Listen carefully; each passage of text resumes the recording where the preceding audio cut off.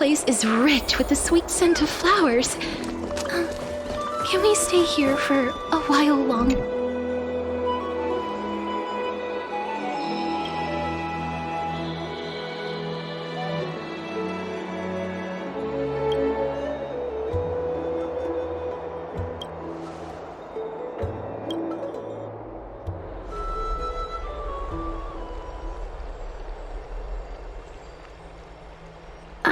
It's you, Cass.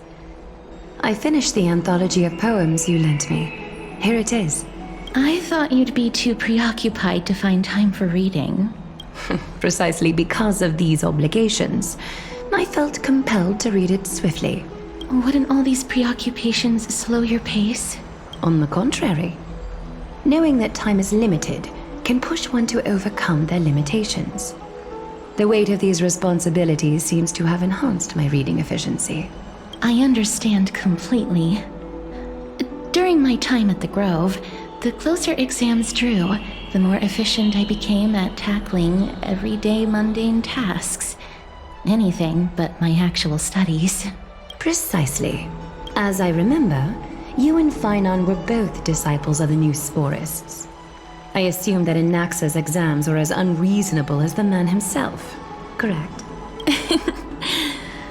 The courses Professor Anaxa taught were Introduction to Alchemy and History of Mythology. And to be perfectly honest, those two courses were the students' greatest nightmares. The history of mythology taught by the blasphemous great performer himself. I can imagine their fear. Now that I think about it, students would often rush to the podium during class to challenge him on those blasphemous ideas. May I ask, Lady Aglaya, has your relationship with Professor Anaxa always been like this? He openly dismisses people's faith and questions the very justification of the Flame Chase journey. Our positions have been destined to be at odds. While you were studying there, I assume you must have heard of his nickname. A Dromus draped in finery? As I see it, this nickname is more of an insult to the Dromas. Despite his insufferable arrogance, I do hold a certain respect for his nature as a scholar. To remain true to his principles, he is unafraid to stand opposed to the world, and that requires considerable resolve. Anaxagoras' life is almost like a satire. As a Chrysos heir, he refuses to heed the prophecy, while he disrespects the gods. The gods have chosen him. He was indeed chosen by Circes. Is something weighing on you, Cass? The golden thread is quivering. I sense there's more to this exchange than idle chatter. With all due respect, I'd like to know what you plan to do with him. In light of his assistance in the battle against the Flame Reaver, I am willing to grant him some time to find a way to remove the core flame. However, if Anaxa decides to make any move that places us in danger, I will not hesitate to take extreme measures. Just as I feared. The Flame Chase journey is the destined path for the Chrysos heirs. Yet he now seems more like an empty shell.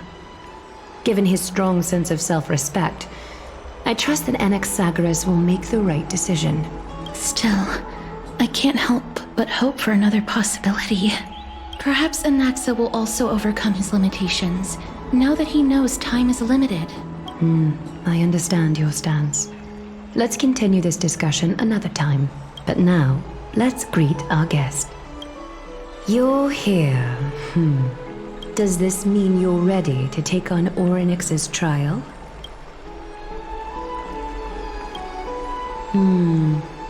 It seems that this sacred beast is just as indispensable, given their intricate ties to the Titan. Memmy mem, memmy mem mem mem mem, memmy mem memmy mem. Surrendering the core flame is a Chrysos heir's duty. Your selfless assistance is deeply appreciated. However, I urge you to carefully consider the risks of accepting the trial. Becoming a demigod means forsaking your humanity. You will inherit Orynyx's divinity and bear the time of Amphorius, all on your own. From that point onward, your fate will be forever intertwined with ours. never to be separated again, until the end of Genesis. On the contrary, you are the only one who qualifies to attain divinity. Yet, for that very reason, I do not wish to pressure you. It's exceedingly rare to find a capable Chrysos heir. If this path proves unattainable, I am willing to lower my expectations. There are still many priests of Yanissopolis and their descendants in the city. If I'm left with no other option, I'll try to find someone worthy among them.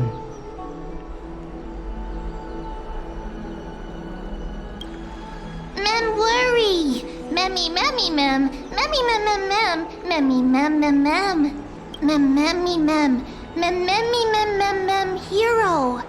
Memmy mem! Memmy mem! Memmy mem!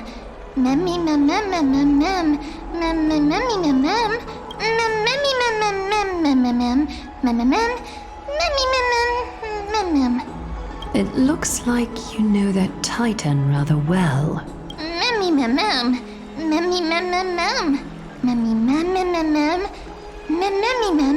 Memories that exist outside of your own experiences.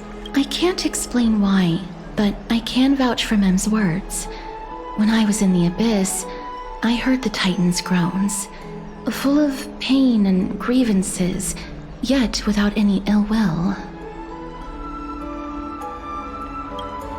Since you've made your decision, go back to the bath chamber and get some rest.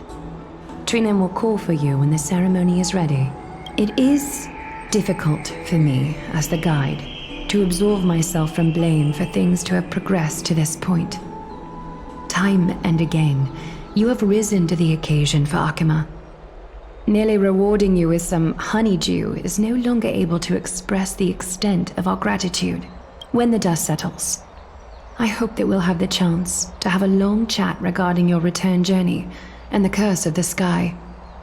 It's about time that we lift the taboo and discuss things openly. Miss, may everything go well for you and Mem.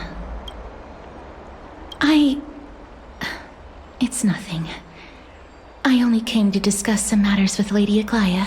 Previously, I lent her an anthology of poems that Lady Trianne had gifted to me.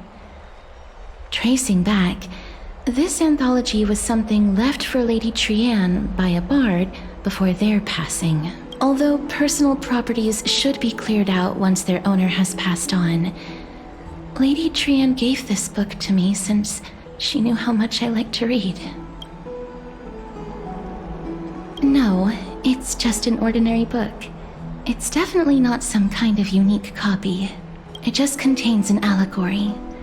In a faraway land, in a city known as Styxia, a dragon corrupted by the black tide descended one day, swooping upon the city like death itself. It swallowed the princess of the city whole before it was suppressed. After taking down the evil dragon, the warriors discovered that the princess's life had already met its end. Overwhelmed by grief, the queen hired an alchemist to resurrect the princess using the dragon's flesh and blood. However, having lost memories of her previous life, the resurrected princess turned into an evil dragon herself and wreaked havoc on the city. As a result, the prosperous Styxia met its demise.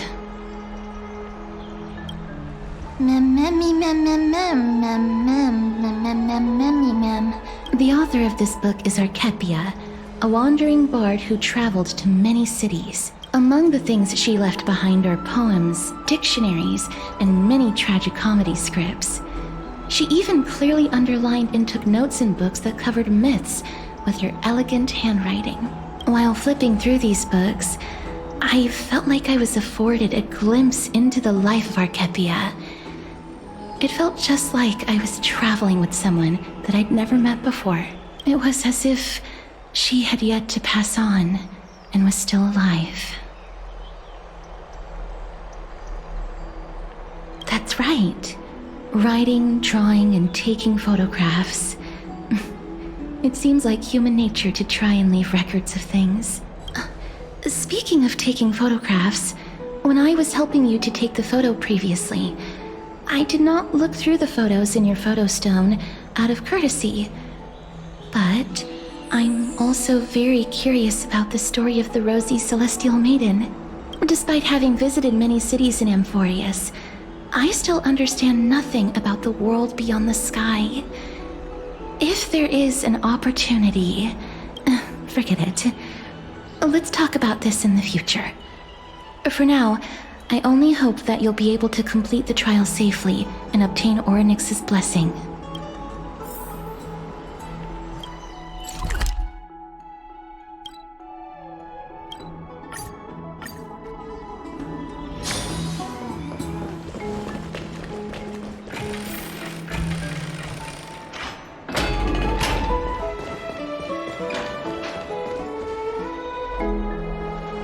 That's right. Oh, partner, you're back, just in time. This is something that the both of you should probably know. Good news? I wouldn't call it that. Some background information for you. The Council of Elders is an authoritative body in Amphorius, made up of different city representatives. They hold legislative power over the Holy City, and are in charge of presiding over the Citizens' Assembly held once every few years. This is the most important social event of Akima. It is highly influential, and can even affect what happens to the Flame Chase journey. Despite her vision and wisdom that spans across thousands of years, even she cannot win over the hearts of everyone.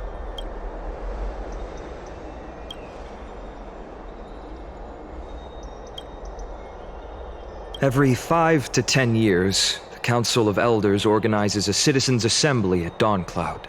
During the assembly, the representatives will vote on major issues, such as whether the Chrysos heirs led by Aglaia should still hold the right to govern the Holy City, and whether the Titan's conquest should continue.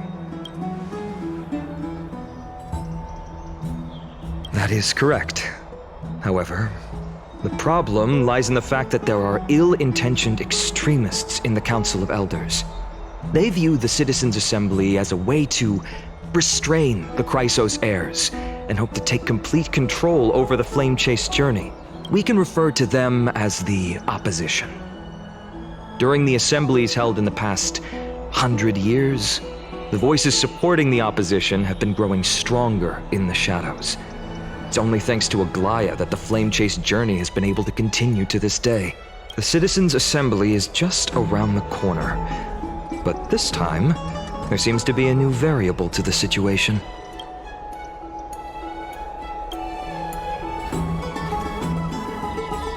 I'm afraid that the Council of Elders might want to take advantage of Professor Anaxa. Aglaia will surely take back Circe's core flame, but with Anaxa's current condition, it's so unique that nobody knows how taking the core flame away from him will affect him. He has always been someone that is only concerned about his own research. I'm certain that he must want to escape from the monitoring of the Golden Thread and protect himself. If the opposition were to offer an olive branch at this time. Anaxa has never believed in the prophecy, so technically it cannot be considered a betrayal. However, he has taught many Chrysos heirs, and has long been considered an important ally of Akima. I truly do not wish to see comrades turning on one another. As I believe in his character, I plan to plead with Aglaia and try to buy more time for him. Then, the greatest way in which you can help is for you to know what I am fighting for.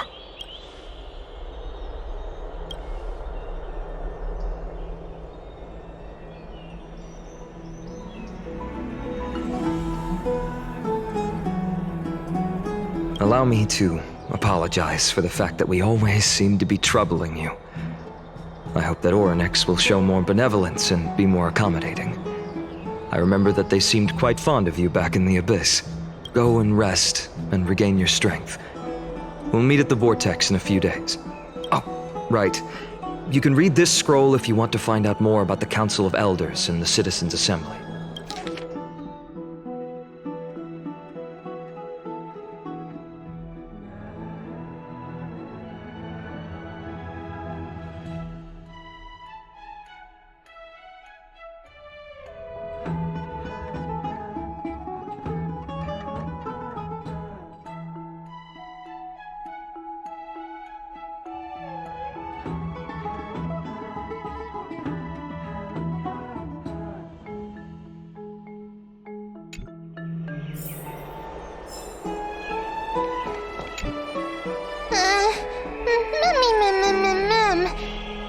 Mem nervous.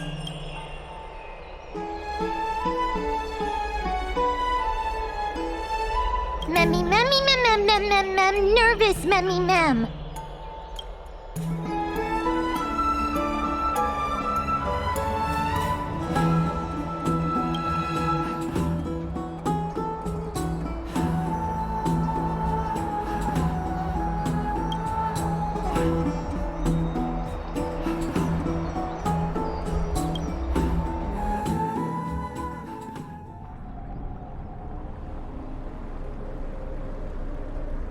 Esteemed one, Orynyx's vacant totem awaits. If you have already made your preparations to become a pillar of Amphorius, please, step forward.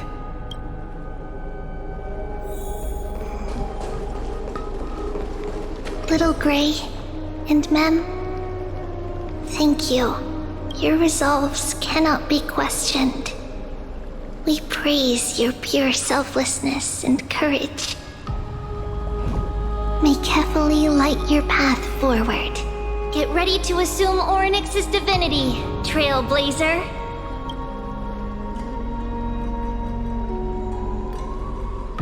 The divine position of Orynyx has already been vacant for some time. We can feel the space of the trial closing. As there isn't much of their soul left, we'll have to complete the ceremony before their soul completely dissipates.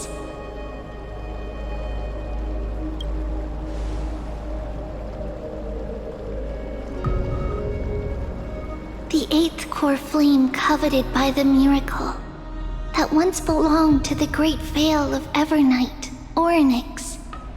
It shall now be returned by the two elected heroes of the Chrysos heirs. A traveler who is upright and courageous, and a sacred beast that invokes miracles. Mem. Both of you, please, come forward. Recite along with us. O Majesty of the 12 Titans, pillars of the world, we seek your divinity to mend the rifts of the world. Fill our bodies with blood of gold, till we wither in willing service to the prophecy.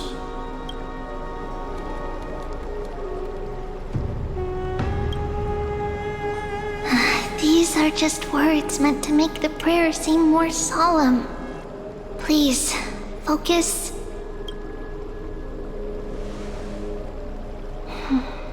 And surrender the core flame.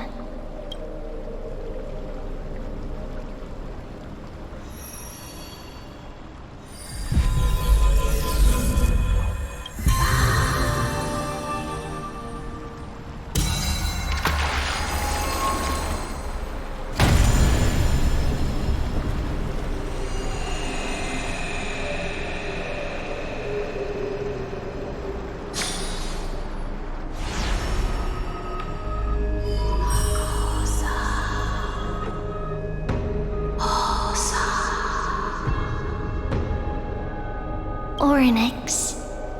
Their soul has been waiting for a long time.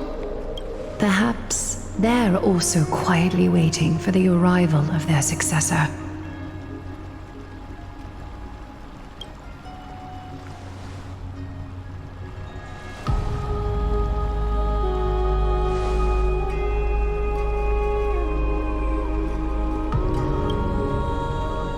Don't worry. You're tougher than I am, right?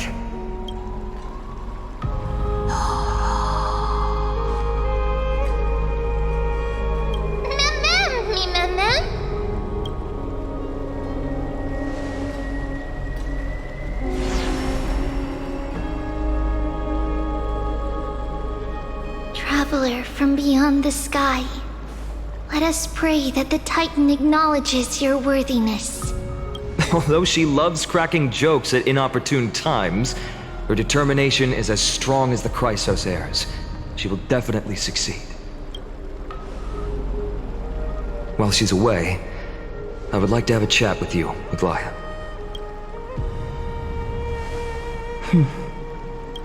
Speak. I'm listening.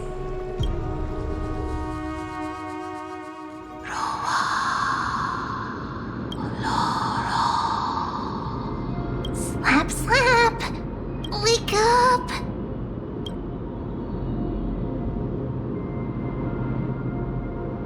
How is it? How do you feel? Right? I think that it's amazing too! Testing, testing, 1, 2, 3. Testing, testing, 1, 2, 3.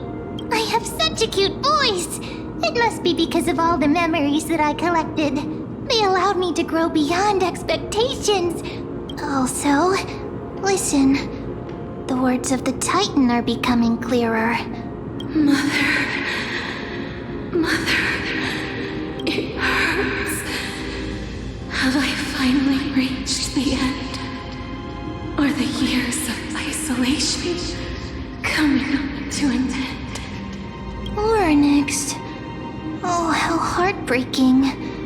Ever since the figure draped in the black cloak robbed them of their core flame, they have been relegated to waiting in isolation in such a confined space. We are going to help alleviate their pain, right?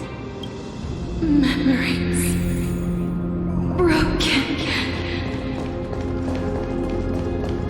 Mother, where?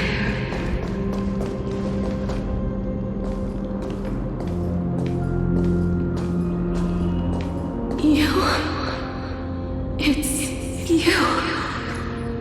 I remember you.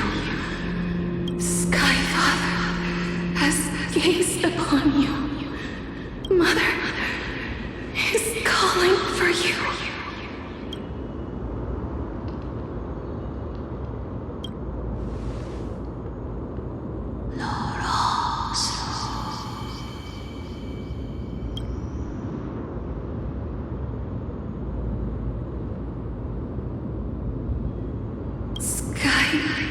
Father has chosen you.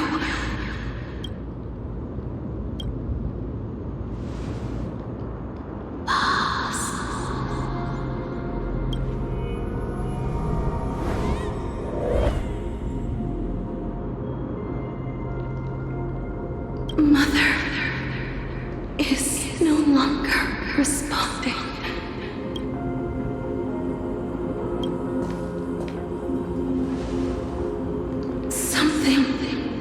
Important. An important matter. Onyx, listen to me. Aren't you tired? Throughout the long years, you have always been protecting the fate of Amphorius. Each time people draw strength from within their memories, every single ripple falls onto your shoulders. There's no need for you to bear this any longer, Onyx. From today onwards, someone else will bear time on your behalf. This is why we have come. Freedom. Freedom. I want freedom. Oh, poor child. Everything will be fine. Let us help you. You can have a good rest now.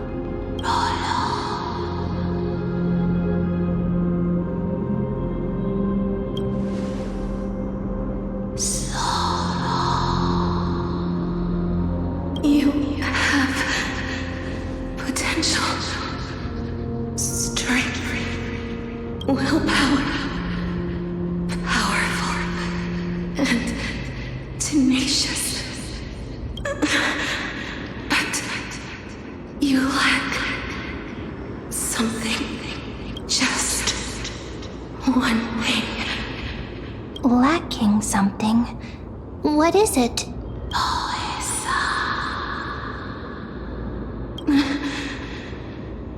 What you lack is a future.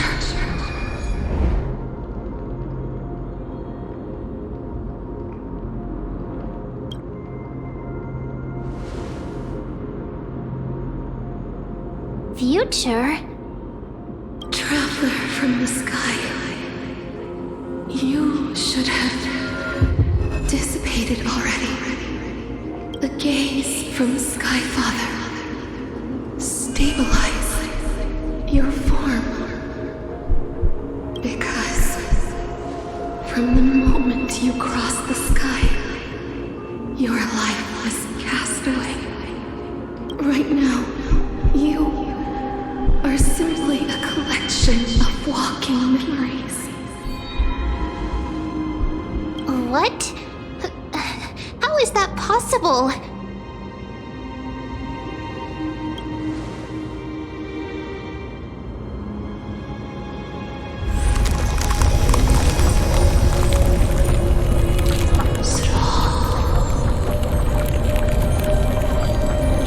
The space is collapsing. Someone must inherit the authority of time. If the pillar is lost, the laws of time will collapse. Emborius will succumb to eternal disorder.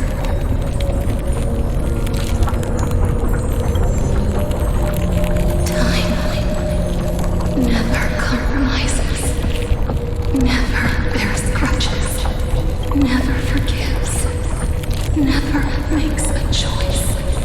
Child of humanity, Titans, Mother, Sky Father, Time restrains everything that exists in this world. Orynyx's divinity is dissipating?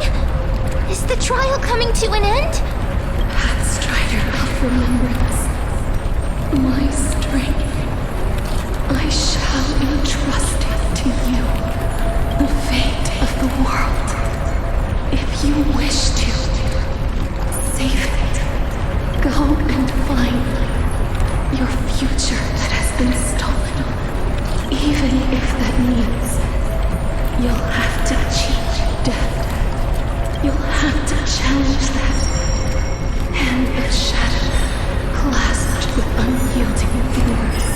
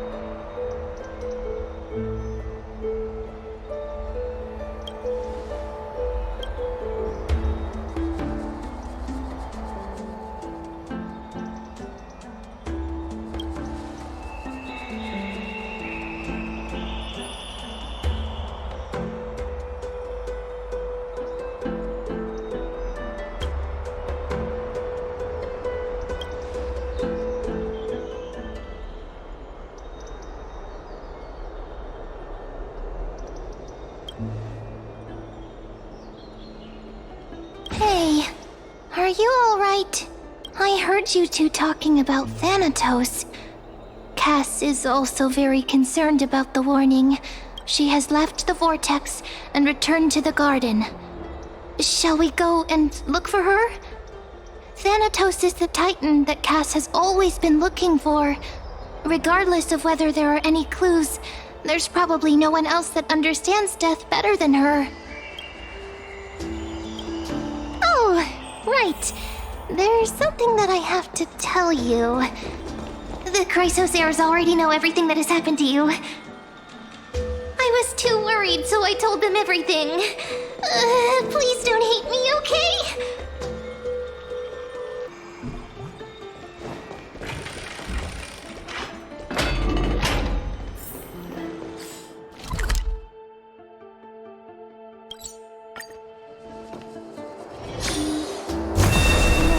Emerge from your cocoon! Miss, I'm right here. Please stay there and slowly turn around.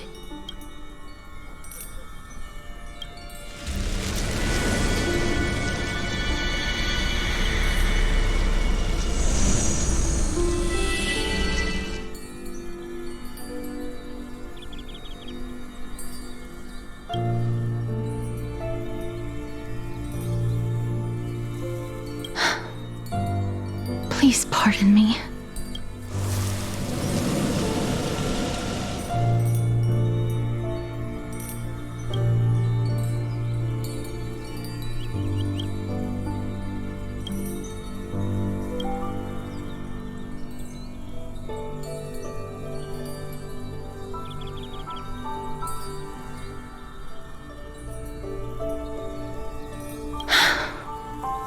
Just as I expected. I cannot feel anything. Back at the Grove, I was puzzled as to why you were not affected by my curse. I thought that it might have been the special ability of a traveler from beyond the sky. Never did I expect that this would be the true reason. I'm sorry. I should have noticed that something was amiss earlier. Miss, if my abrupt behavior just now offended you, I hope that you can forgive me. I'm just thinking, if your soul has really left your body, as a mortician, I might be able to trace where it has gone to. Cass, did you find anything? My apologies. Not as of yet. Perhaps I have overestimated my capabilities. But, Miss, would you be willing to let me try again? This time, I'll increase the area of contact slightly. Perhaps the result might be different this time.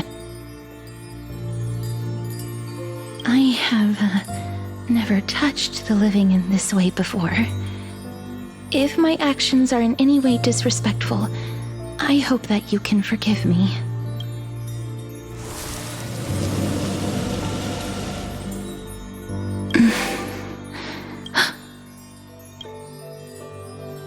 I seem to have caught a glimpse of something. Your soul is currently roaming someplace and cannot find a way to escape. But perhaps it might not be a bad thing. If your soul is still wandering around, it means that we still have time. We have a chance to find it before the fingers of Thanatos sweep everything away. Clues. Just a few more. I need more guidance. The connection has been severed. With my strength, I'm not able to trace it. It was me. I was a little too hasty. Don't worry, miss. Although we currently have no leads, I will do my best to search for the whereabouts of Thanatos, bring back their core flame, and personally return to you the life that you have lost too soon. I know that I'm lacking in confidence, but I hope that you can keep this promise of mine in mind. Before I manage to deliver on this promise, please do your best to hang on and Amphorius needs you. Lady Aglaia and Lord Finon are currently discussing some matters in the paths. They're worried about you too. If possible, please go there and let them know that you're well. Although, I don't actually know whether your current situation can be described as well. Also, please accept this Styxian fable. Reading can help one to focus and relax. I hope that reading this can help tide you through this difficult period. Our species are...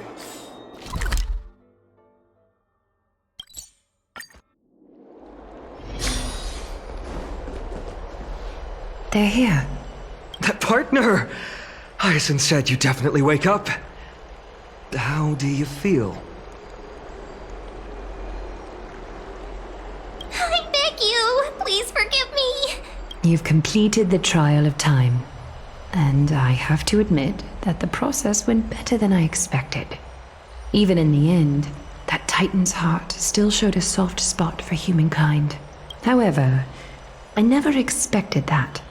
Two people who have cheated death would appear in Akima at the same time. That's what we have been talking about. Mighty has been in Akima for such a long time, but has no one thought to study his indestructible body? If there were even any minor breakthroughs, we wouldn't be as clueless as we are right now. Many have had this idea, but so far there have been no results. If it were successful, Thanatos wouldn't have disappeared without a trace. Nevertheless, now is not the time for us to give up. At the very least, we can still see a glimmer of hope. Cypher. If anyone in this world knows the whereabouts of death, it would be her. I'll try and get her to return to Akima, but do be prepared for a less than ideal outcome. Please understand that throughout the history of Amphorius, no one has ever managed to escape the clutches of death. At the end of time, Thanatos silently awaits all. Don't take it to heart, partner. After all, you've already created countless miracles along the way, right? But before that, just... What's wrong, Aglaia? Omens always come in pairs. A tiny air current will eventually brew into a storm that tears the sky apart. It's Anaxagoras. He has initiated contact with the Council of Elders. In the end, it has still come down to this. I earnestly hope that your assessment of him is accurate, Finan. Otherwise, the efforts of my teacher and I of the past millennium might be reduced to dust because of that great performer.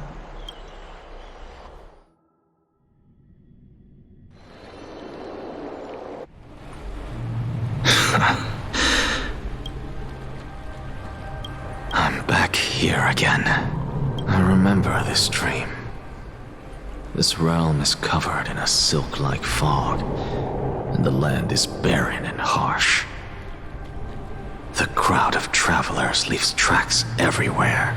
Hey! Excuse me! What is this place? Where in Amphorius are we? The mutters of the traveler are in a language I'm unable to comprehend. Or perhaps they're just distracted and ignored my question. Tell me, which Titan reigns over this land? And how do I find them?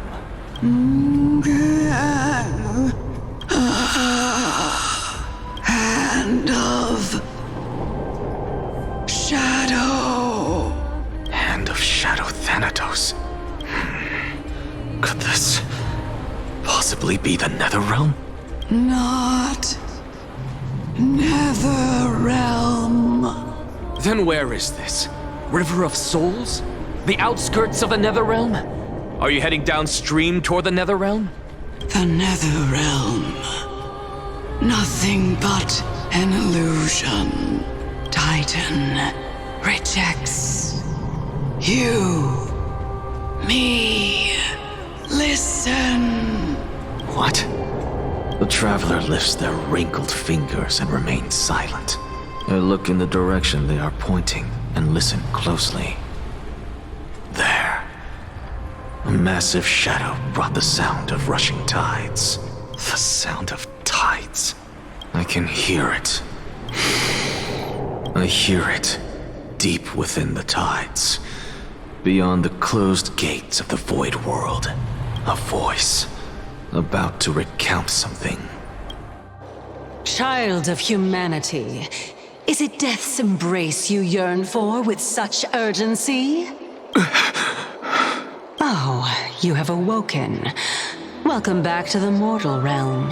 Your consciousness is dissipating much faster than I expected. Ultimately, it seems like the Titan's core flame is incompatible with a mortal body. How much longer can my consciousness remain in the mortal realm? In my estimation, at best, you'll see 15 more entry hours. 15 days and nights. What is it? Are you finally starting to become attached to the mortal world now? On the contrary, 15 days feels a little too long for solving a singular problem. Stop giggling. It's time for us to go. The messenger from the Council of Elders is almost here. Let me ask you one more question. Are you really planning to betray Aglaya's will? What betrayal is there to speak of when I was never loyal to her to begin with? What about that white-haired student of yours? Acting so recklessly, do you not care about what might happen to him? There will be a price to pay for blind faith. This is also a lesson for Finan. You truly are a strict teacher.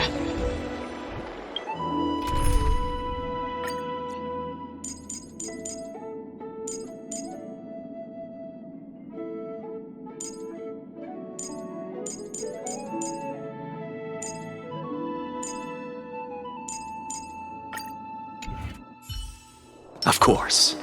This is how I've always been.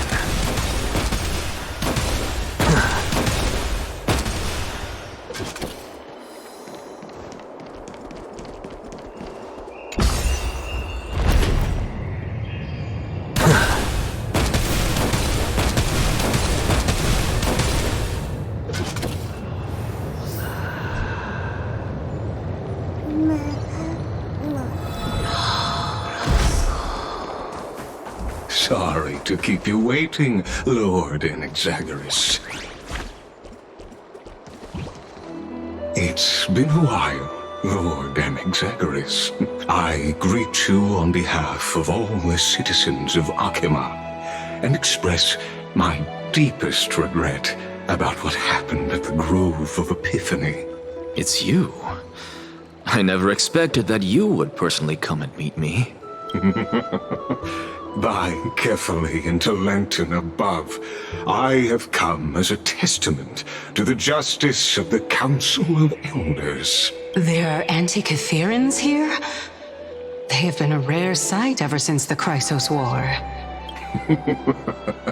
I extend to you my utmost respect, revered Titan. I am Lycurgus, though you may call me Lygus, holding an honorary position within the Council of Elders in Akima, and as the Theoros, I stand to protect the right of all upright citizens to express themselves freely. You can see them too? You know about us. We Antikytherans perceive the world through the amplitude and frequency of souls.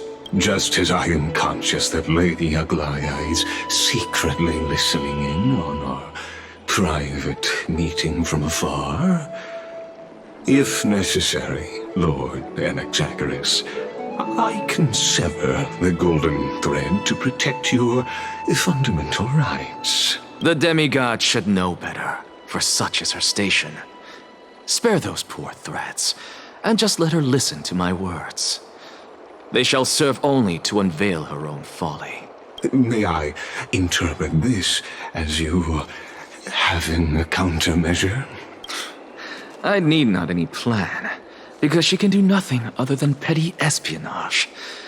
As the Citizens' Assembly approaches, and with Orynyx's fall, any attempt to capture the core flame within me will only usher chaos and calamity.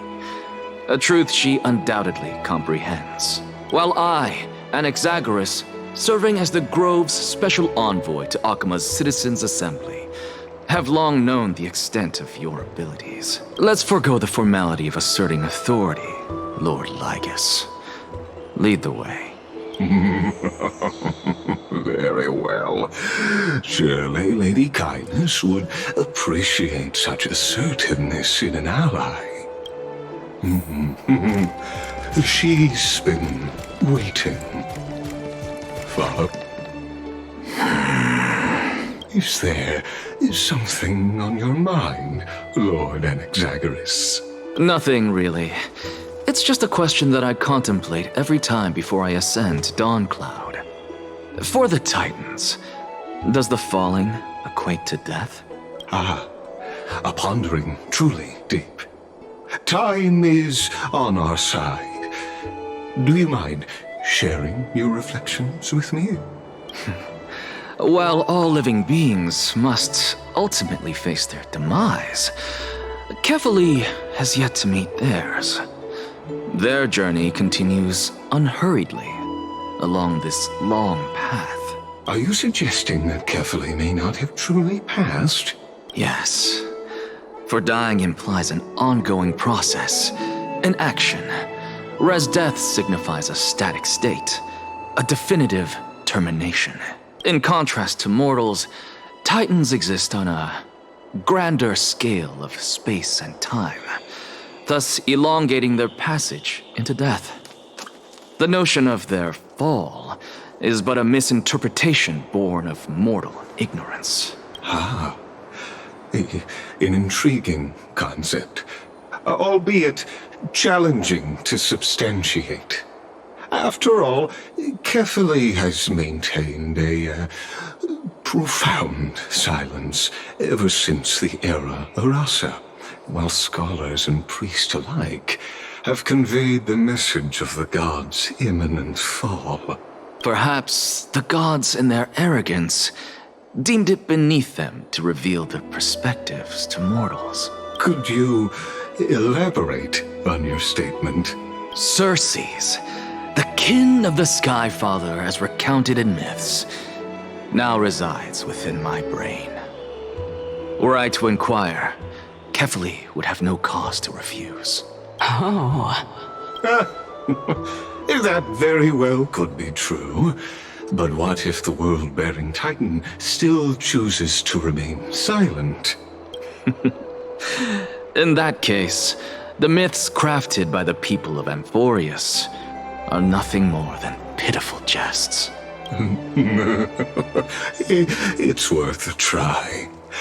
I believe, and I'd love to witness the fruits of your theory and the change it may bring to this imperiled world. Because I completely concur with you on this aspect. If the Titan has indeed met their end, any response from them would be impossible.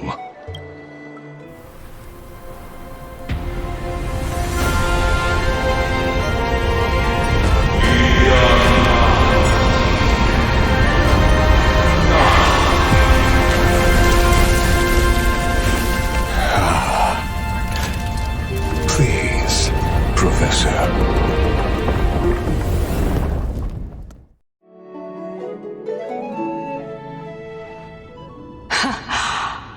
Children of humanity have indeed created a spectacle. Welcome to Dawncloud. The atmosphere here carries a greater sense of solemnity than the mundane clamor of the Marmorial Palace, with entry permitted only to the invited. Only esteemed beings grace this place, and among them I've received priests, scholars, warriors, and Oh, and now we even have the honor to be in the presence of a Titan. Oh, what a joyous occasion. Once deemed a blasphemer, now a surrogate for revered divinity. The honor should rightfully be mine, shouldn't it? I'll notify Kindness and the others of your arrival. Kindly wait for a moment. A soldier will be here to guide you shortly. In the meanwhile, you are welcome to explore the vicinity, but kindly remain within the guard's view. Delaying the crucial meeting is something none of us wish to see, I presume. I'm well aware of Kindness's methods. There's no need to emphasize that. As you wish. Your cooperation is much appreciated. Alas, I had hoped for a brilliant plan from you, but it turns out you just left one cage to enter another. Save your concerns. I know very well what I'm doing. I shall depart to explore the surroundings then. Now that I look around, I wonder if there are any murals bearing my portrait around here. I'm quite intrigued to see how the children of humanity beyond the grove perceive another Titan. Off you go. I won't be joining you. This Titan appears to be quite at ease. I should investigate the Council of Elders' recent activities first. Be aware, I can hear you perfectly well from here.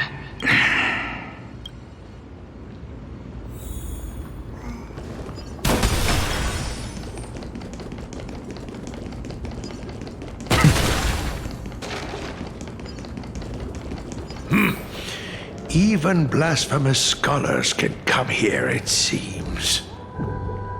Looks like my presence here is quite unwelcome. Anaxagoras, I thought that you had died to the Black Tide, just like the other scholars. As Kephales's priest, are you not aware of the decorum of respecting the dead? Surely you jest. You blasphemous heretics are not worthy of respect from the Supreme Being. Let me remind you that you're currently in Dawn Cloud, so you'd better keep your deranged language to yourself. I am no longer that altar servant from years ago who could only acquiesce to the commands of others. Now, I have plenty of ways to deal with people like you.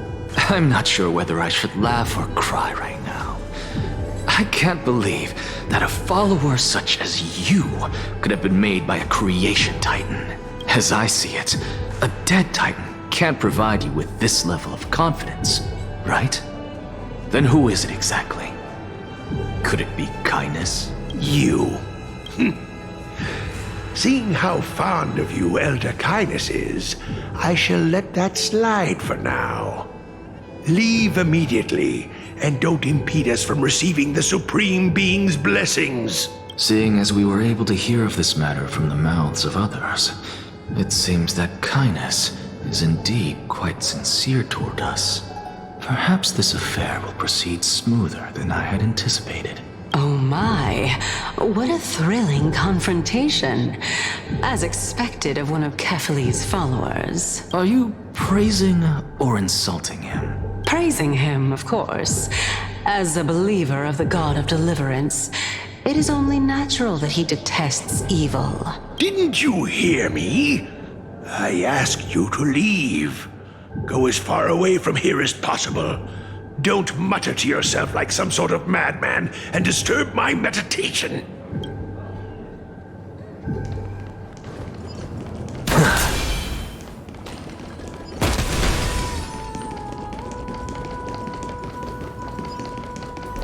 Professor Anaxa! Over here! Professor Anaxa? Word has it that the scholars of the Grove valiantly perished resisting the Black Tide. To find you here safe and sound, thank the Fates. You could say it's the Fates toying with us. It's only the Crimnoans and Idonians who chase glory through death. But your survival is a victory in itself. I'd settle for that gladly.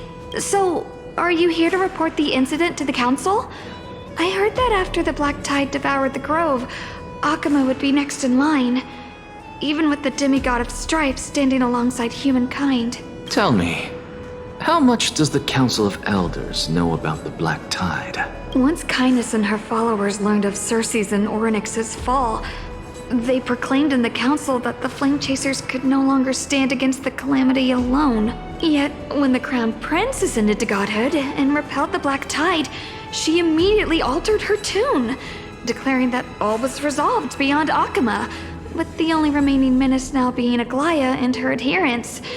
They might well make their move at the upcoming Citizens' Assembly. No surprises there, those shifty opportunists. Thank you for your honesty, virtuous student. Being an opportunist could very well be a facet of wisdom. Shouldn't you be searching for murals of yourself? I've had enough of your prattling. I was really curious to see how you would find the middle ground between both factions, so I came to listen in. But it seems as though this Kindness is much more ruthless than Aglaya. If so, why do you want to work with her? Could it be that perhaps you've decided to readily surrender this hollow shell of yours, just because you feel like death is fast approaching? I'm afraid you'll be sorely disappointed if that's what you truly think. I've had enough of this. Could the 15th entry hour arrive any faster?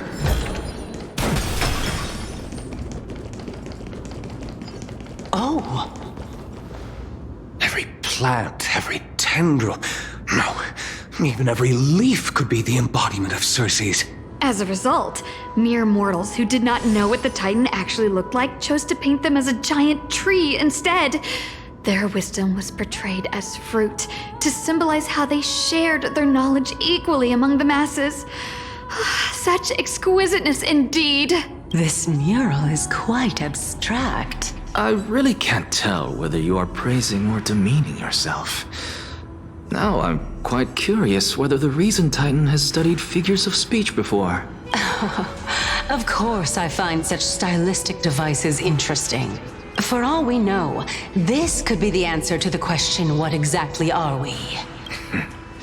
I, for one, am not willing to admit that I could look this ugly. Was this the reason why you failed in your attempt to refine my soul when you were ambushed at the Grove?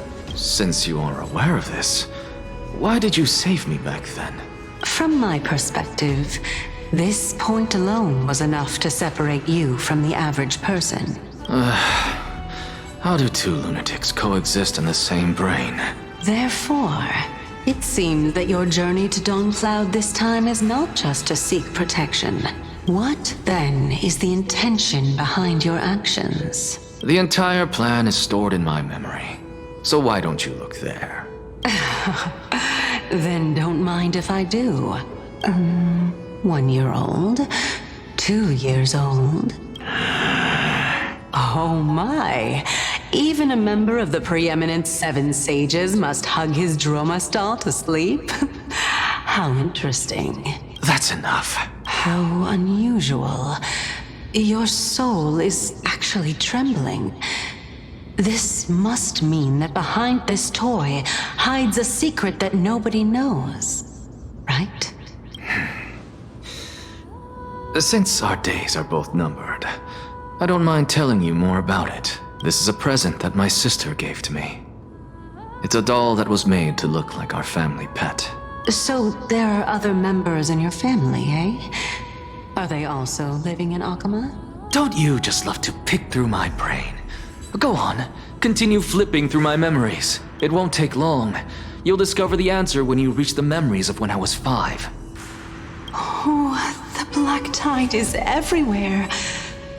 I can't bear to look. When I was young, I couldn't accept this outcome either. Georios, Aquila, Kefali, and you, of course. Although I prayed to every Titan that I could think of for help, my efforts were ultimately futile.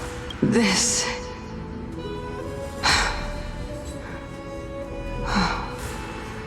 Could this be the inception of your research into alchemy? Indeed it was. Everything started from that verdant courtyard of yours. When I was pursuing my education there, I naturally also came to learn of Thelisis's theory as well. Oh, I remember that person. He was the one to come up with the concept of souls, right? Not only that, he also believed that life, as well as the composition, movement, and transformation of matter, all stem from souls themselves. This is why I thought that, since all living things stemmed from the same origin, why could I not sacrifice myself in order to resurrect my nearest and dearest? Anaxa, you... I did it, teacher! But this is absolute blasphemy. Regardless of how much freedom the Grove provides, such an act could cause you to be burned at the pyre. Your beloved, where is she now? Send her away from the Grove at once, to a place where nobody will ever be able to find her. Otherwise, the both of us will be judged by the Council of the Seven Sages. Calm down, teacher. My sister, she's still not in the mortal realm, even to this day. What do you mean? It was naive of me to think that I could snatch the deceased from Thanatos' grip by merely sacrificing one eye. Equivalent exchange. All I received for that price was but an opportunity to see her for one final time. Nothing more. Oh, let it go, Anaxa.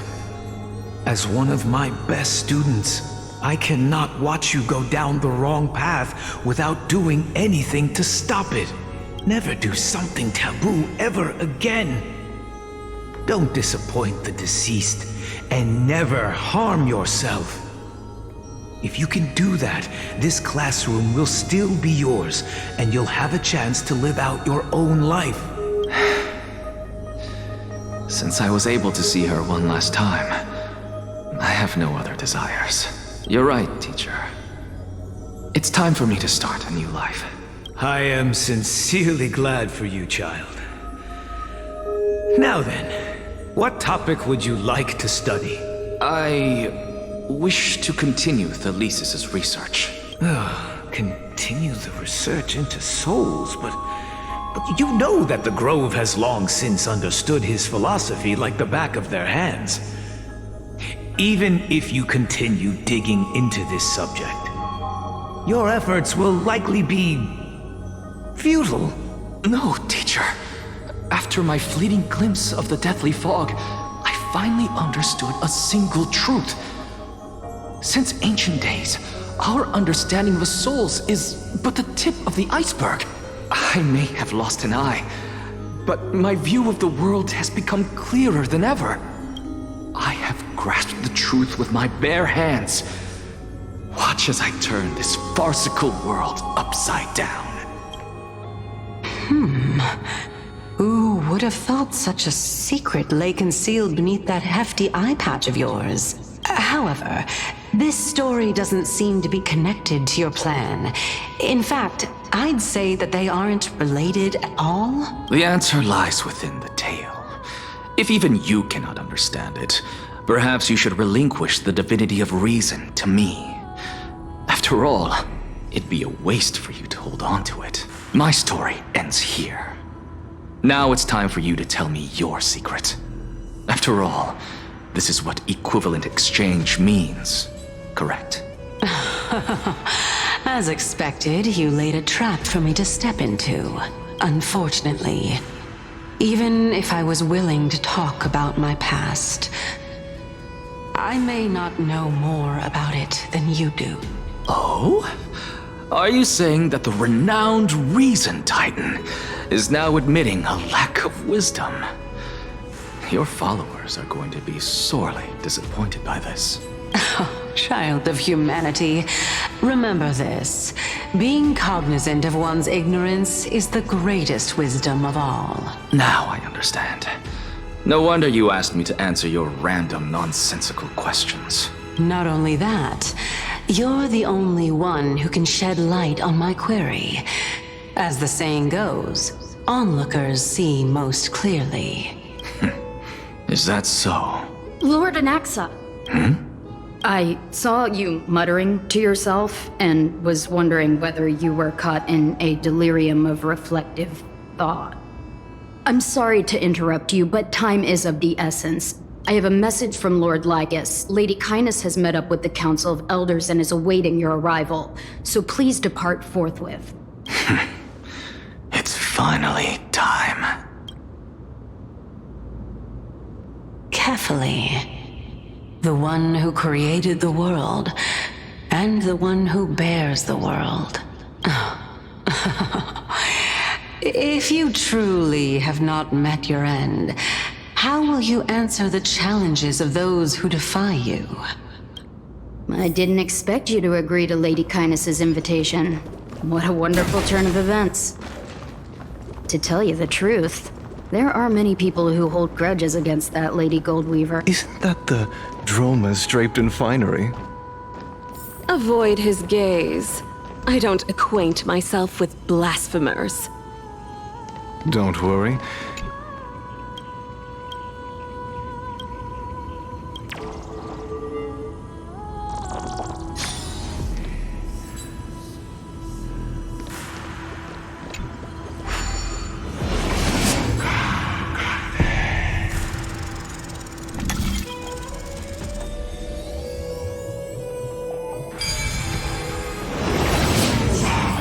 A student of Empedocles? I hear that his views run counter to the Venerationists. This is what being a scholar is about. A collision of ideas only occurs when there are differences in beliefs, and it is such collisions that lead to progress. Yet in... Lord Lygus and Lady Kindness are just ahead. I'll take my leave for now.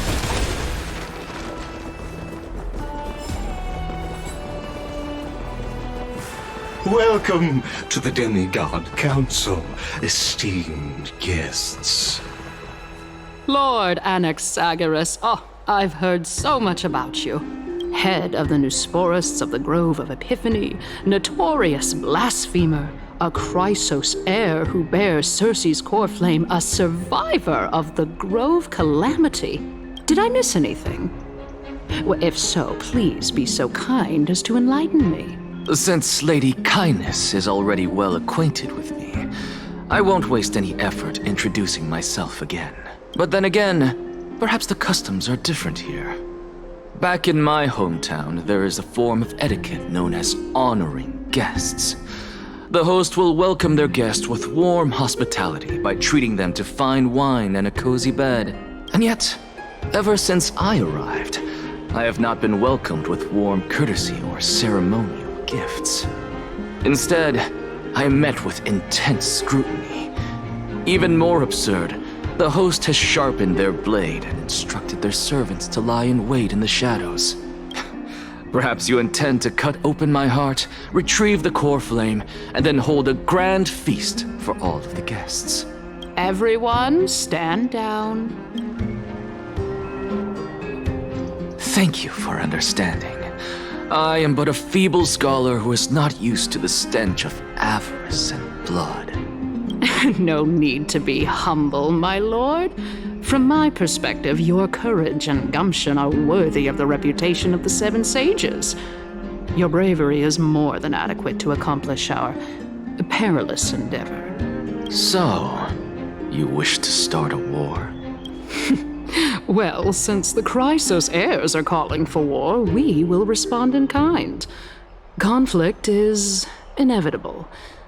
Since Aglaya endeavors to suppress the virtuous commoners with blood of gold, we will not hesitate to display the rights and mettle the citizens of Akama are so entitled to. As to your question of whether peace is still a viable option, well, to that I can only say this.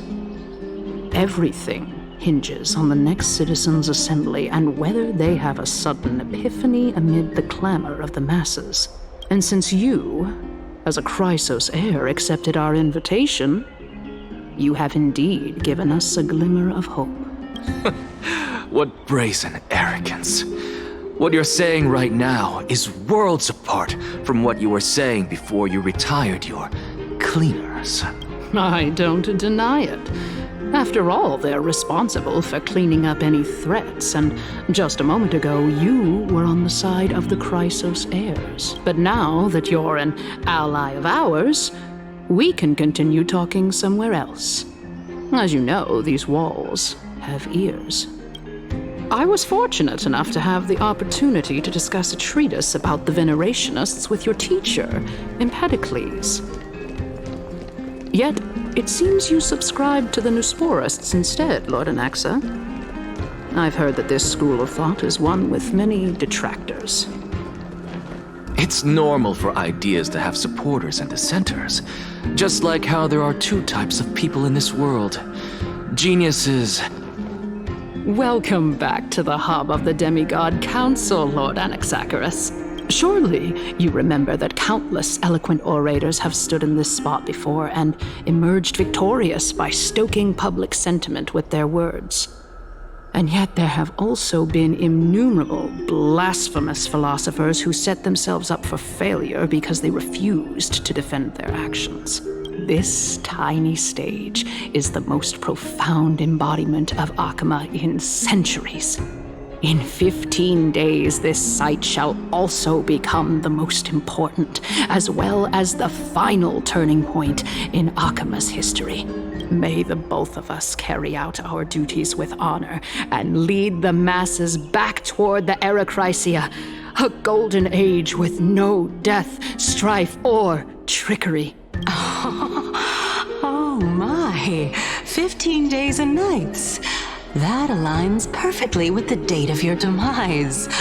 Could such a coincidence truly exist? Using death to prove myself fits my intentions perfectly. What strong conviction you have. As expected of the hero who dared to stand up to the Gold Weaver.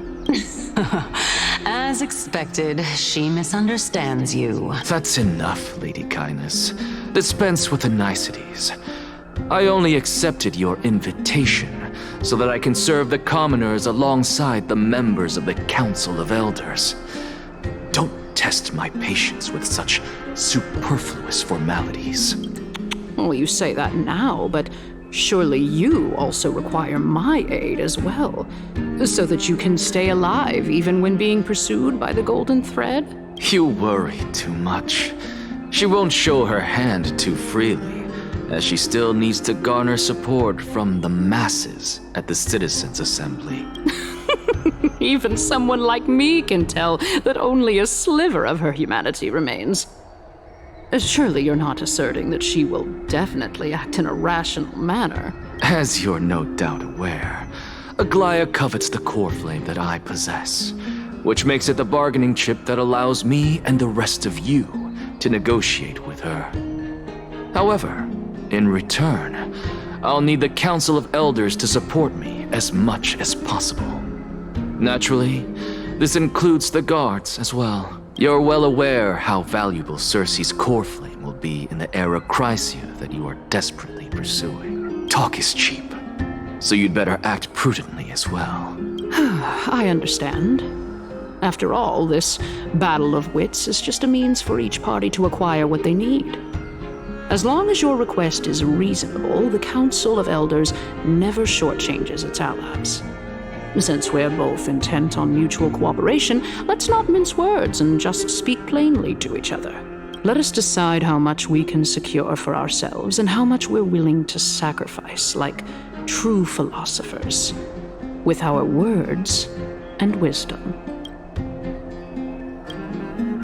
Continuing from the earlier topic, let us discuss our common enemy, Aglaia. She is the second most experienced Chrysos heir across the whole of Akama, who has gradually lost her humanity to the ravages of time and the ablation of the core flame. A formidable opponent indeed. Admittedly, there is ample reason for her to take your life. Yet your previous reasoning is quite sound. As a seasoned political animal, it's unclear whether she will actually cross that irreversible boundary. Moreover, she still needs you alive so that the Titan's trial can be completed. Is there anyone present who can swear by the sacred vow of Kefali and guarantee that you weren't in league with that woman before coming here? Are you just trying to pull the wool over our eyes and aid her in her savagery?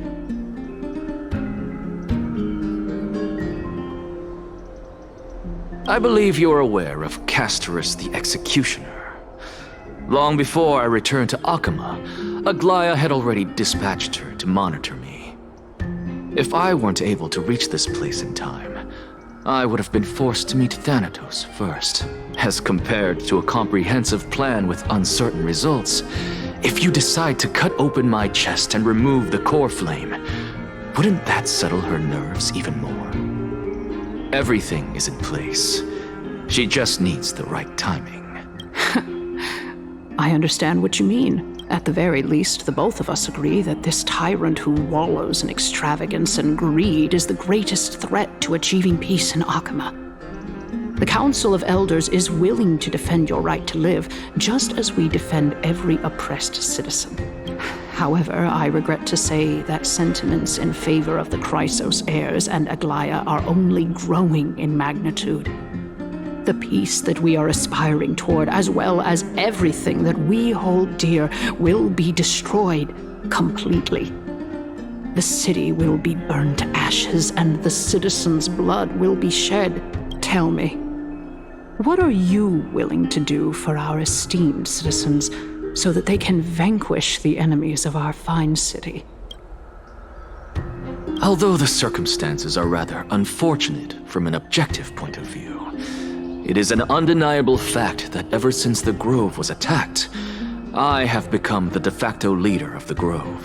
The Council of Elders needs more backing if it wishes to topple Aglaya, and it's evident that the Academy wields considerable influence. At the very least, I have served as the Grove's special envoy to Akama for a significant amount of time. Of course, this also means that I will hold a crucial vote at the Citizens' Assembly. In the name of Kefali, Akama thanks you for your sincere and valuable thoughts. At this stage, it's clear that you and I understand the benefits to be won from this discussion. Let me put it plainly. The Council of Elders has always been renowned for its fairness, and that fairness is built on a foundation of sincerity. The Council of Elders has vowed to all citizens of Akaba that it will always remain loyal to them. As for you, my lord, how will you guarantee that you will be able to live up to such earnestness and will not betray Akama's indomitable citizens when the opportunity presents itself? Just as you now betray Aglaya when it suits you. Surely you jest. My loyalty does not need to be proven. The fact that the Council of Elders is asking for proof of my loyalty is itself akin to a form of betrayal. I am incredibly honored to have witnessed the both of you bury the hatchet in a civilized manner. However, I am afraid that I must interrupt for a brief moment. As the Theoros, I have observed the following. Lady Aglaya, the Goldweaver, is currently on her way to Dawncloud. Oh. Well, I do believe that we might have a slight overabundance of guests today. Feeling dissatisfied, Lady Kindness? Despite the Council of Elders' lofty residence on Dawncloud, it must still tolerate the whims of the Chrysos heirs. So you were holding back just now. Seems like you are better at playing this game than I. In any case, I'm glad that she's arriving here. So tell me, Anaxagoras, now that you're an ally of mine, if Aglaya were to demand that I hand you over, what should I do? You can do as she says. Tell her that the Council of Elders merely wished to chat with me and had no intention of offending her. However, by doing so, the authority of the Council of Elders will be as thin as papyrus that has been soaked in blood.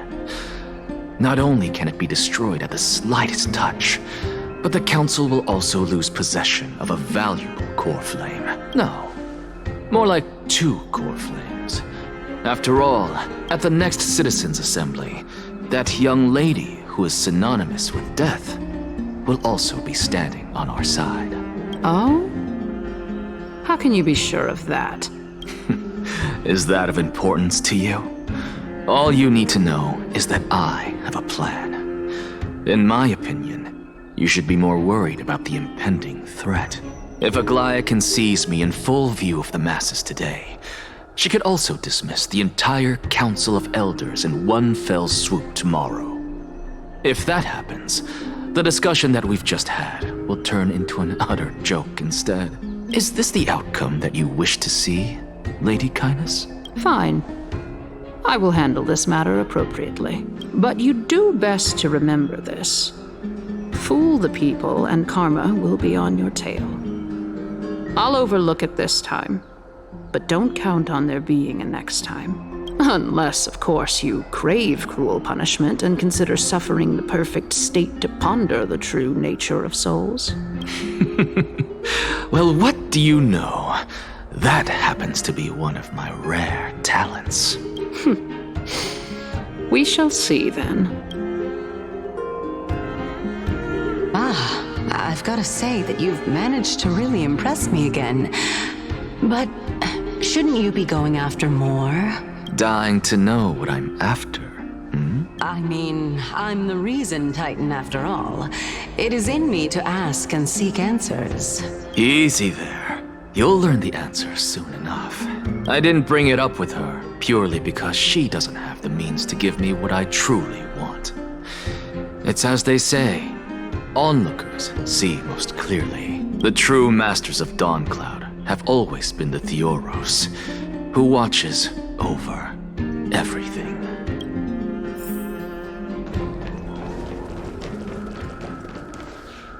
An expected visitor. Welcome once again. You know, you could actually skip all the pointless debate and come straight to me to seek an audience with Kefali. I have no reason to refuse you, do I? You may not, but Kindness has. Whoever gets hold of Kefali's core flame will get to rule over Akama. She's wary of me, so naturally I had to gain her trust. I would say that debate was not at all pointless. Very true. In my view, this individual has gone to great lengths to get close to Kefali. He might very well be plotting something nefarious against the Titan. Are you still willing to let him pass, knowing this? Yes, very much so. All living creations are always free to visit Kefali's transcendent vessel. This comes with being the World-Bearer. How convenient it is to be able to hear what they say. It is truly my honor to speak to a venerated Titan in person. Please, go ahead. Let me join you both on this journey. A bygone myth tells of an occasion where Kefali once answered their followers' questions on the peak of the holy mountain. Their followers have since believed that scaling this Titan cliff is one way of being with the god. Hear that? It's not every day that you get to climb a mountain with Circes. You should sing me a hymn of praise. Titan hymns are beyond me.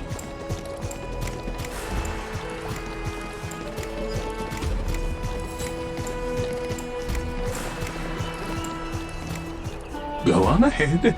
Take this Yanis shortcut, and the long pilgrimage stairway will be waiting for you at its end. I have to admit, I never expected you to not ask me anything. Not even my motive. Because I know very well what it is you are after. As the saying goes, a gentleman helps others achieve their goals. I have a feeling that your theory will be validated at the end of this journey. I believe Kefali will not deprive you of your right to ask your question, especially now that you're on the brink of death. You must be closer to Kefali than anyone else. Wouldn't you agree? I hope things go as you say, then. Putting a child of justice into a farcical world is bound to turn it upside down. It is my hope that you bring a much-needed change to this world, which is on the brink of destruction.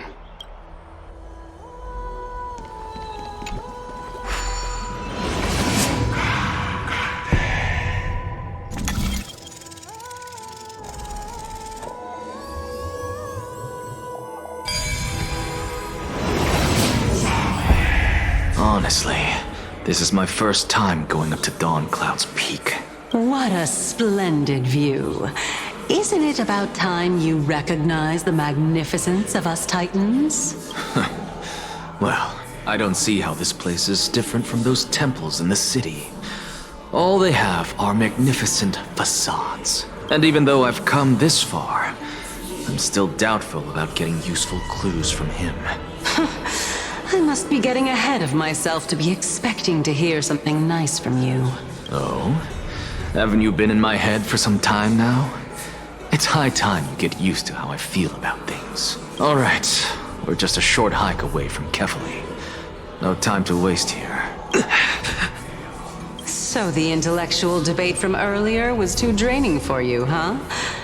If Amphorius gets a new lease on life, you should focus on strengthening your body and stop shirking social interactions. Save your concern. The Titan is in sight. Can you make it? Why? Are you going to carry me up if I were to fall now? I know how far I can go, so just hold your tongue and come along. Fine then. I guess I won't say any more. I'll just wait till your soul dissipates completely to gain control over your body. Wait. Is that... Cersei's? Hey, look at that. Huh? What should I be looking at? Am I hallucinating? Or do we even get to see souls when we're close to dying?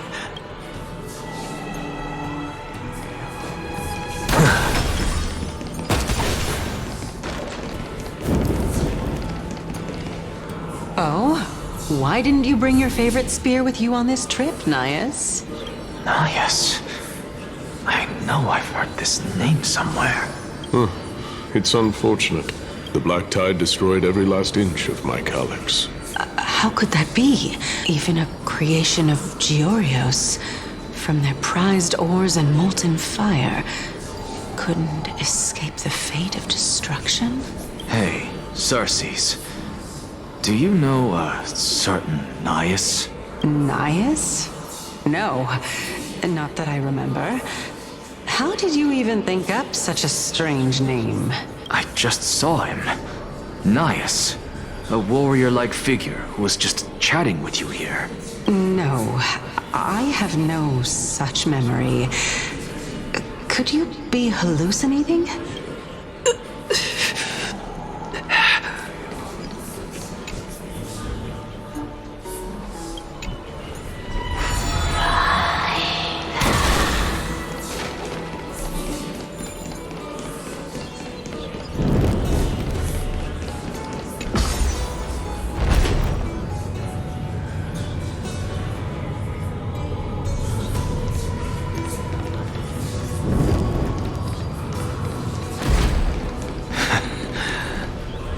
Enough about me. Did Kals ever reply to you? Well, regrettably. Seems like the price of becoming a demigod is a lot heftier than we thought. Kals. Demigod. I've never heard of this person. Which Titan's authority did he inherit? Look on the bright side, Nias. Since we've come all this way, I doubt he'd snub his old friends, would he? Let's just hope we mean as much as the world to him. Hey! Are you seeing that same hallucination again? Yes. It's still you, Anais, but you're now talking about a certain Chaos. I'm guessing he's one of your companions? Chaos? This name sounds just as strange to me. Never mind. I think I know what this is about. If things are as I thought, then they aren't hallucinations, but the souls of people. What? But if those are the souls of the dead, then what am I? Beats me. For all I know, you're just an illusion I conjured up in my dying moments. Let's just keep going. As long as I take in more sights and hear more stories. Know your limits. Wander too far among the dead, and even I might not be able to save you. Fine. If this is indeed as I thought, then this will be very so. Can you keep going? Of course. I'm just... If I knew we had to climb a mountain, I wouldn't have come along with you. I guess this also counts as one aspect of the world-bearing burden. If Amphorius does have a next life, you may want to get your body in shape. Keep your sarcasm to yourself. I'm not getting anything of value from them. I would sooner throw myself off this cliff and hit rock bottom than exercise even a little. I am Calypso of the eminent Seven Sages, after all. Training would make me no different from those Helcalithist barbarians. Calypso. She's one of the Seven Sages. A member of the Grove? No, she can't be. I would know her name if she really were one of the Seven Sages. Hey, Circes. Does the name Calypso ring a bell? Circes? They're gone. Doesn't matter. I can do this myself. Oh, beautiful old world. Where are you now? Oh, legendary era Chrysia, return to the mortal realm. Splendid gods once walked the paths we walk. Alas, all that's left of that warmth is a hazy mirage. Why are you chanting that too?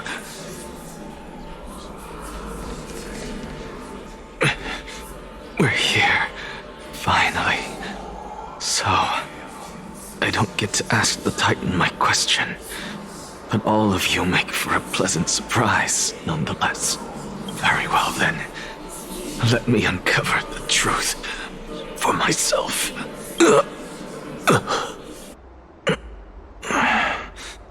Did I still fail to make it in time? So, I'm back here again. I can hear it. I hear it from the depths of the tides, behind the closed doors of the void world. A voice ready to tell me something. This time, the voice is a lot clearer than before. Since we've come this far, let's just wait. Lord Nias and Miss Calypso, are you both here to visit Chaos too? Yes, and we've been waiting for quite some time now. Regrettably, he hasn't answered us. The worst-case scenario is that he's already been overwhelmed and crushed by the world-bearing burden. You're overthinking, Lord Nias. I can still sense Chaos' soul in the area. And besides, we both know Chaos' nature. A deliverer like him wouldn't fall so readily. much less give up on all that he holds dear. Isn't that so? Yes. I have faith in him. That reminds me. Why are you making this trip alone, Polixia? Oh, my sister needs more time to make sure the flowers are fine. Such a pity. Both of you have hearts kinder than anyone else. Yet you are born only to take over Thanatos' divinity. Everything that I see and hear this time has left me shaken to the core. What may seem like a mundane conversation is in truth a once-in-a-lifetime exchange that has revealed the ultimate answer to Circe's question. The conjecture has taken shape and must now be solidified into a theorem. Next, I only need to seek verification from Kefali. By doing so, I can answer Circe's question and reclaim my body. But no, I will not do that. That isn't important, because another one of my conjectures, one that I have always dreamed of proving, has been proved right this very instant. Fusing a mortal soul with that of a Titan to replace said Titan is not a ludicrous idea after all. What are you thinking about? Is that so? You don't look the slightest bit amazed, though. Plus, you seem to be strangely familiar with the city around the Great Tree. Events of the past, huh? I was also a child when I looked up at Circe's. Their leaves and branches reflected the sparkling stars, and their trunk was like a pillar that supported the sky and ground. I stood at this very spot back then, imagining the day when I could climb to the top of this tree, because I would be the closest I can be to the sky at that spot.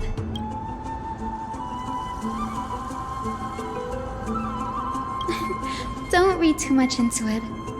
I mean, can mortals even hope to reach Aquila's realm? They're a strict and draconian god, nothing like Circe's.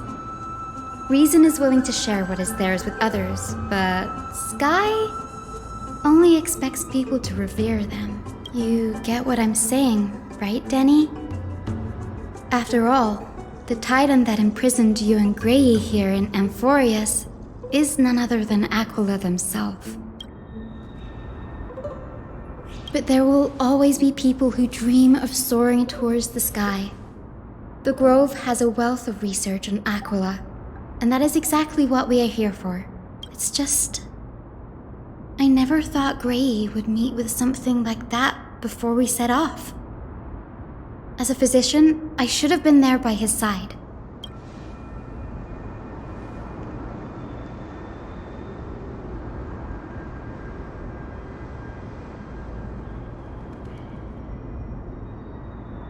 Yeah, there's no rest for the weary, huh? In any case, what we're looking for could be anywhere in this enormous grove. Let's split up to cover more ground.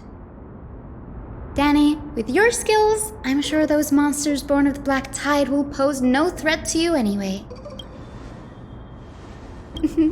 Have you forgotten that you're talking to the chief physician of the Twilight Courtyard? Have more faith in me. I'll be just fine.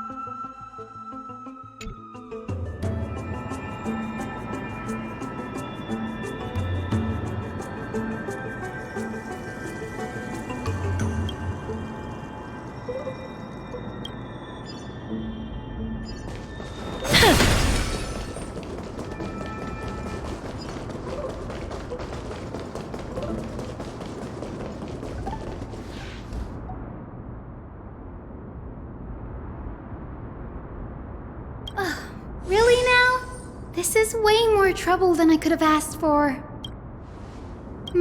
Or you could sit back and watch. I'm kidding, Danny. Lend me a hand, pretty please. All right, now let's get him!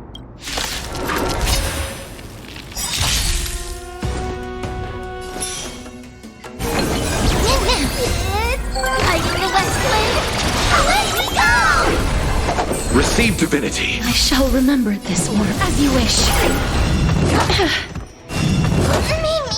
Bloom. Repay. Root here. That hurts a bit. Embrace a new life.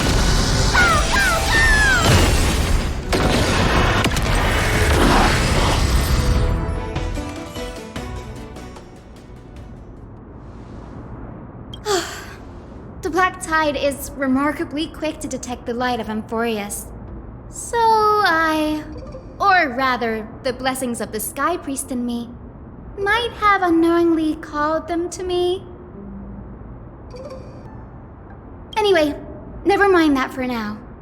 Here, you might want to have a look at this. I found it around here and thought it might be of interest to you.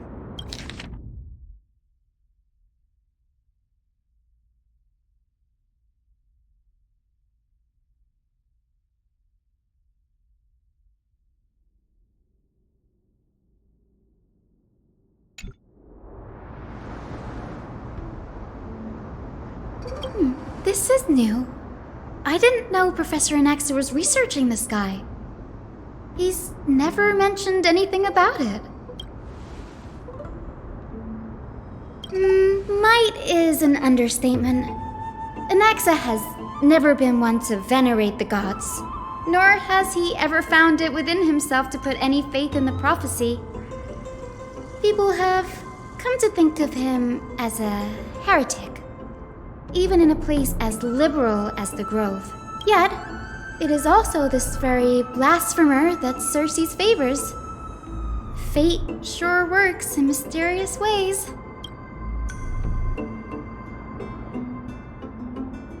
Oh, let me have a look.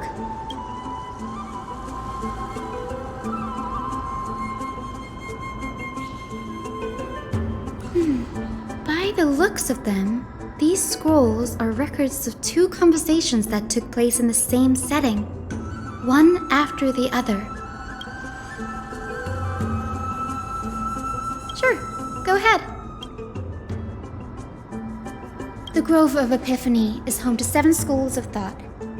While all 7 schools are founded on the ideologies of Thalesis, the first scholar, each is unique in its own way. Among them, the Venerationists revere and worship the Titans the most. As the sage of the Venerationists, Euthyphro has always been at loggerheads with Anaxa. If we were to place the 7 sages on the scales of Talanton, Anaxa and Euthyphro would be placed on opposite sides to achieve balance.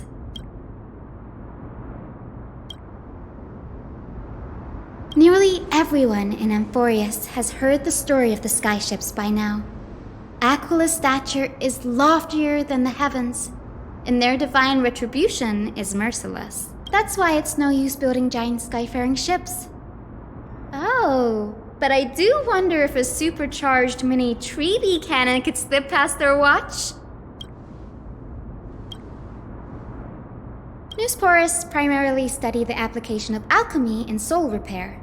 Everyone considers Anaxa a blasphemer, but that has never stopped him from sharing his ideas, no matter how taboo.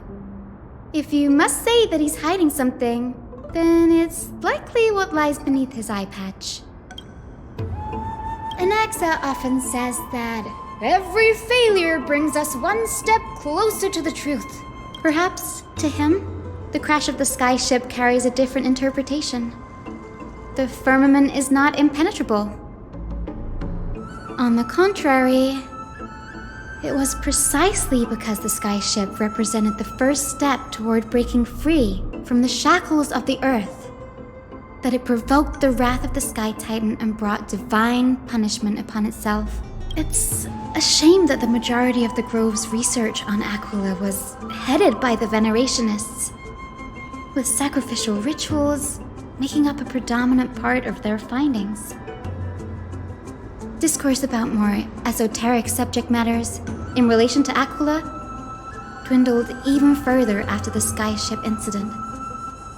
So much so that even this scroll is completely new to me.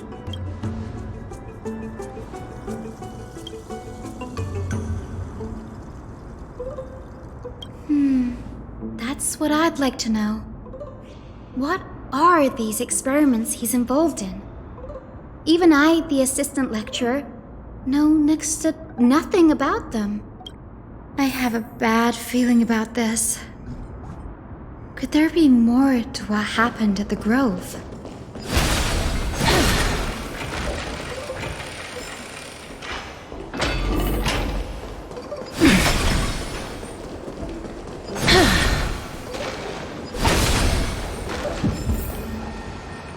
This is the Library of Philia, a place where the Grove stores its collection of tomes. Other than books written by the 7 schools, you can also find philosophical texts, ballads, and religious writings from the Outlands here.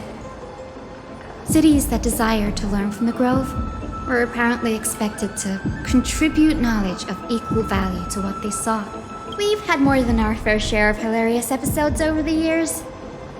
For instance, it's said that the Erythrocheramists once borrowed a manuscript from a certain author, but ended up returning a copy instead of the original. What's more, the original manuscript was supposedly then hidden here. Nice? No need to hold yourself back, Danny. You can just tell it like it is. Their behavior was no different from bandits. Whew, you've got me there. Some said you couldn't even find a dictionary in Castrum Kremnos, so I guess they were spared. There are too many books in the Library of Philia. Flipping through them all will take too long. Why don't we use the Biblioslate to search for the texts we need? We can bring them back to Akama for reading after that.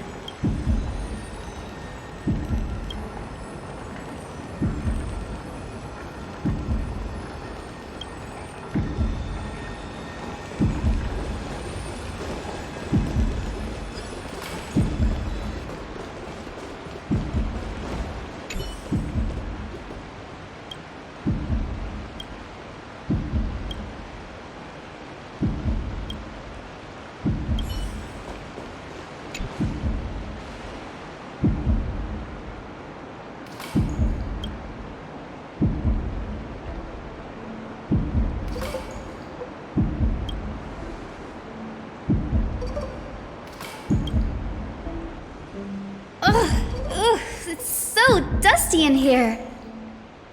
Whoa. Are these all complaints about him? I can already see what they must have written. Anaxa has no respect for the gods. His very existence undermines order in our society. They're probably all things like that. Why else would they call him the great performer? When Anaxa established his school of thought, the first thing he apparently did was read his own work to everyone. Are the Titans truly an accurate reflection of what humans think gods should be? Worlds created by gods are indubitably perfect, but what of Amphorius? Only foolishness and insensitivity everywhere you turn. They marched him straight to the seat of judgment before he could finish. Though what he took on in the end was more of a debate than an actual trial. He had to address every one of the scholar's allegations, or face expulsion from the Grove. The first allegation was... Do you agree that since the Titans created the heavens and earth, so the mountains, rivers, and seas must likewise be their creations?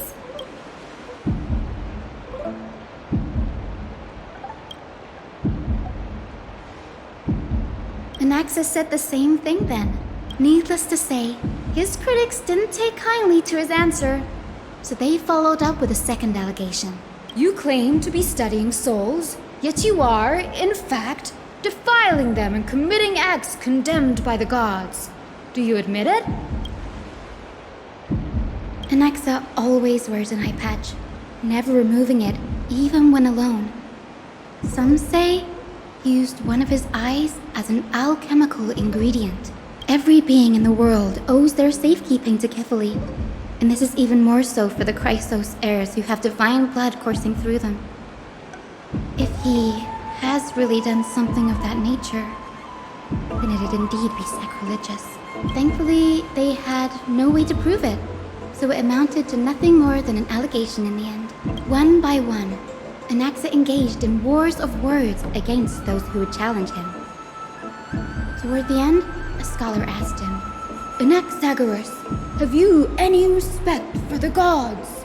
It was only after a brief silence that he answered, I have never denied that titans are meant to be noble constructs.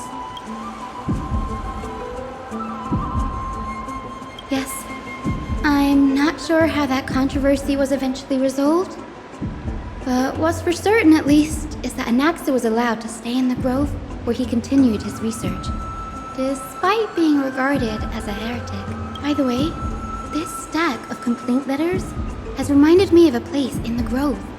We may find clues there that aren't on the teleslate. I'm talking about Anaxa's alchemy lab, hidden between the cornerstones. It's a well-kept secret. Among the 7 sages, excluding the nominal chief sage, each has a private sanctuary where they can conduct research undisturbed in their free time. Even the administrators of the Library of Philia are restricted from accessing those places and documenting the sage's research. But with the grove in this state, I'm sure Anaxa won't be mad even if we sneak into the lab for a short while. Right?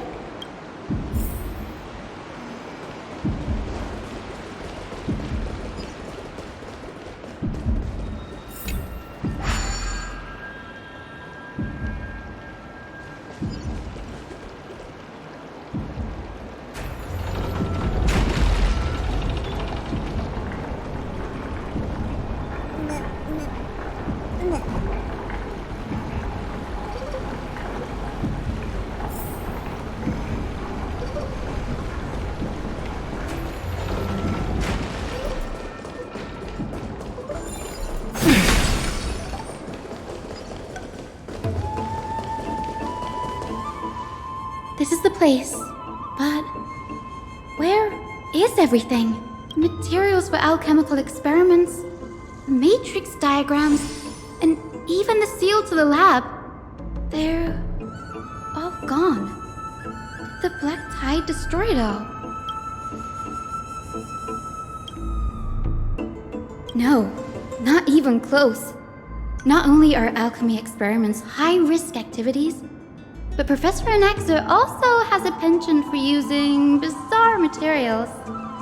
Students often saw him walk in looking right as rain, but come out covered in soot with his hair singed. Naturally, no one dared to come near this place. Huh? That bookshelf over there seems to be the only thing still intact.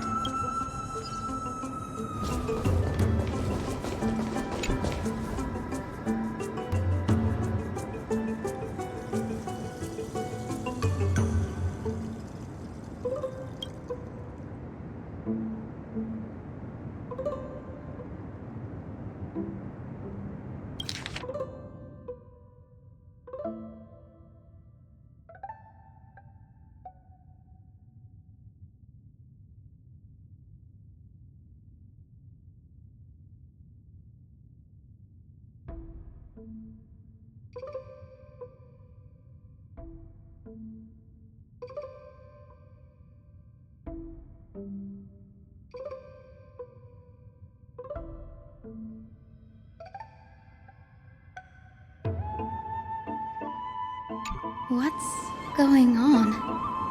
Anaxa is conducting research on our friends in Alchema, and Me?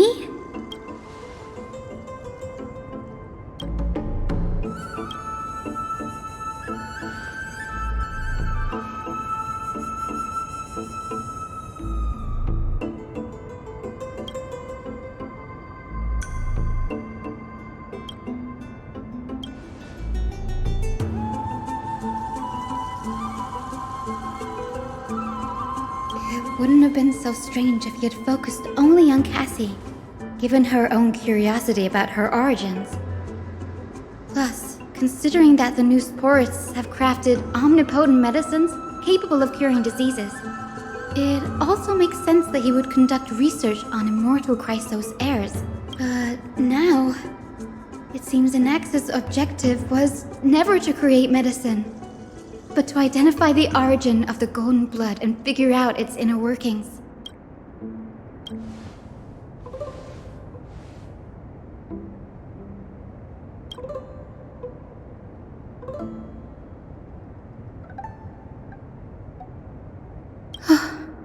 Danny, look at this. I have a bad feeling about this.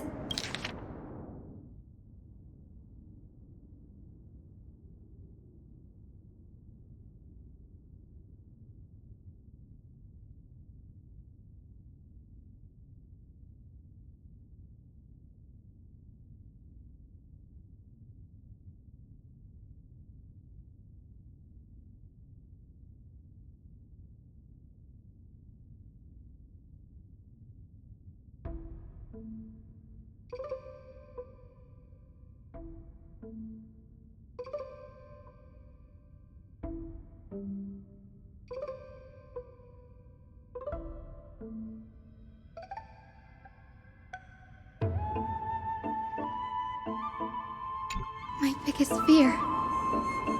It's come true.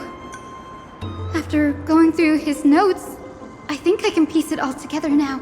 Anaxa was carrying out experiments on soul transmutation. Yes, this is what he was secretly conducting research on. Something he had to keep hidden from others. Compared to his public speeches, this is the real blasphemy.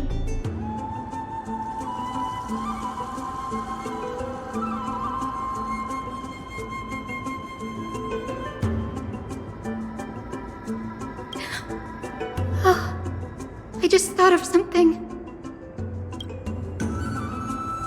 Do you remember when the Black Tide was approaching? The Grove had planned to send Circe's core flame to a safe place. But an accident happened along the way, and Anaxa lost his life in the process? That's right. But what if Professor Anaxa's fusion with the core flame of reason wasn't an accident? Put yourself in his shoes. Knowing that the Black Tide was closing in and your time was running out, what would you have done? Exactly. When the Black Tide came, the true reason Anaxa headed to the Luminary Throne was to transmute and fuse himself with the Titan's core flame. No. Judging from how he reacted after the event, the results came as a surprise. Maybe he failed to consider the possibility that Circe's would make a similar decision. The manuscripts detailing all the alchemical formulae have been taken away. His research is still ongoing. Like what? There's only one Titan left in the world now. No. No way.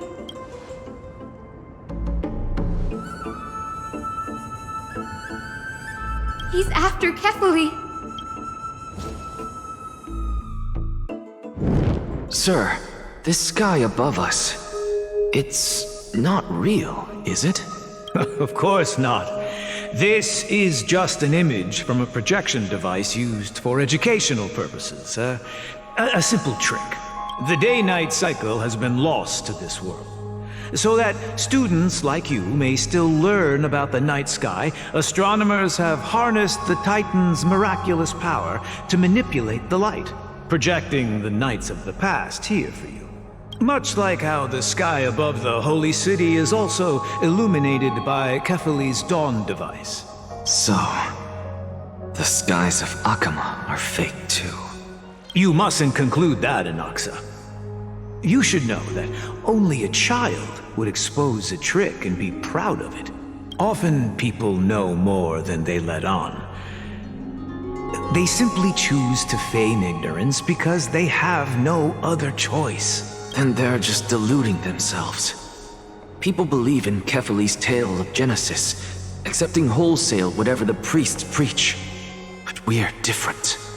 We've already walked out of the firelit cave of ignorance. We have already realized that we live in a world where Titans make the rules. Even when we look at the sky, we're only seeing what they allow us to see. Rather than gazing at this mockery of a night sky fabricated by them for the rest of my life, why shouldn't I be the one to take control of the projection device instead? So much time has passed since you sowed the seeds of doubt in my heart, child. Many a night, I find myself penning down all my theories and wild ideas, only to burn them to ashes when I open my eyes in the day. Why? Because we'll face death by burning if word gets out? As a sage of the Venerationists, my soul has already become inextricably linked to the great tree. Every word I say and every move I make is certain to influence every leaf, every branch, even the tree itself. But above all else, my days are numbered. Instinctively, I have my doubts about the golden blood and the human soul, yet I have no means of verifying them. The golden blood in my veins is woefully thin, and I am loath to waste what little time I have left obsessing over a hypothesis that cannot even be proven in the first place. But I can, sir. I can do it for us. The time is right. Give me all that I need, and I shall accomplish this grand feat on your behalf. You're right. I shall do just that. In the next meeting of the sages, I will spare no efforts fighting for the rights you deserve. Go. Establish your own school of thought. Find out what we are. Become the one who conquers the ultimate truths of the world. Child of humanity. You didn't go to such lengths for an audience with Kefali. Just ask him a few questions, did you? So, you figured it out. If I were as foolish as a Dromus, perhaps I'd throw myself down and prostrate before their greatness, begging for the gods' prophetic wisdom. Well, sorry to disappoint, but I'm no Dromus. Alas, I am a human, standing tall on 2 feet, possessing both intellect and pride. Before such power, does it make any difference whether you're a human or a Dromus? I'm sure you're familiar with the story of the Styxians. When the raging waves threatened to swallow them, they didn't just give up and become sitting ducks. No. They constructed a dam that kept the roaring tide at bay, chaining down the mad Fagusa. They call me a blasphemer, Xerxes. But that doesn't mean I deny the existence of gods. It's just, as I see it, Titans are simply a force that mankind has yet to find a way to tame. Oh? If power that rivals the Titans is what you crave, why not conform to the prophecy and brave the trial?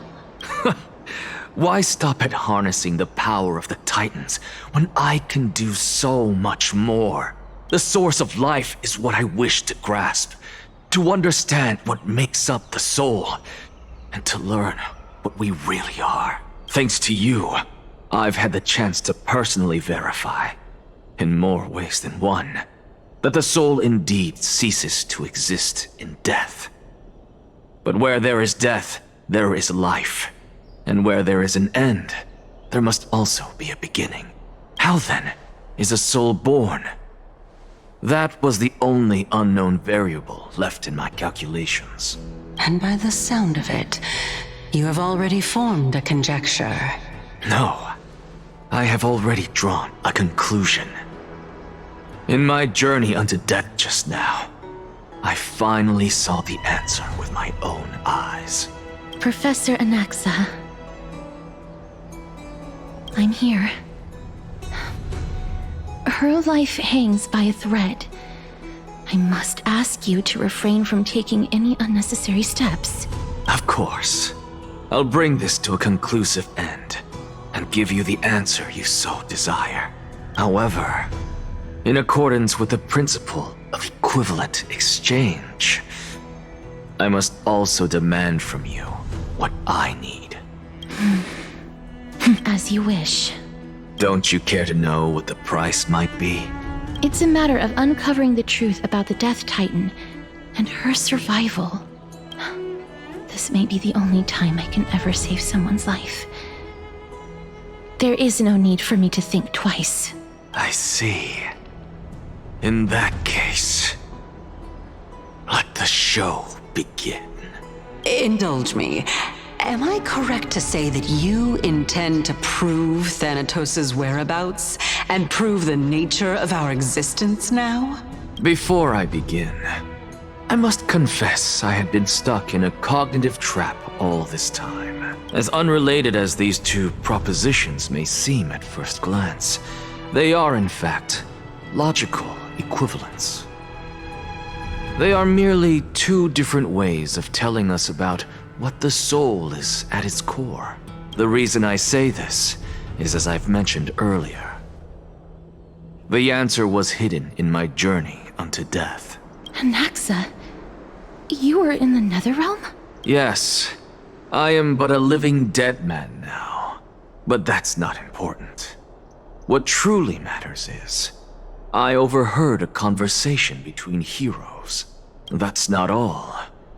Remember how I said you were a part of that conversation too, Circes? And I've told you that I have no recollection of such an event. That was likely just an illusion conjured up by the mind of a dying man. Of course you would remember, because that wasn't you. That was Calypso, one of the 7 sages of the Grove. Calypso? Huh? Oh, that's the name I made up on a whim when speaking to this girl. How do you know of it? And surely you jest. Don't you think I, of all people, would know if that were the name of one of the 7 sages under the shade of my tree? Don't you claim to know the Grove's past like the back of your hand? It seems you've lost even the memories seared into your soul. Use your head, Circes. Since all of this took place in the realm of the dead, it stands to reason their likenesses are of souls from the past. The living cannot step foot into that world. So who could they be? Think about Calypso. Why does she share your likeness? Yet you have no idea who she is. The answer is evident, is it not? Those fallen heroes are the mortal incarnations of the Titans before their ascensions to godhood. The gods aren't master creators born out of thin air, and they are no different from humans, because they all evolved from one. Does this answer disappoint you? Yes, because you've answered nothing. If I truly was once human, as you claim, then where do the children of humanity come from? Even on the off chance that you speak the truth, This brings us no closer to grasping Thanatos' whereabouts. How are we to find them? I knew you would say that, but it matters not. I know what I'm doing. Actually, why don't we have this supreme being standing before us tell us everything? You can revive a Titan? Humans cannot return from the dead. Neither can gods. But all we need to do is look at this from a different perspective, and the problem will resolve itself. The solution is simple. Just like what you did to me. If I'm reborn as Kefali, I can rebuild the world and all within it as they once did. Simple, is it not?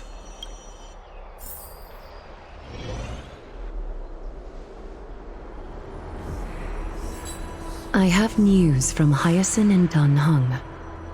Anaxa might be trying to do something with Kefali's divine body. Kefali? But what could Anaxa want? Is the Council of Elders going to sit around and let such a sacrilegious act unfold? That is not possible. He is indeed the great performer, capable of fooling anyone and everyone with his tricks. I'm sorry. No need for guilt, for this is good news to us. The Council of Elders has found themselves a traitorous ally. Anaxa's ambitious desires will be something we can exploit. What we should be doing now is to keep our eyes peeled for whichever trickery Kainis is up to, and react accordingly to thwart her plans. Being Akima's political center, the Demigod Council holds just as much significance as the Vortex of Genesis. Someday, after my duty is over, this site will take the place of the battlefield where you hunt gods. Become the next challenge you ought to overcome. Till then, it's best to get used to this place as soon as possible.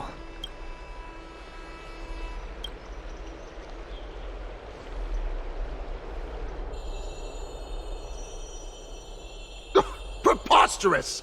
The Christos heirs only have their standing because of the Council of Elders! How dare they trample over it! It's been a while. What is that supposed to mean? Is this really the sort of person that the young lord praised as a ferocious warrior? It has indeed been some time, Lord Krateros. What brings you here in such haste? Shh! Keep it down. Be more vigilant. See those duplicitous dogs over there? They do the dirty work for Kainis. I've already ordered my people to hold them back, but we should still lay low. Unless you're itching for a bloody fight to get a workout in. My bad.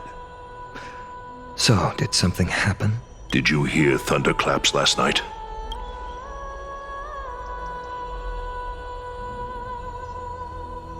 Hacker, what? She's been through a lot lately. Please pardon her. Can you tell us more about these thunderclaps? Thunderclaps are beacon signals of strife.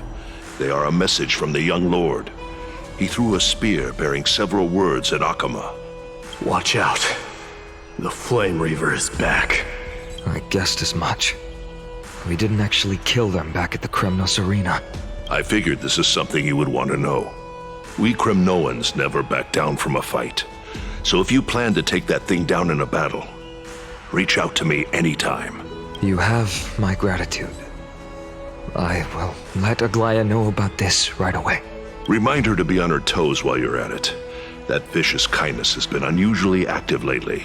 Those lackeys she keeps under cover have been going in and out of the city a lot more frequently these days. Some even seem to be getting Kremnoans to defect to the council. That's... Looks like you can see it for yourself. We should get back. Thank you for the intel, Lord Krateros.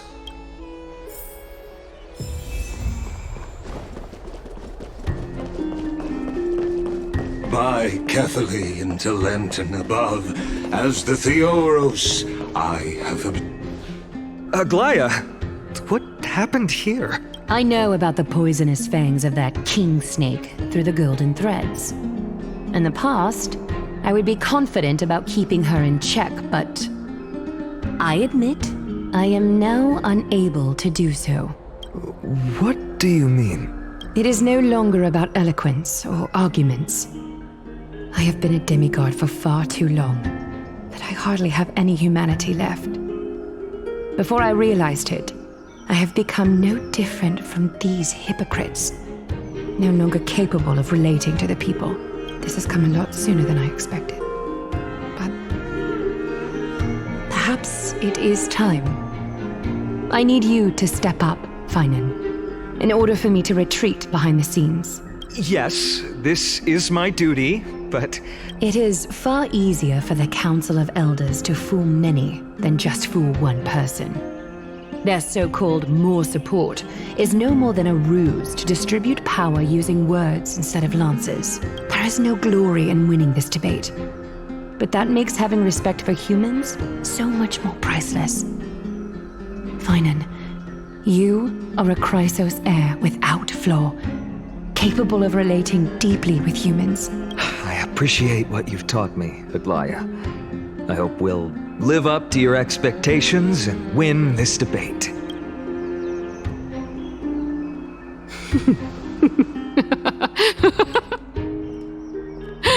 Oh, you've done well, Lord Calictus.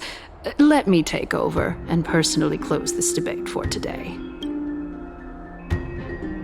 Dearest counselors, let it be known that I sorely miss the blissful times portrayed in lyrical poems. Back then, Amphorius was home to nearly 1,000 cities, each with their own local faith, while gods walked the earth and shared close bonds with humans. Yet, in the present, people from all over are forced to leave their homeland to seek refuge in the holy city, where they hope to rest under Kefali's protection. All of us have long been in the same boat, with no way out of this plight. We didn't have a choice in the past, but now the Council of Elders brings to the table a new possibility. All I have left is one question for you. Would you rather strive toward the unheard of Era Nova, or return to the prosperous Era Chrysia of our past? Make your choice. Now, which of the two would lead mortals to an ideal future?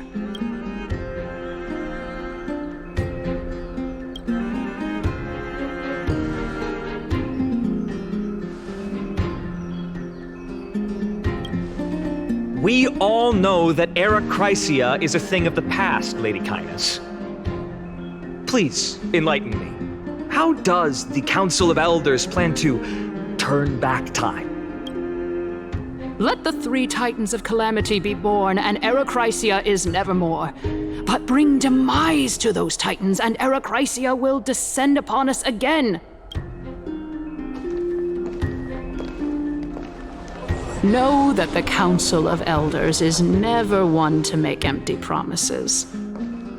Look at who we have on our side.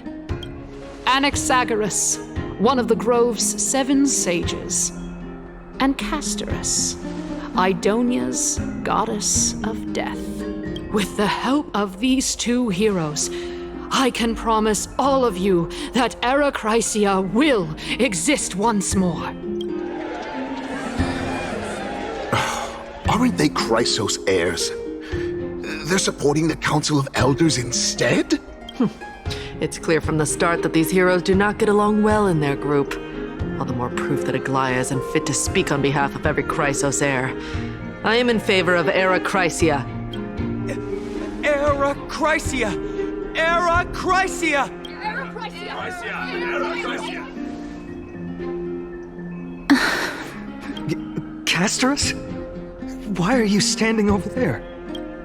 You finally arrived, Naxa. So have you, Cass. Don't worry, Aglaya. Well, I know that you have many queries. Could you continue to converse like how the citizens normally do? Tell me, dear citizens, if we successfully retrieve and return Thanatos' core flame without anyone passing the Death Titan's trial, what would happen next? The answer is simple. We will have a chance to rid the world of death and bring Amphorius back to an era when all beings live forever. We'll usher in a new future that will be entirely different from the flame chase journey. He's one of the 7 sages.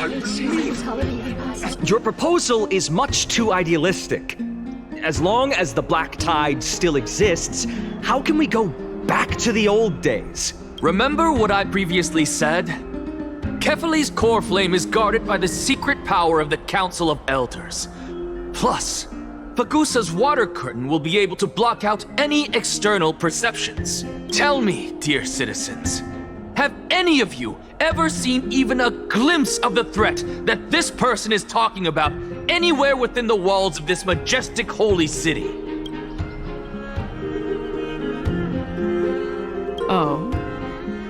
Could it be that you heard that from the Flame Reaver themselves? Citizens, let's loudly sing the blessed hymn. Oh, beautiful old world, where are you now? Oh, legendary Erachrisia, return to the mortal... After the destruction of the 3 Titans of Calamity, the flame chase journey will have to end. Erachrisia! Yes! This is bad. The masses are now totally riled up. Anaxa, pray tell. Everything that you've mentioned hinges on the premise that we can find Thanatos' existence, right? Thank you, Lady Aglaya, for still caring about this city. However, dear citizens, we are truly fortunate and blessed. For Castorus, Idonia's goddess of death, will surely find Thanatos under my guidance. What? With that, I solemnly promise that the core flame Lady Castorus brings back will be personally managed by the Council of Elders. Thereafter, if we are able to garner the support of all of you at the Citizens' Assembly, we shall spare no effort in ensuring that the Erachrisia will return to our world once again.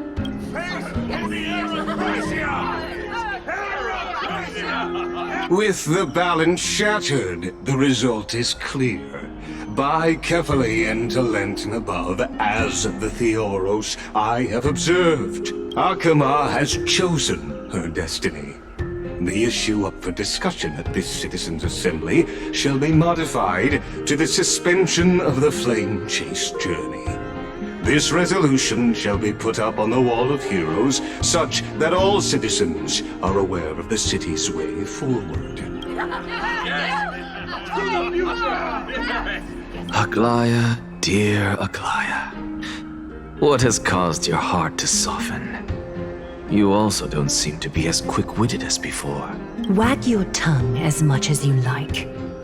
Since the Flame Chase journey has been preordained by the prophecy, our failure has never been on the cards. Well then, I guess we'll find out if that's true at the Citizens' Assembly.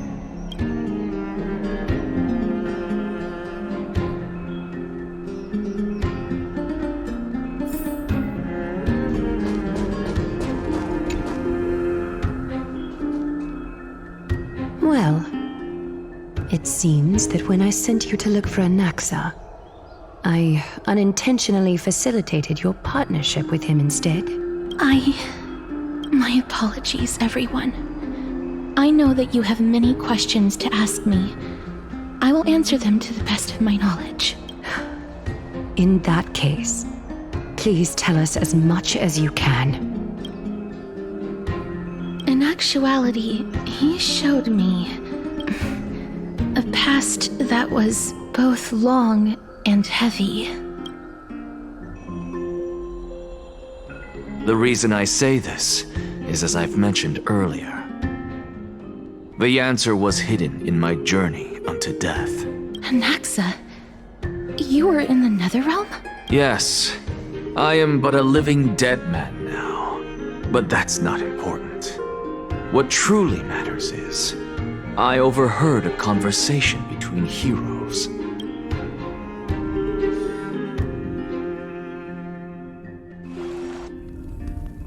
Have you heard of this tale before?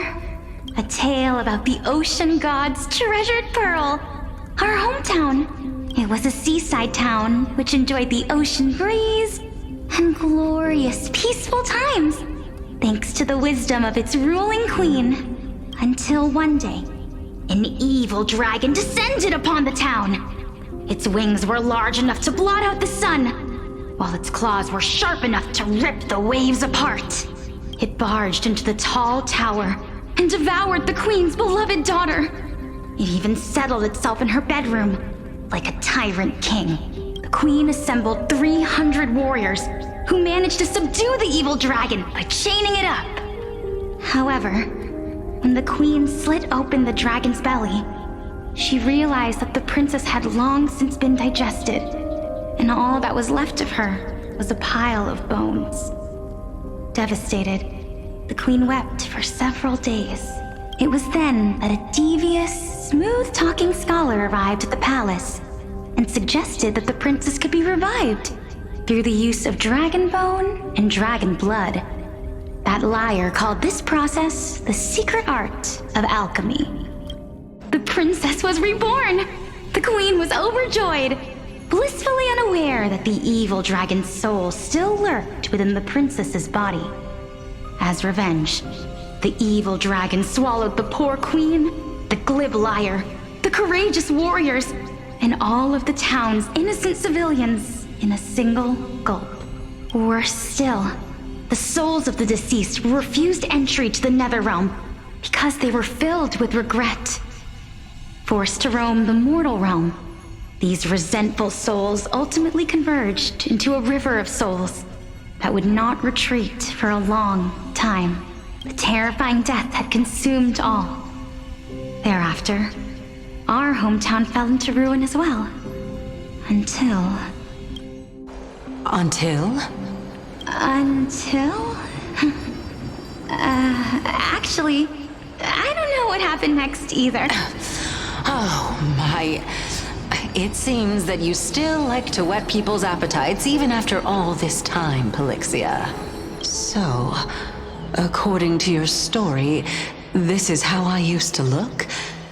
It's practically a mirror image. And yet, what exactly is this? A miracle that I created with alchemy. As for what it is and how I was able to accomplish it, I'll keep the answers to myself for now. Oh my goodness, is this cliffhanger really necessary? Quiet, Titan. Continue to enjoy this splendid play, and the truth will naturally reveal itself. Dragon, huh? I've heard this legend before. In that case, what do you think of it? I think that this so-called alchemy was a tenuous analogy added to the story by future generations. After all, you've never heard of a tradition of alchemy in your hometown before, have you? Indeed. Before I left home to pursue my education, I never even knew that anybody was looking into this area of study. Therefore, we can just treat this tale as a fable told to young children. A fable, you say? If so, what moral is it trying to impart to the kids? I guess it might be the concept of equivalent exchange? Oh? I thought the moral might be closer to something like honor the dead. Huh. What? At a loss for words? No. I merely realized that we're both thinking of the same principle. If life is priceless, then there is hardly anything else in this world that is of equal weight to it, right? Indeed. As expected of the wisest scholar in the land. You flatter me. Why don't I ask you a question as well, as a form of equivalent exchange? Of course. What is your question? If I imparted my knowledge of the art of alchemy to you, would you use it to resurrect someone you loved? What? What kind of strange question is this? I got it. You're just trying to get me to tell you whether I like anyone, right? Let's just leave it at that. That was rude of me. Yes, I would. Oh? Death is inevitable. In the days to come, I'm certain that someone whom I cherish deeply will leave me for good. If such a mighty power really existed, I think I would use it without hesitation. After all, you, me, and the rest will all have to face that fateful moment eventually.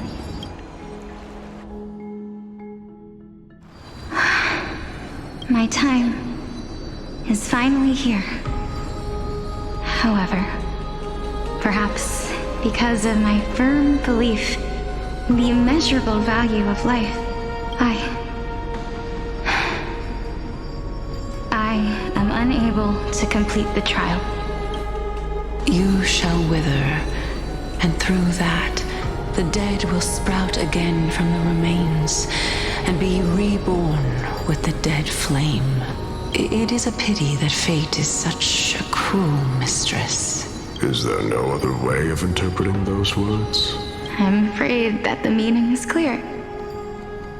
Between my sister and me, one must pay the price.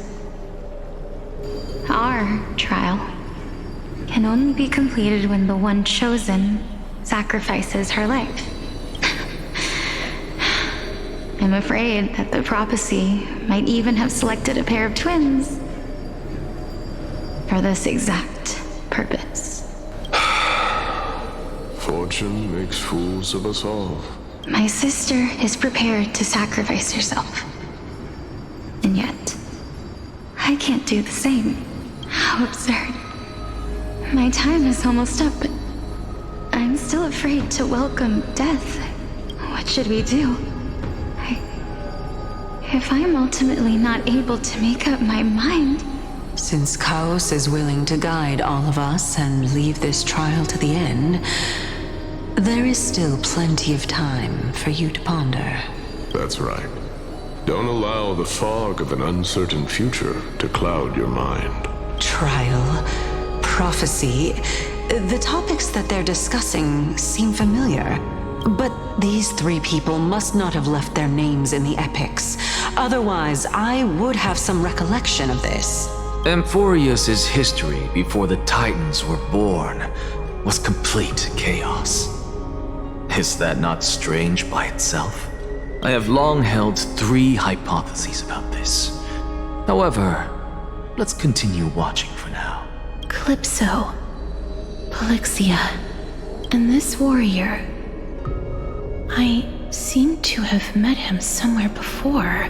Regarding this matter, Nias, are you confident that you'll complete your trial? Of course. Though, I am worried about what will happen once I've emerged victorious.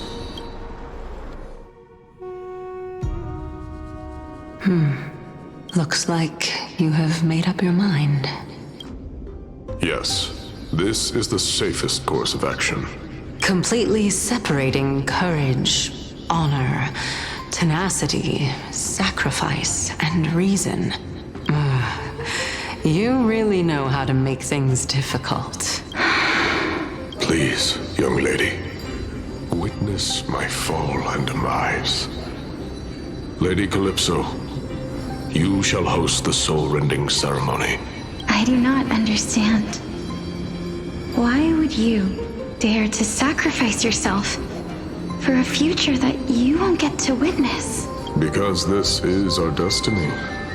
The power that resides within me is so intense that I will one day be engulfed by it. Furthermore, a valorous death before glorious return has always been the path I chose to walk. A journey I began long ago. If your sister or Chaos were in my position, I believe they would make the same choice as well.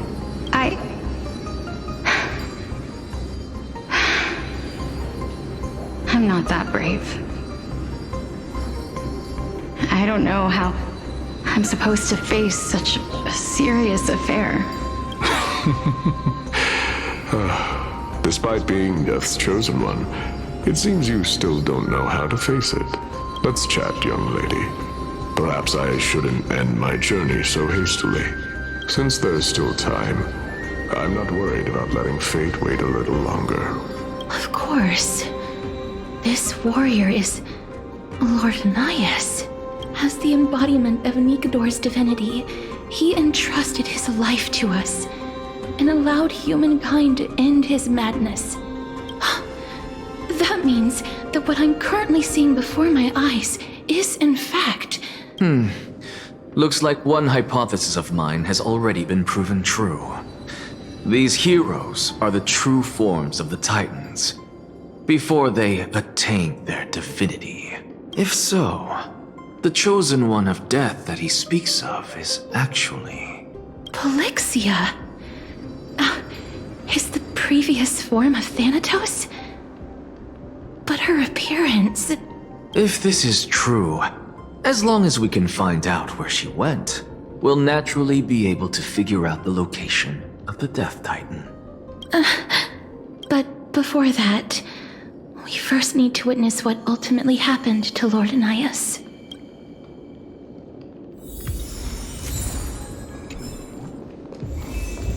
Nikador's courage is a testament that they have never once retreated from a battle. I've heard that these words are still engraved in Castrum Kremnos even today.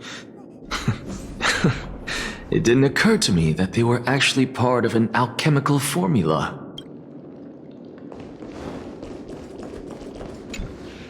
Honor, courage, tenacity, sacrifice. And finally, the only thing that remains is reason. Cheer up, young lady. There is no need to shed tears over a glorious death. All farewells in this world are sorrowful, Lord Nias. No, young lady. As a warrior, I have witnessed too many bitter deaths. But now, all I feel is peace. I did not know until this moment that mortals could live their lives in such a way. Although only a sliver of your soul remains, you remain so optimistic. Or maybe the truth is that you aren't able to feel sorrow anymore. To be honest, I don't know either. But I am certain of one thing. This is not an acceptance of death nor apathy toward it. It's not even a feeling of despair. I am just enjoying what remains of my life to the fullest. Enjoying? Indeed. Along this journey that we've taken together, not only have I changed the world, I myself have also changed in the process. And now I have reached the journey's end. When I look back and see the grand epic that I've personally written, how could I not revel in that fact? But when you depart the mortal realm, won't all of your accomplishments be reduced to nothing? Separation and death are two sides of the same coin. Reconciling this doesn't come easily for a mortal. Finally, let me recount to you a story of mine, young lady. The first time I returned from the battlefield, I felt extremely hollow. The calamity had devoured everybody on the battlefield but me. When I returned to the city alone, the citizens held a banquet for me that was far from pleasant. I felt as though I was still on the battlefield, and the person who had returned was nothing but an empty shell. It was late into the night by the time the banquet ended. My head still reeling, I returned alone to the barracks. On the way back, I encountered someone. It was a crazed scholar looking at the night sky and muttering to himself by the side of the road. Although I tripped over him and fell, I wasn't angry in the slightest. And maybe because I saw myself in him, I inexplicably asked him a question. Do you think that it'd be better if we just died on the roadside like a couple of stray dogs? To my surprise, he shrugged his shoulders and sighed. How does someone who is currently experiencing death, dying and living, afford the same amount of bliss? Now please go away and don't block my starlight. Are you trying to say that there is no difference between living and dying? For they are both journeys that lead toward death? That's exactly what life is, and death is, but a scale to measure how valuable the journey was. Journeys and epics are only glorious and magnificent because all things eventually fade to dust. Therefore, young lady, don't detest your fate. Instead, willingly and respectfully embrace it. The embodiment of strife telling me about the majesty of the world. Indeed. I believe that when the fated moment eventually arrives, you will be able to understand my words. It is time for me to knock on death's door. I will set up a long table at the end of the road and humbly await your arrival. When that moment finally comes, let us drink and be merry then. I knew this day would eventually come.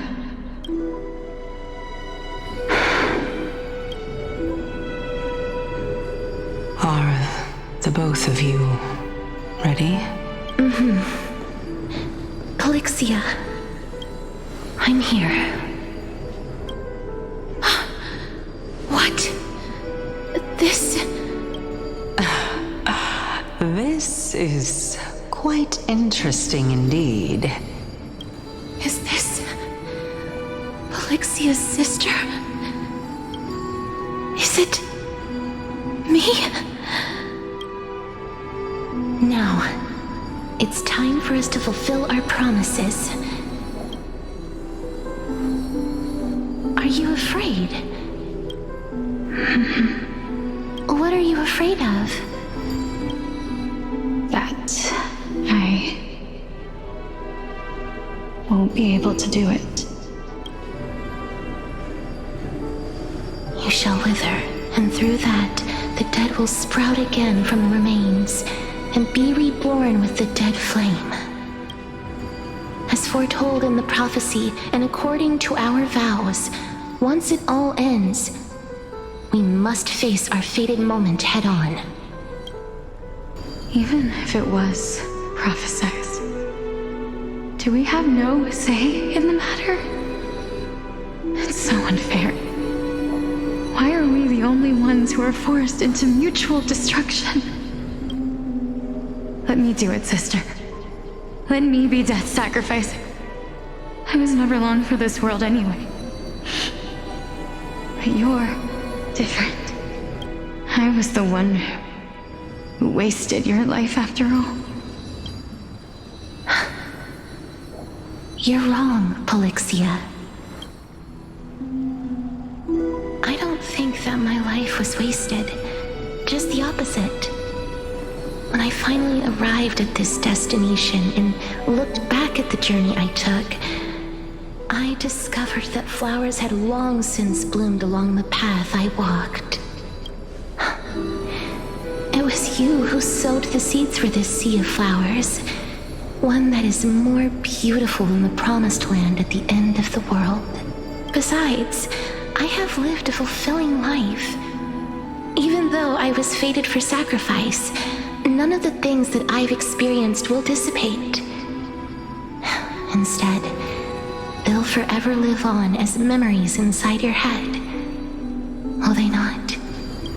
How could my memories of you ever compare to the actual you? Well then, tell me, what exactly are we?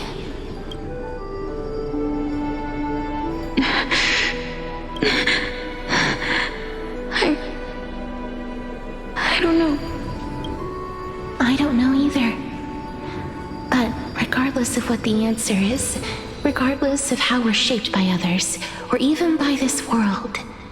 Ever since we were born, the fact that we existed was predestined, and nothing could erase it. This is why I will always, always be by your side. We're twins, after all. All right, my dear Polixia.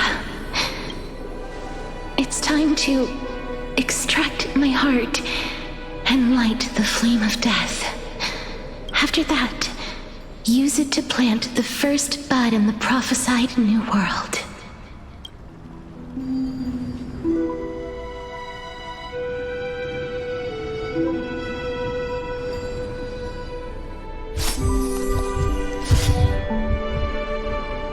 If I imparted my knowledge of the art of alchemy to you, would you use it to resurrect someone you loved?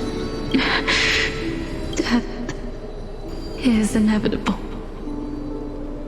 In the days to come, I am certain that someone whom I cherish deeply will leave me for good. If such a mighty power really existed, I think I would use it without hesitation. Even now, my answer remains the same. This is why, sister, I promise you, in the prophesied new world, I shall plant the first bud on your behalf. Go now. Return to the ocean god's treasured pearl, our hometown. I shall open wide the entrance to the Netherrealm and grant you a second life.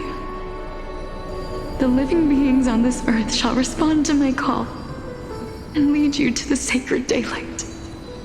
Remember, do not look back on the land of the dead, and do not stop moving. In the new world promised by the prophecy, march toward your new life. Ask for the price of our equivalent exchange.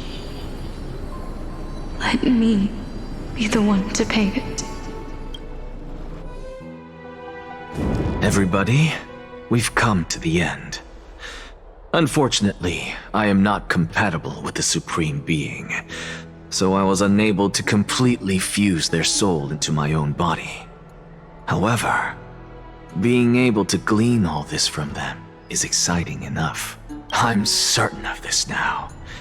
Before the Titans that we are well acquainted with were born, a group of heroes roamed the land. These heroes followed a prophecy and took possession of divine authorities one by one, until they eventually became the pantheon of the new world. Just like the flame chase journey of today, Amphorius's history is cyclical in nature. Huh. What a startling revelation. This means that the demigods, who bear the core flames, will also become the new Titans at the world's end, thereby shaping a new world? I believe that this is the truth behind the Era Nova, as mentioned in the prophecy. This is utterly unbelievable. Besides, those twins in the past, even if they really are Thanatos, their whereabouts are still unknown even today. Are their whereabouts truly unknown? Didn't Polixia mention that seaside town? The birthplace of alchemy in the tale of the dragon. In our world, there exists a city which perfectly matches that description. Styxia. But the people there worship Vagusa and bear no relation to Thanatos. I have also never been to that place, as in the time of Idonia, it had long turned into underwater ruins. Take this. This is... the Nusporist masterpiece, the Philosopher's Stone. It was made by transmuting all of the sages' wisdom into a single entity, with their flesh and blood as its foundation. Remember, I've mentioned before that the art of alchemy is all about conversion, tempering, and ascension. This process also applies to the pursuit of truth. Regardless of how unbelievable this sounds, the truths of the world have been refined from the impurities. Think about the story of the dragon. This stone will lead you to your real hometown, allowing you to reform the door to the nether realm and discover Thanatos' fate. You still look as confident in your victory as ever. But what if your conjecture is wrong? Simple. I shall merely admit to the entire world that my experiment was a failure. However, my line of thinking will not fail because I have already planted the seeds of doubt into the hearts of the masses. Actions speak louder than words, Castoris. With the assembly about to begin, don't forget the promise you've made. I've already searched for so long. I'm willing to try one more time. While we converse, her life is also slowly slipping away. But before I leave, I have another question. What exactly did we witness just now? That was the world imprinted in Kefali's soul. If we are to prove its existence, you must take the final step. Go. Do not disappoint me. I understand. Hey, child of humanity. Don't get antsy. I still remember the question you posed to me. As a scholar, I do not wish to offer up ambiguous conclusions. Let's discuss this topic again when she manages to find the evidence. I merely wanted to ask, was that stone transmuted from your heart? If so, rebirth is no longer an option for you. Why not? When I was a child, I lost someone dear to me. When I was a teenager, I lost my faith. A while back, although you saved my life, I also lost my soul in the process. Now I'm merely forsaking my body. What's the big deal? Why are you always finding ways to die? Isn't it good to be alive? This is but a necessary sacrifice on my path to transform into the purest of them all. Can someone who's dead even claim to be the purest of them all? Furthermore, if your hypothesis is proven correct, does it not just confirm that the myths are true, and thereby invalidate all your theories? No, it's just the opposite. If my hypothesis is correct, it means that I can actually ascend to godhood and reshape this absurd world that you all have created.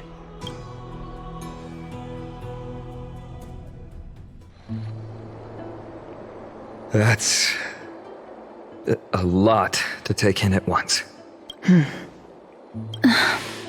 Lady Aglaia, please, let me explain. Go on. You know that the core flame of death has always been the greatest unknown regarding the Era Nova, which is why both you and Kindness desire to gain the power to control that core flame in the approaching Citizens' Assembly. Professor Anaxa has come to a consensus with Kindness. They want to suspend the trial once Thanatos' core flame is reclaimed, hoping thus to eradicate death from this world. If they're successful, then the flame chase journey will cease, and Akama can enjoy everlasting peace. But I know this runs counter to your wishes. So long as we do not usher in Era Nova, the Black Tide will never be eradicated. Even with Lord Mighty on the front line, and the Black Tide not posing an immediate risk, the danger nevertheless remains. Honestly, it's difficult for me to assess the pros and cons in this decision. But someone must bring the core flame before we can begin negotiations over it.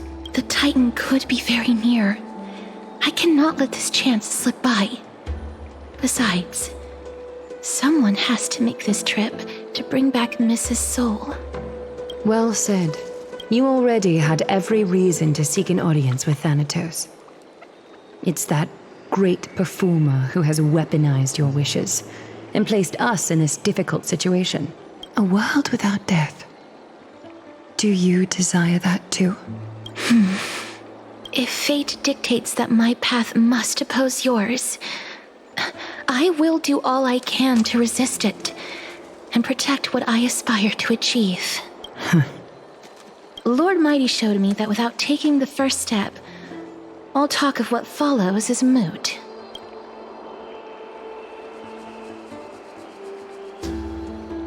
I am not going to punish her for that.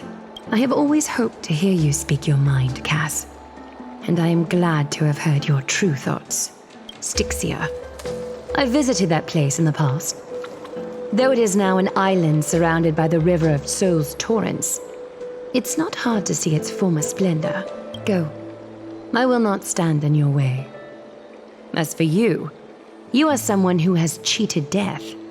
I believe you have more than enough reason to make the trip with Casterus and meet the god of death himself. Casterus, I too look forward to your journey. I wonder what kinds of new interpretations your completed story will bring to the Flame Chase journey. Thank you, Lady Aglaia. I hate to put a damper on this heartwarming moment, but if Styxia is now an island surrounded by the river of Souls torrents, then how do we find a way in? Lady Treby is probably... The answer is quite simple.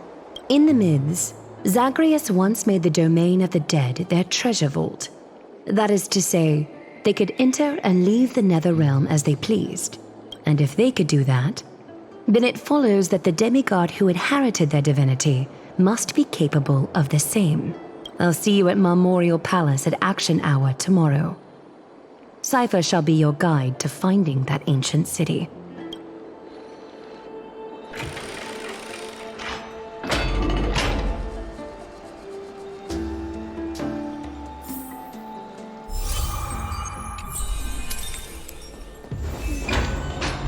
Hey, friend!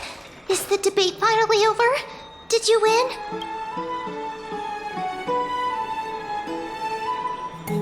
What a glorious defeat. You sure know how to look on the bright side. Well, moving on. I was hard at work even while you were at the debate. I borrowed a mountain of books from Cass to see if I could find a way to solve your problem. Let's see.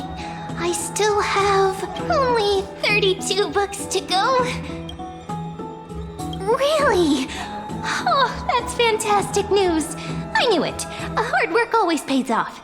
Especially if you're as diligent as Ma'am. I feel like a huge burden has finally been lifted off my shoulders. Why are my eyelids so heavy all of a sudden? Oh, you're right. Then I'll go back to...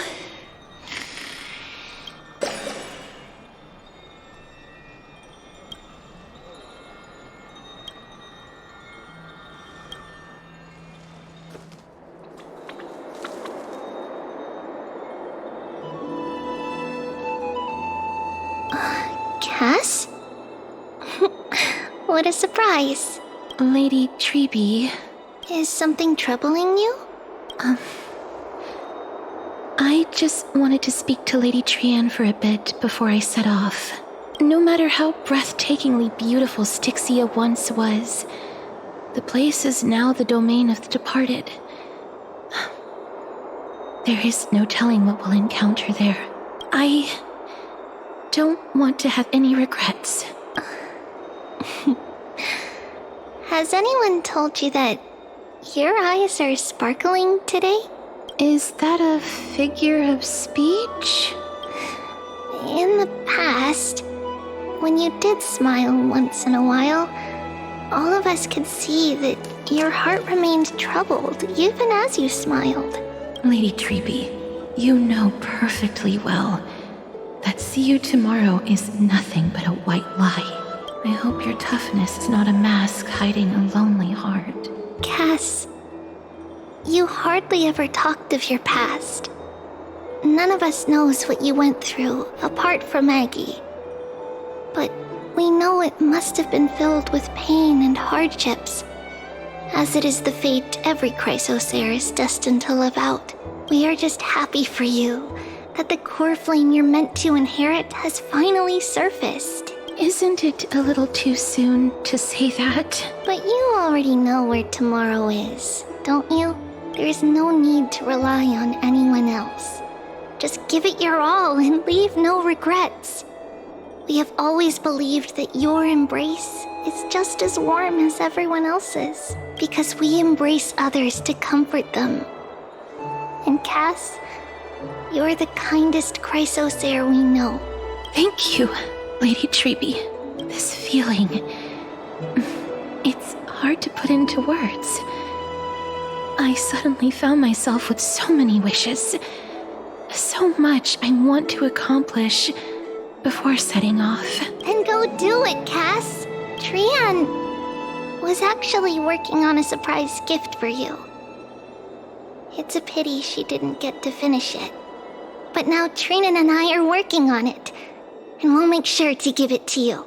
So, let's meet back here when you return from Styxia. Safe travels. See you tomorrow!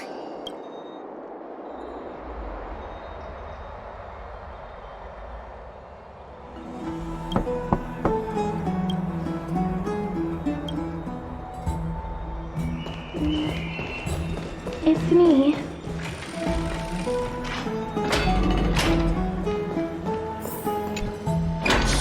I hope I didn't wake you.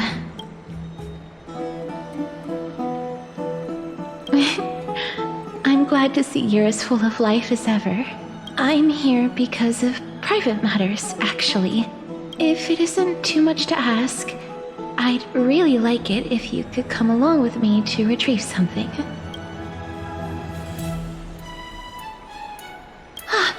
Is your soul...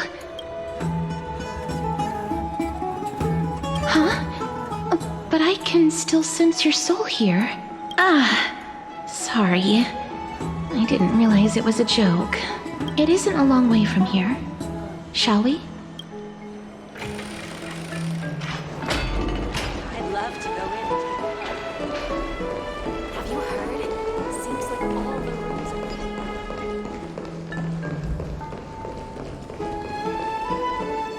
Faith can dispel the black tide. The streets are packed. I want to vote! Tell me how I can vote! Take your ceramic shard engraved with the Kethali rune, select the Council of Elders in your heart, and pray silently until the shard registers your choice. Then toss it into the Dolium. The Council of Elders? More like the Council of Buffoons! The Black Tide took my hometown long ago! Who are they kidding with bringing back Erechrysia? It's all a sham to create their own Erechrysia in Akama! The Titans are just. So long as we do not overstep our bounds again, we will not incur divine wrath. Oh, please. The time when these deranged titans should have vacated their spot to the demigods is long overdue. You'll see soon enough, you old fogey. And I pray that Talanton smacks some sense into you with their scales. We shall see how this turns out. That was... quite a spectacle.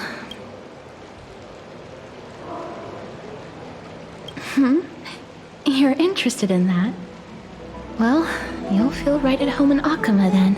To this day, I still find it almost unreal that Akama is the only place illuminated by light amidst the crumbling ruins of Amphorius. And its people are even holding votes to reconcile differing opinions. This peaceful sight is making me forget that this is the end times.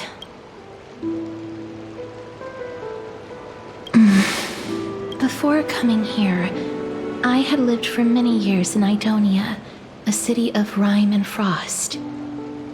The people there were devotees of Thanatos, and were well known for their unique burial rites and traditions. Traditions that I played a major role in. Yes. You now know me as the Mortician of Akama, but back in those days, I was Idonia's Maiden of War. I was trudging across the frosty plains on my own when the Idonians found me. They saw the curse in me as a blessing from Thanatos, and believed that my hands could correct the Eracrisia's mistake and lead them to meet the great god of death. They provided me shelter, but in return, I was expected to grant merciful deaths to war captives, prisoners bound for execution, and heroes alike.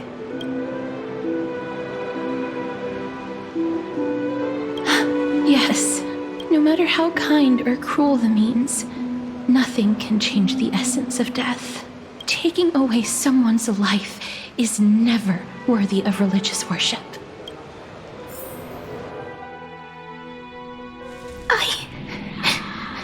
I can't do it. Their voices, they pierce my ears. The pleading. Thanks. I know that feeling, child. I was once as lost as you are now, but you must respect those walking towards death, just like how you should respect yourself as the Holy Maiden granting humans glory and liberation. What you're asking me to do is no better than the task of an executioner. And yet you want me to respect myself. No matter the titles, I am still taking away human lives. This won't be the first time that Edonia's fanatical nether warriors have faced death. On the contrary, recruits new to the battlefield often run away from their first fight. Death is the mightiest and gravest power in this world.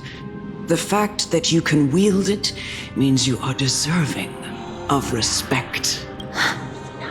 That's such a twisted reason. Then let me tell you a story. In Idonia, the great swords commonly used by executioners are called Draconian, in memory of Drakon, an elderly executioner. The sword has 3 air holes along its body. If the sword is swung down swiftly and accurately, the holes would make no sound, and the executed would also depart this world quickly and painlessly. But should the executioner have any hesitation, the holes would produce a piercing whistle. On that cue, the screams of the executed are sure to follow. Every executioner after Drakon is to hone their sword skills every day in preparation of future executions. Every swing of their blade must be more resolute than the last, for failing to do so will bring pain. Pain for the dying, as well as pain for themselves. No. I can never get used to this. You misunderstand, child. I am not telling you to get used to it. I'm asking you to consider the source of the dead's suffering and use that knowledge to fortify your future touches with more and more determination. Go, walk with the dead and love them as you love life. Then you'll no longer hear those noises. Please, don't kill me. I don't want to die. No!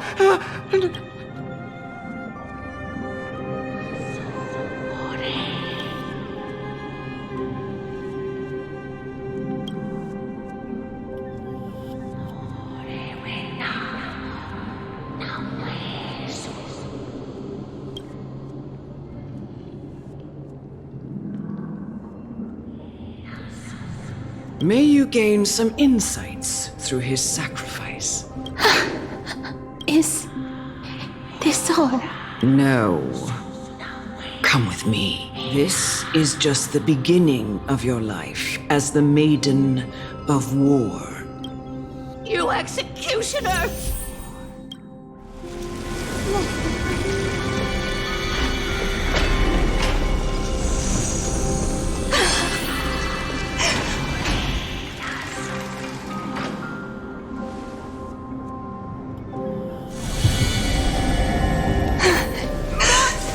Do it then, executioner.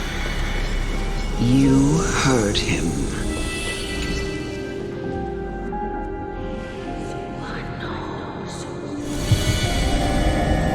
I curse you. Why?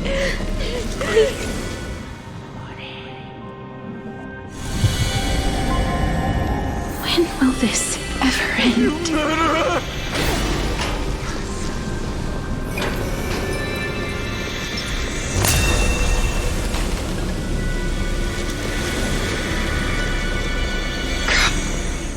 What are you trying to do with me? I have aged. The time has come for me to heed the summons of Thanatos and journey to their domain, the final resting place of every Idonian. You're not that old yet.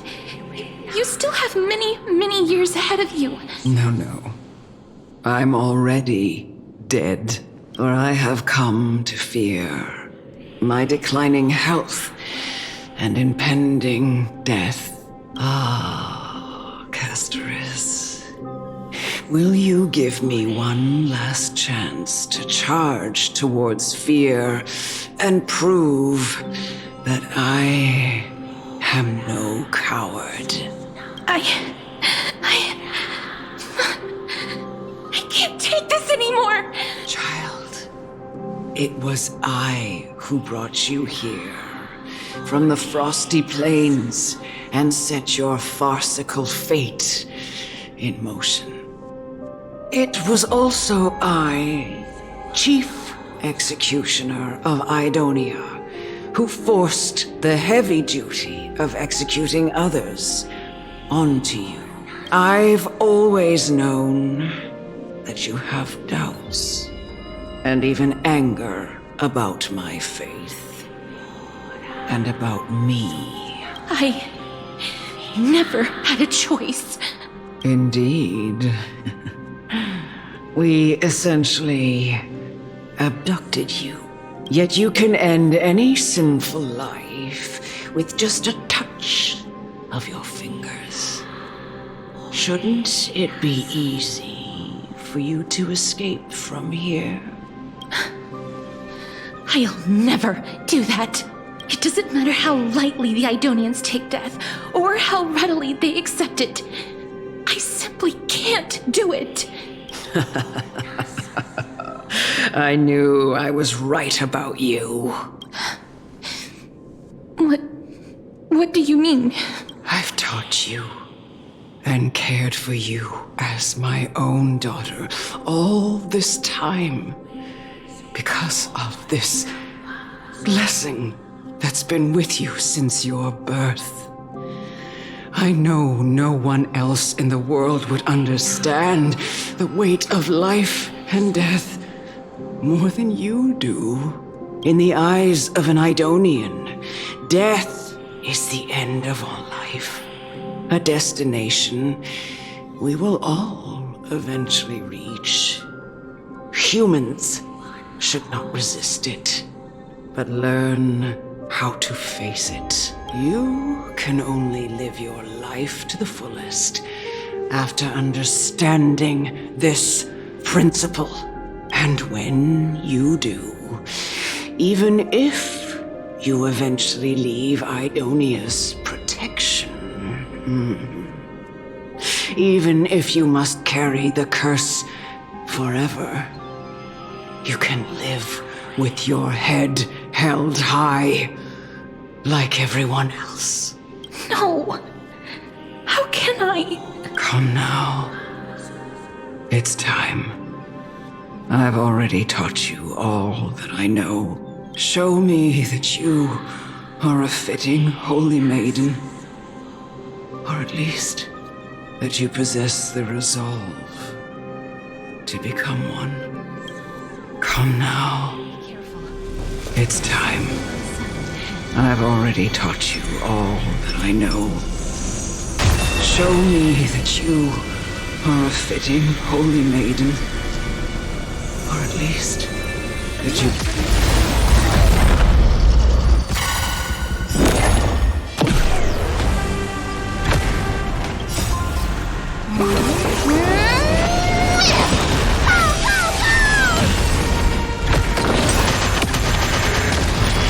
Bloom.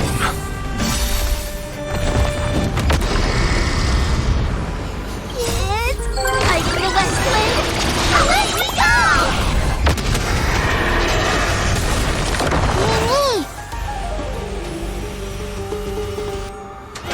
Mimi! Darkness with me. I'll see you off. Mimi!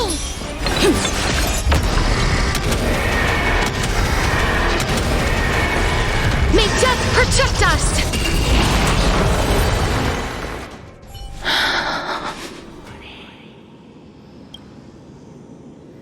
This was the last time I followed her command. I gently touched the elderly woman before me. The executioner, who had seen too much death, died the same way as everyone else. I gasped for air, a wistful look in her eyes, and a barely perceptible tremor in her fingertips. Elder Amunet, the person who tried to teach me about death, ultimately vanished like dew in the morning mist. She spent her life embodying the beliefs of the Idonians, and when death finally came, she embraced it exactly as their doctrine had taught. I have nothing but respect for her.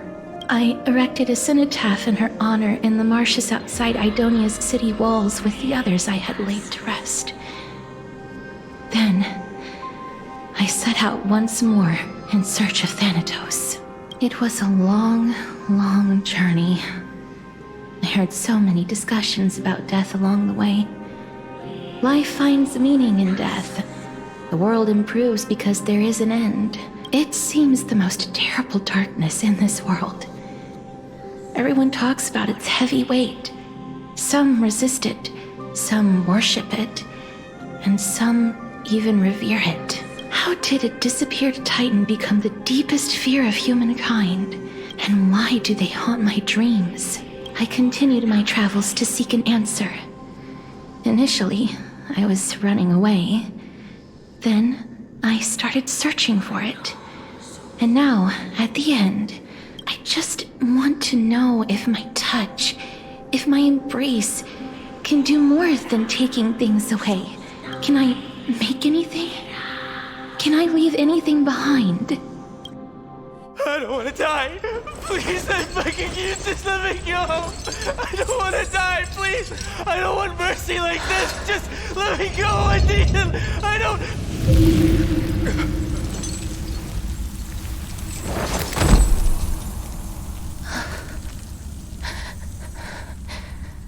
I hate these icy hands.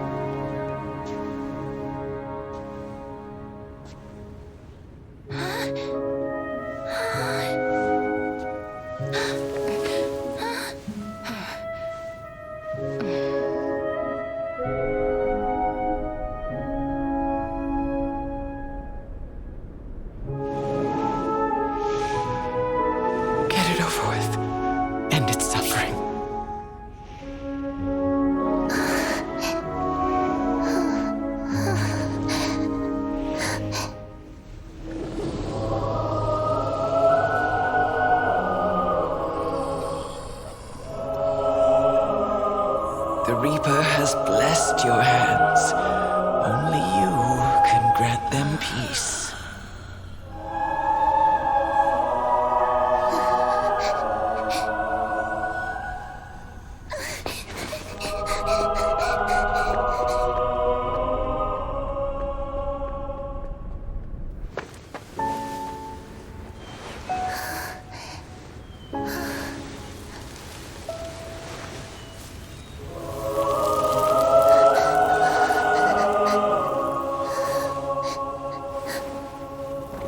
Embrace death. Walk alongside it.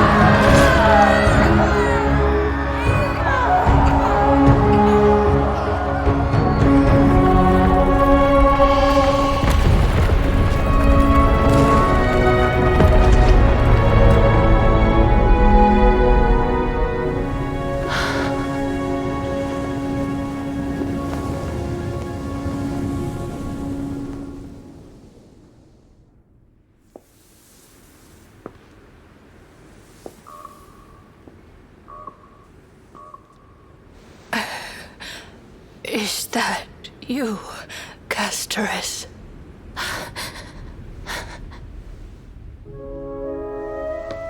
All of them have gone, heeding death's summon, crossing into their domain. I must go too. I don't fear it, just I have some regrets. Watching people leave this world again and again, it must be lonely for you. You must want to desperately embrace them before they go. I can't. These hands, they're too cold.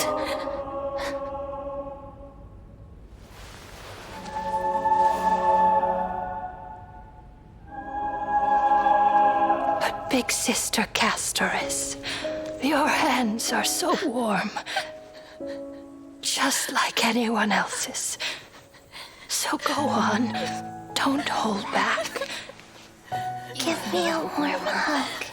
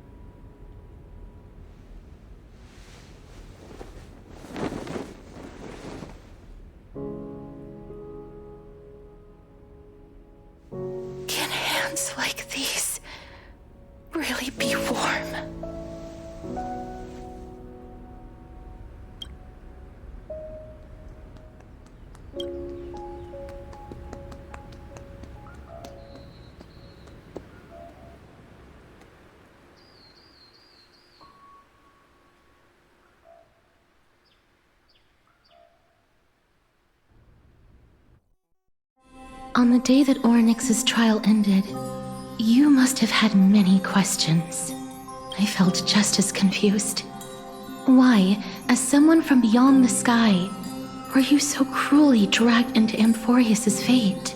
I wished I could take action, but no matter how hard I try, I cannot simply interact with the living as ordinary people do, even when we brushed against each other unintentionally in the grove. And it was obvious that nothing had happened, when an almost unattainable hope finally welled up in my heart. When I thought that perhaps my touch would no longer bring sorrow, fate declared to me, it wasn't that the curse of death had finally been lifted, but that your soul no longer belonged to this world. And there was nothing left for my hands to take. Nothing. And did I really think this time would be any different? It's not that I don't understand this reality, just that I'm unwilling to accept it. Having walked such a long road, I am still unable to find the answer to life and death. I am resigned to eternal despair. Anything I wish to hold on to, death will inevitably wrest from my grasp. From that moment on, I lacked the courage to confirm it again. Until Orynyx laid bare the cruel truth before us. But now, perhaps I might have one last chance. Long ago, Trinan read a prophecy to me. At the end of the Sea of Flowers, the souls of the living shall warm thy fingertips, and after an embrace, there shall be eternal separation. I found no surprise in it, for her words sounded not like a foretelling, but a perfect reflection of my past. Embraces in this world are born of reunions. Yet, my touch speaks only of farewells.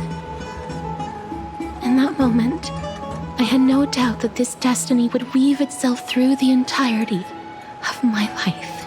And yet, things have taken a turn for the better. Now that I can finally have an audience with Thanatos, perhaps I can rewrite the meaning of that fated prophecy. I have no reason not to give it my all, for your sake, and for my own. With that, I won't have any regrets.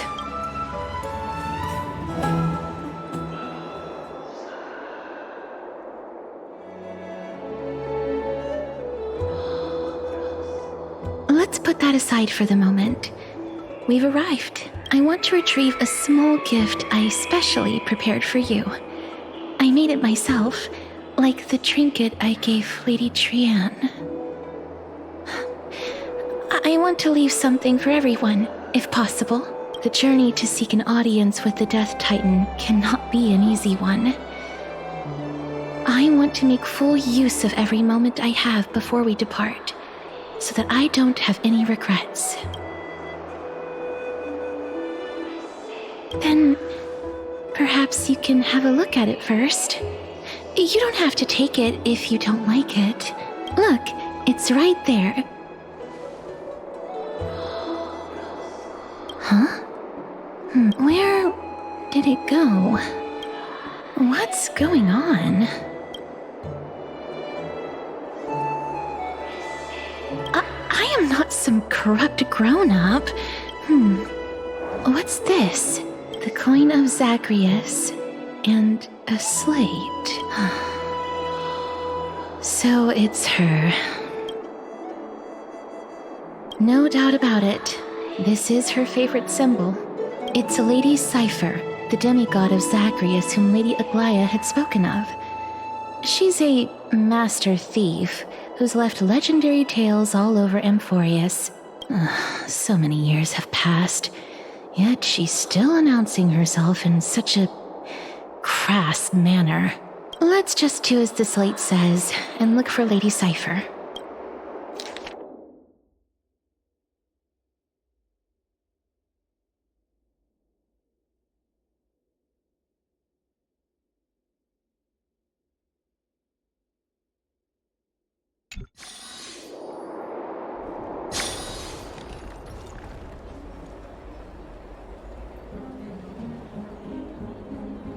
Look, it's right there.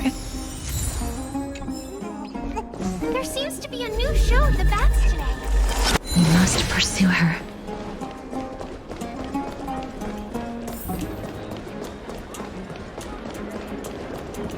Huh? This is a trick she left for us.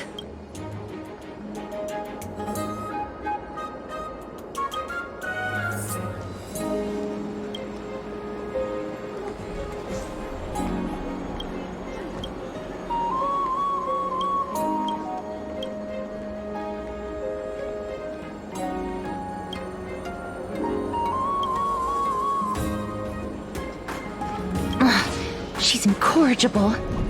Follow me.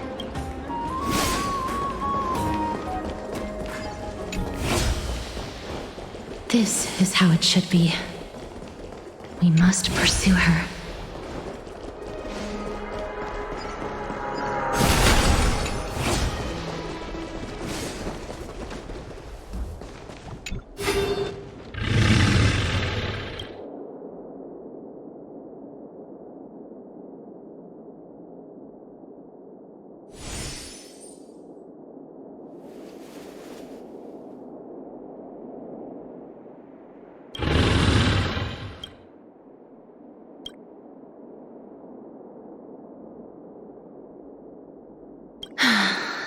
Lady Cypher, please come on out. You're still careless as ever. Shouldn't you keep such a precious gift near your bosom? Since you know it's a gift for someone else, please give it back to me. Stop hiding among the people and letting the wind carry your voice. Now, since I know it's a gift, that just means I need to milk its worth. The children of the wind never stay for long in one place. Unless your offer is tempting enough to steal the wind. What say you? Name your price. I'll give you however much you want.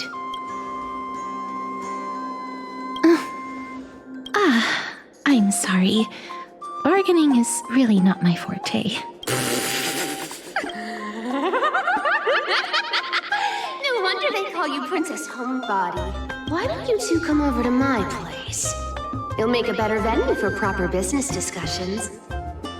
You can find where I live through the winds I've sown. Right. Piece of cake. I can do that even if I can only sense your soul.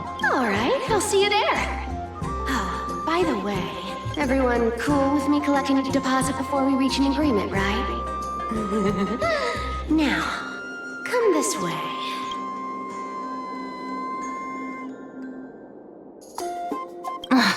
She's incorrigible. Follow me.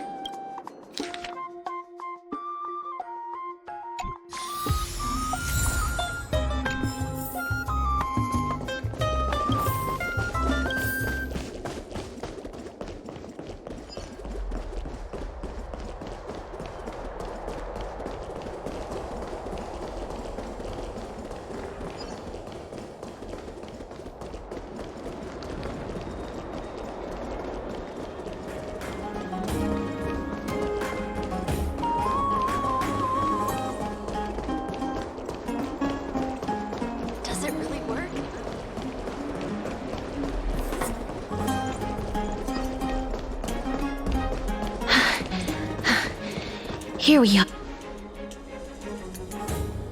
Over here! Over here! No, not that way! This way!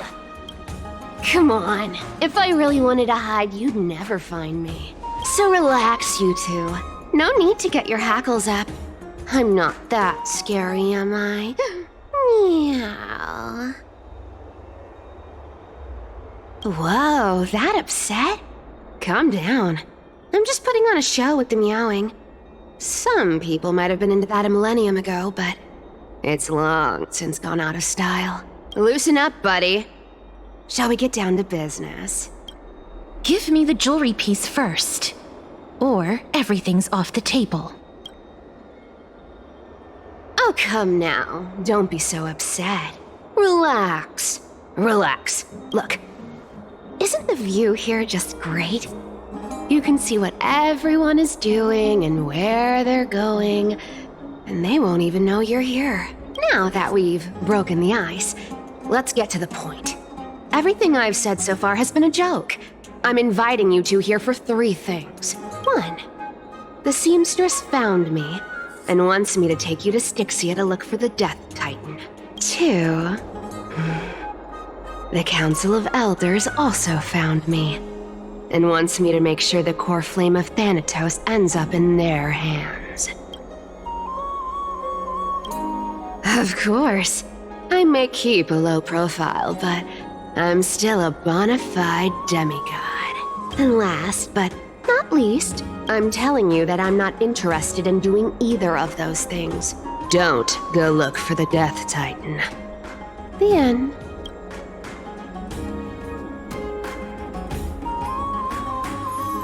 Whoa, this is some high-quality stuff, and this room is full of it. How much are these worth, Did you get all this through that Aranova gimmick? Some of it is family fortune, while the rest came from my business as a dressmaster. Don't liken the flame chase work to your shady dealings. Wow, I should have busted down your door instead of going around like a thief. Well, spill. Why are you giving me so much money? Payment for doing work. You're worth this much. Did you forget my stance to all this? I thought I made myself very clear. You wish to run away. Run away from your responsibilities, from the prophecy, and from your destiny. You shall walk with greed and die over petty change. I understand this prophecy weighs on you immensely. That is why I have never reproached the demigod of trickery for running away. But I need you right now, so don't turn me down. You know, maybe the gods got your tongue with their golden threads, Aglaya. I'm not hearing any sincerity in your words. Give me a reason why you're bowing your noble head to me. We lost Trian. Oh. The divine power of passages is running out. I need another demigod to escort Castoris and help her fulfill her lifelong wish. Oh, I get it now. You're sending Castoris to her death. And you want me to die with her. This is Castoris' own request. I have never seen her so determined. She brought this up herself? You're not pulling my leg. She's also made up her mind to leave her confused past behind. As will you, Cypher, when you finally make up your mind. Don't be so sure. Time is hard in the likes of you and I. But Castoris remains pure as driven snow. She can always turn back before the end, you know? Maybe she'll remember Trian's sacrifice. Maybe she'll remember the countless martyred Chrysos heirs. Maybe she'll remember you, with your one foot in the grave. I ain't as optimistic as you about what she'll want to do. Tell you what. Why don't I take this room of treasures as a security deposit, and we make a bet? Go on. I bet she'll change her mind and turn back. Now, if I lose, I'll do what you want me to do. Return this deposit to you, plus giving you another room full of treasures. How does that sound? You sound like you have all the confidence in the world. In that case, let's make a pact with those conditions. I hope you're prepared to lose it all. In conclusion, I want to win. So I hope you two can give up on going to Styxia. I'll give all the treasures in that room to you. And you can split it between yourselves, however you want. What do you think? Tempting, right? I decline. If we don't find the Death Titan, her soul will... Oh? I can't go into the details, but we have to go to Styxia. I really don't get how. Princess, homebuddy, you keep talking about needing to find Thanatos, about getting rid of your curse, and you don't care about anything else. But Did you ever live for your own pleasure? Even for just one day? What are you trying to say? I'm saying, contrary to your beliefs, Aglaia didn't take you in just so you can die for her Aranova. The flame chase journey walks hand in hand with sacrifices. Isn't that why you're always running away from Lady Aglaia? Fine. Never mind. We all have our own problems. I ain't gonna say anything anymore. It's not like I was gonna honor that bet anyway. But listen to me. Styxia is no tourist destination. Sure, the treasures buried in there are 10, no, 50 times richer than Aglaia's vault. Yet, I've never been there. And I never plan to. Because even a demigod can't be sure they can walk out of that place alive. And now I'm supposed to escort you to Styxia. Sure. Pay up.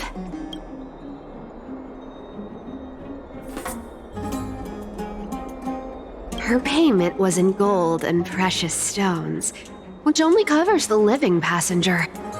You need to pay me as a member of the dead. I don't like this. However, I have lived a longer life than most people.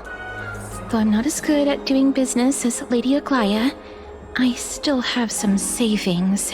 I can give them all to you. Then how are you going to live the rest of your life? Then I'll give you 80%. Well, don't mind if I do. 80% of Castrus's savings and a bottle of dew of divine blood. Not a bad trade.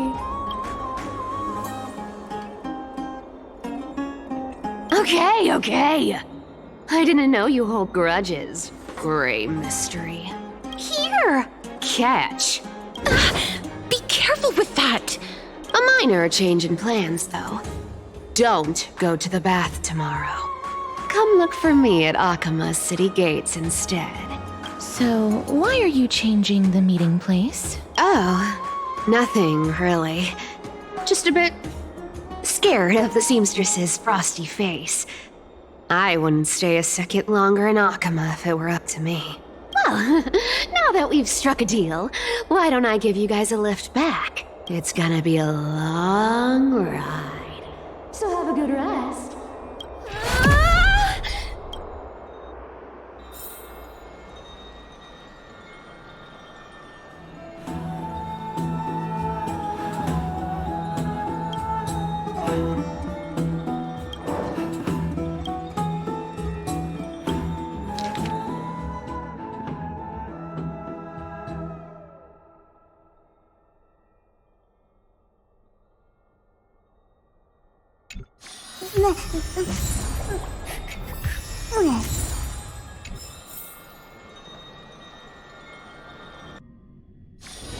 This place is rich with the sweet scent of flowers. Can we stay here for a while longer?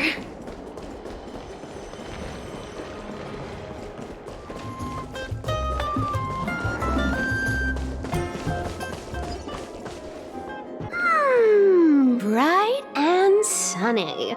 Just the weather for farewells. You're here? Totally. The trio team is the best set up to reach the finals. No need, I already told her. She's fine with it. You sure know how to put me in a spot, Casterus. I need to travel with you, but I can't touch you. What a bother. Sorry. Aw, I was just teasing. Don't take it to heart. Did you know that the legends say you have to put an obol into the mouth of the dead or over their eyes if you want them to successfully cross the River of Souls and enter the Netherrealm? That's the fairy fare for entering the Netherrealm. However, I honestly won't ask you to pay this time. I'll pay. And then we'll just have to go through the motions. Hey! I'm just trying to make this journey feel more special, okay? Don't read too much into it. All right, pass me the coin. It's time to get the gods' powers going. A fleet-footed trip to the Netherrealm. Here we come. Oh, one last thing before we go. I gotta give you this piece of advice. Especially to you, Princess Homebody. You can't catch the wind by waiting. You only live once. So make the most of every moment you have. Get ready. Be steady. Hi, your turn. Don't be nervous. After all, it'll be gone in the blink of an eye.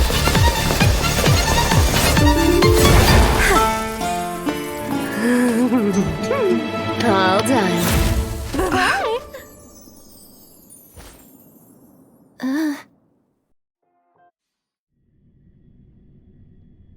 Are you feeling all right? She's the demigod of trickery. When she flips the coin of whimsy into the air, she gains incredible speed that lets her travel anywhere in an instant. Just like how she clearly had no intention of lingering here for even a second longer. We can only depend on ourselves for the rest of the way. Don't worry. Mem's here to help. I don't think I even meet the height requirement for the ticket, so I won't need one, right? This is Styxia, the city of dragons and waves.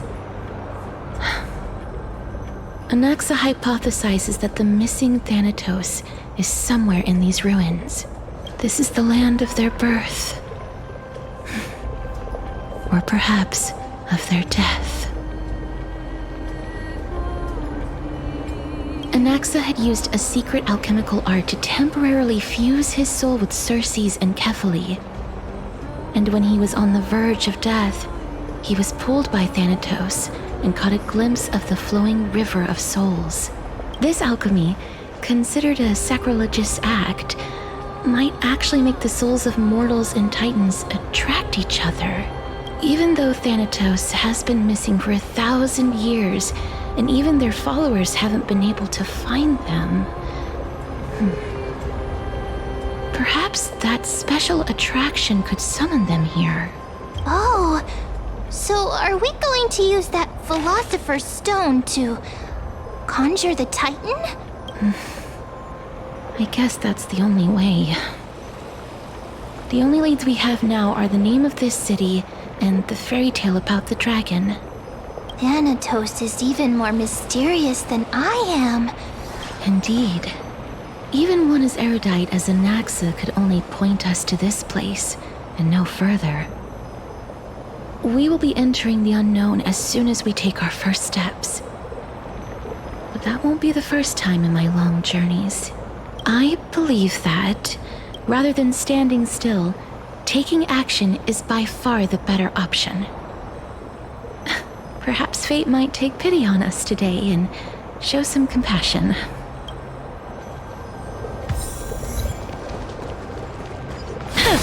Go back whence you came. Go back. Ahead lies the realm of the dead. What a beautiful butterfly. Is it talking to us? This is a eulogistic butterfly. They are found in places where many have met their demise. In Idonia, some think of them as manifestations of Thanatos' benevolence. By turning the lingering obsessions of the deceased into these creatures, it is as if the Titan has made life into a specimen. Others think of them as Thanatos' messengers that guide the departed to the Netherrealm. The second theory sounds more believable. After all, the things they're saying are rather, direct. Perhaps. But the fact that we're able to hear their whispers proves that we're fast approaching the realm of the dead.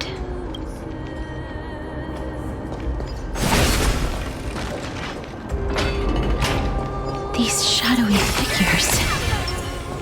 Are they illusions reflected by the River of Souls?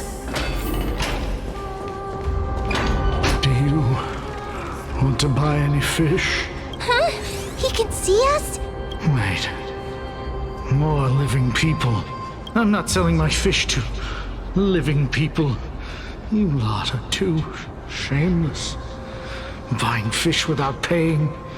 If I ever see her again, I will. Could it be that you're all dead souls that never achieved rest? The Nether Realm does not exist.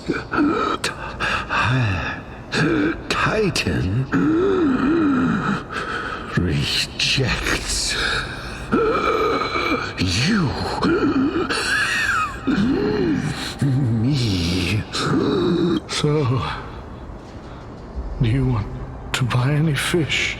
But there aren't any fish nearby. Are the fish gone? The people are gone too. I can only keep selling fish. So, do you want to buy any fish? Apologies. I don't have much in the way of savings, but perhaps there's another way for me to release you from your suffering. Please relax.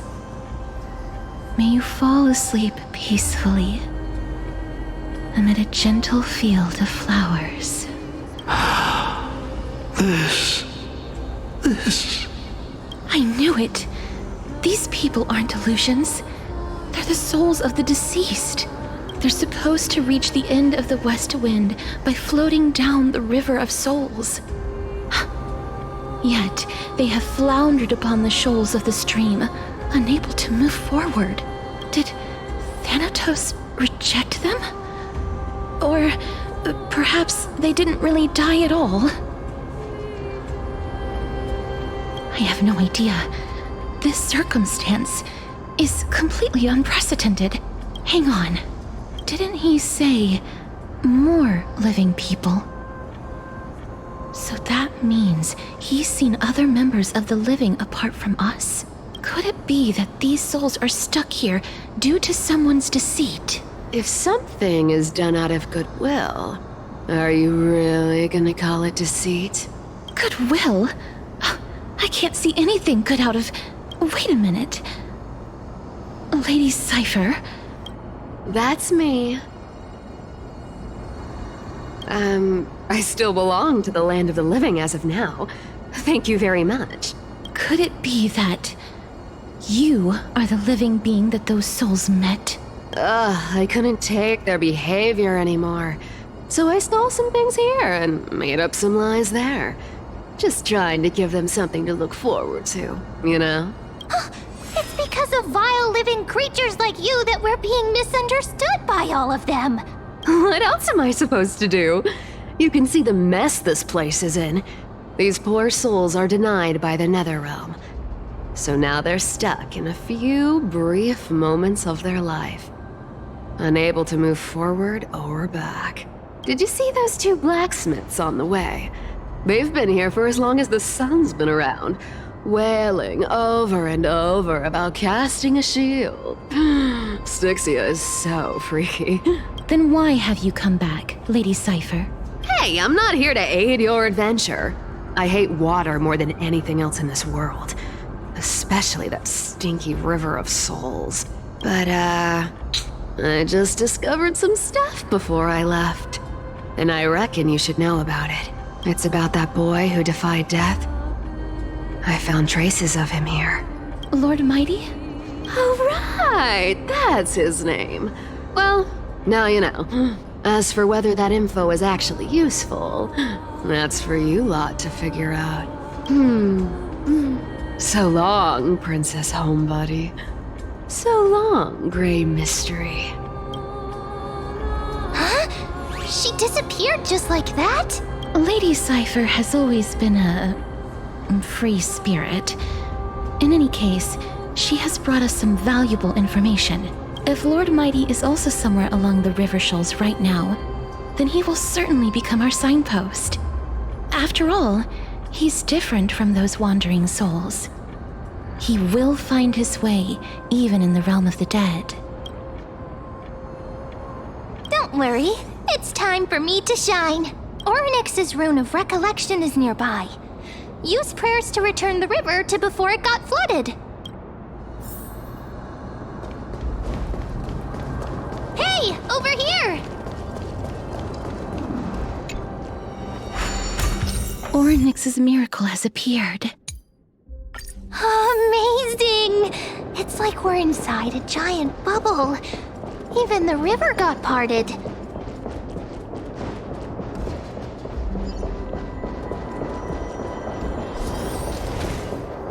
There are wandering souls of the deceased here as well. We must first return to the present before we can communicate with them. By the looks of it, you must be the foreign warriors that the Queen had mentioned, right? Since the current campaign requires the utmost care, I wasn't able to make time to welcome all of you. Please, forgive me. Foreign warriors? A priestess, a warrior, and a divine beast. You look identical to the blessed saviors that the Queen described.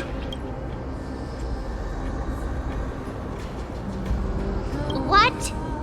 A campaign?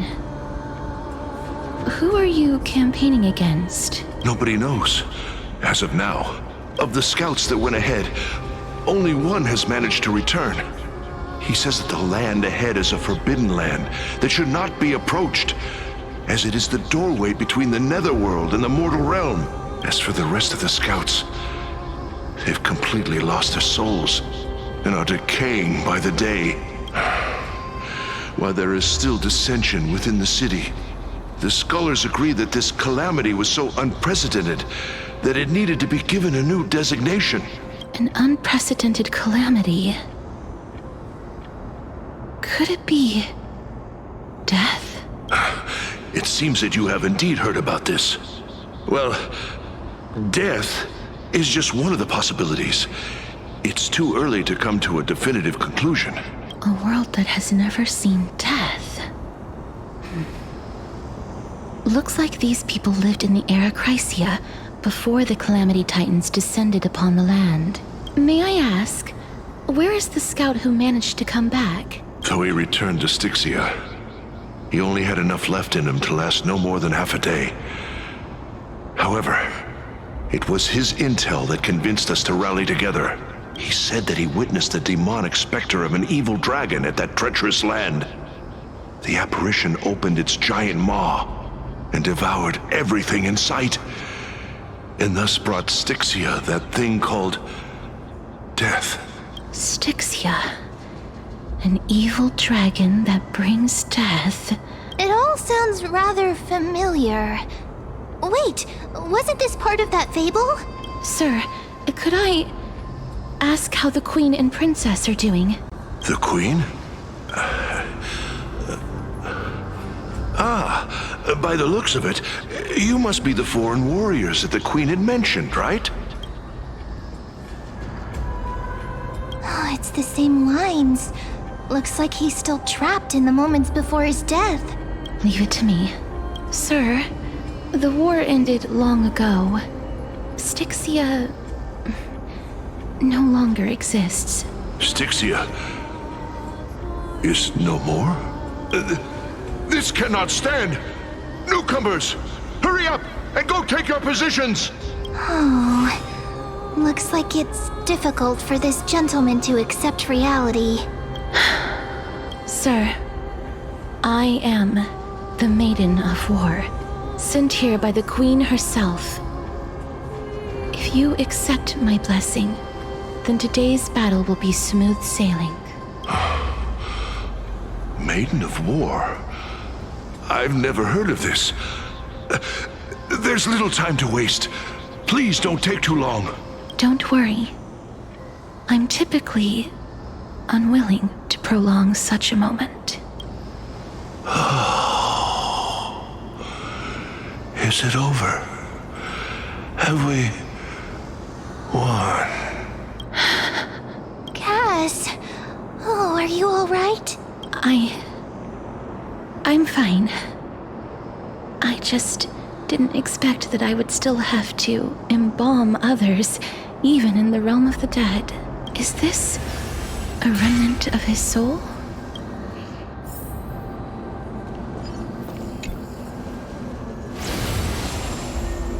Well then, why should I place my trust in you, holy maiden from afar? Wait, this is... I don't quite understand what you're trying to say. Since the prophecy has already pronounced your name as Chrysos, heir of death, Akima ought to treat you as an esteemed guest. However, you seem to have no intentions of concealing your involvement with the Council of Elders, while most likely being aware of my issues against them. I cannot deny your claim. It was the Council that offered this room to me, and they had only one request. They want the curse of death to be completely subjugated to your will. I was agreeable to that request. But why? I am unable to rid myself of this innate curse. However, from this day onward, I shall use it according to your will. I will never make any superfluous moves on my own. I see. So that is how they plan to control the Flame Chase journey. They have shifted the heavy responsibility of granting death over to me. If I ever become obsessed with executing people, they will then have ample reason to terminate the Chrysos heir's journey.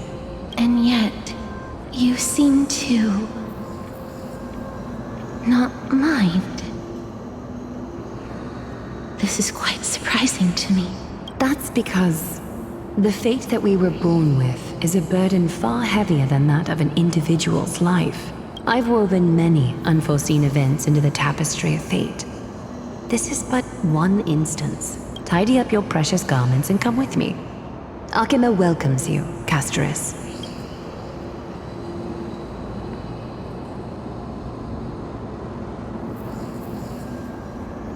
I didn't think we'd find vestiges of memory here. Maybe they've got something to do with Orynyx's rune?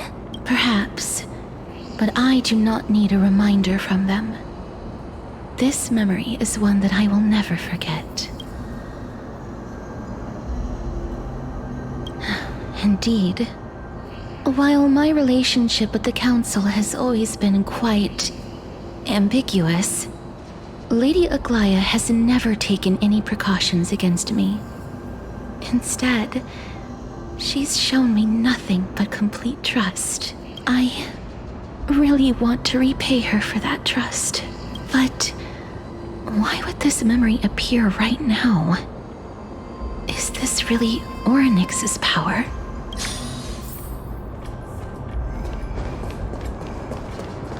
Could these dead monsters actually be... If Lady Cypher is to be believed, this could be the handiwork of Lord Mighty. Ah! Why are the Black Tide monsters here too?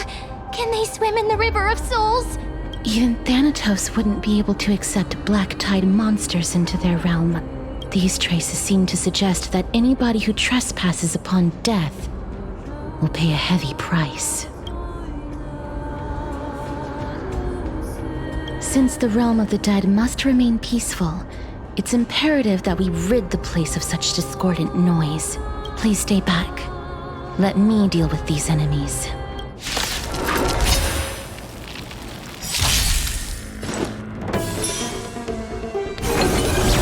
Eternals, the dead return!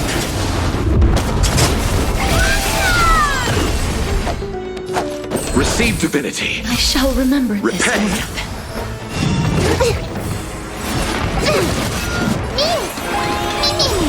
Life is not so fragile as you wish.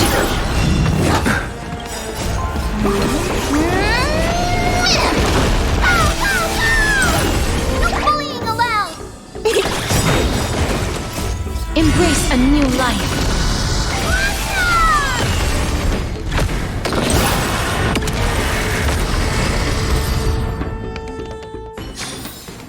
May wandering... The path ahead is blocked by the River of Souls again. In that case, let's go back to the past. This miracle sure is handy. This is yet another aspect. If Dan Heng was around, he'd definitely be able to raise the waters of the River of Souls into the sky. If Lady Hycelens was still alive, I think she might be able to do that too.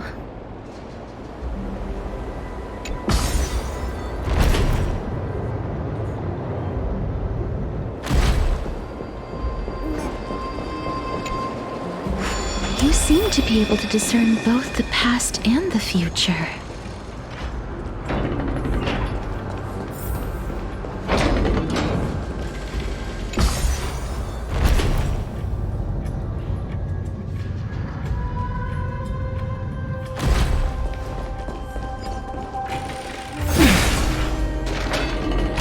Oh, this place must have been a beautiful courtyard in the past. Let's wait and see. Please excuse me. I am but a scholar from a distant land who had the misfortune of falling into the River of Souls and turned into a member of the dead. This one seems to know that she's already dead. Oh, I was merely speculating. But it seems I was right. And you... I recognize you. You're the Holy Maiden of Death from Idonia, right? I'm sorry. I cannot bring you back to life. However, should you desire it, I can end your prolonged limbo. I'm well aware of that. Even if you were able to revive me, I would never choose that option. That's because I didn't fall into the River of Souls by accident. Instead, I leaped into it to seek my death. Why? If you could see the life I've led, then you would not reproach me so. My life was far too miserable, but I did not expect things to stay the same even in death. What a joke! In escaping my mortal life, I've entered a millennium of pain instead. Circe's above. What cowards humans are. For we fear both life and death simultaneously. I'm sorry. I'm also powerless to answer that question. That's all right, Holy Maiden. At least you are able to respond to me. Please, grant me death. Circe's above. Does this count as thinking till the moment I die? I have seen too many farewells. Her distress is quite commonplace. There are those who will end their lives over what seems to be the smallest of worries. For some people, this power that I possess is a blessing rather than a curse. But I never managed to convince myself of that. Cass, are you still trying to create a world without death? Yes, because when placed under time's vast scales, there is no worry in this world that cannot be solved. This is a wish that I've held for almost a millennium. My mind might have changed once upon a time if people managed to strike up a friendship with me, but I've never been more firm in my conviction. Now that I've learned about your near-death state, it is my duty to wipe death from the face of this world.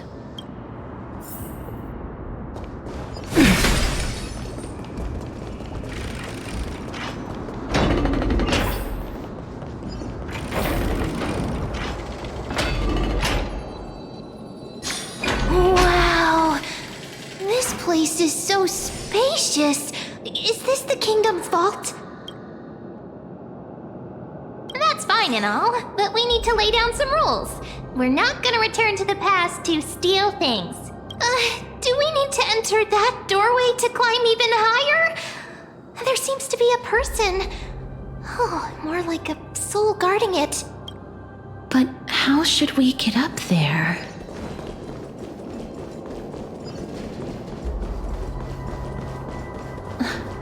The path is blocked yet again. Orynyx's 8 always appears in times like this. Look, there's even a platform lift over there.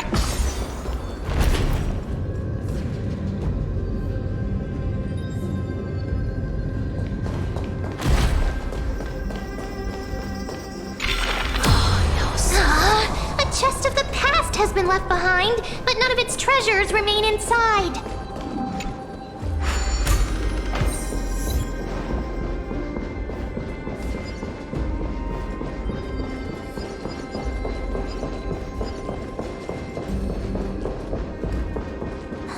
Wait, what if the miracle suddenly loses its effect?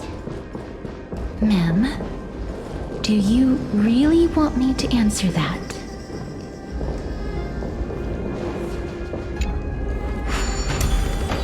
Stay back. Don't come near me. Huh? Why does he look so panicked? Did the black tide monsters frighten him? Or is he actually scared of his own extraordinary power? There's no need to be alarmed. We're just passing by the area. See? None of us look threatening. You have a point. Although, while this might once have been the royal vault, it's since been plundered empty.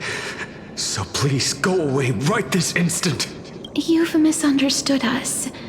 We simply heard your shouts as we were passing by, then decided to come over to find out what happened. My goodness. Did I really yell out loud? How rude of me. I'm sorry to have bothered you. I merely saw a warrior. While that spirit didn't harm me, his blows really packed a hefty punch. A warrior? Could it be... Wait a minute. You seem to be quite different from him. Are you actually alive? How can you walk around here while alive? It's a long story. We're here to seek an audience with Thanatos. Thanatos? Who's that?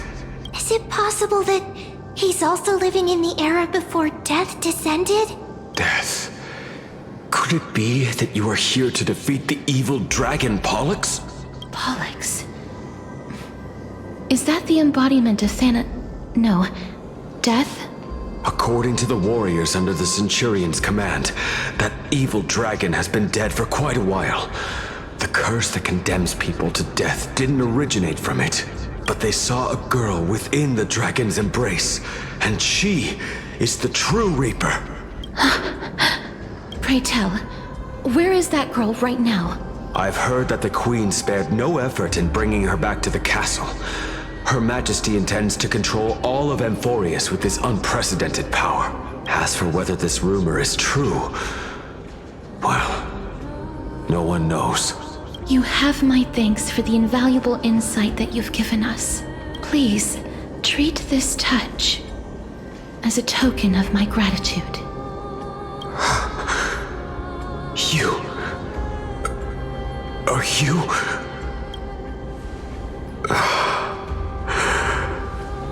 Thank you. This is his...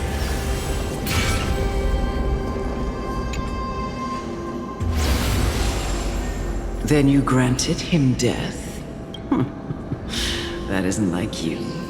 You would have refused even if I commanded you to do so. I don't know. I did it out of sympathy, believing that I wouldn't be racked with agony, but... I am still in a state of turmoil. Sympathy? Sympathy for that youth who triumphed in every battle? That young man was favored by Talantin, who taught him a move that will defeat any mortal enemy with a single blow and emerge victorious every time. He could rely on that move to always achieve victory during Era Chrysia. However, now that death has descended upon the mortal realm, that divine swordplay also means he can send others to death at will. In other words... You feel that he's similar to you? Yes. Since he can never be inferior to others in martial combat, death would be the inevitable outcome every time he strikes. That's why he approached me and pleaded. Pleaded for me to put an end to all of this. You are perhaps feeling lost from making your peace with death in so abrupt a manner. I have not made peace with death. I've seen the people of Idonia stand tall and proud in the face of death. Even before the fated finale arrived, they were already content with the lives that they'd lived. They had such proud expressions. Expressions that made me believe death would be an insult to these mortals if the concept is truly a power that a god had carelessly cast down upon the world. Perhaps death's authority was never meant to exist in this world. Just like how I shouldn't exist.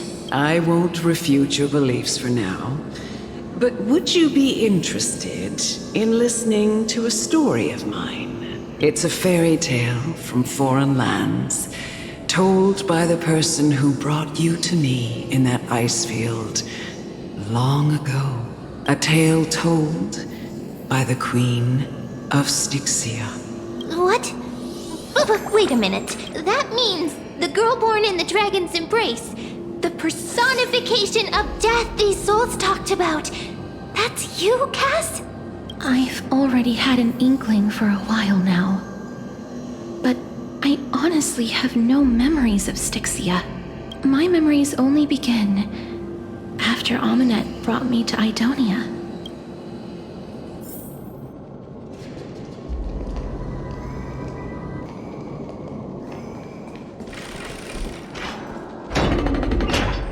Don't look back. Keep moving forward. Always.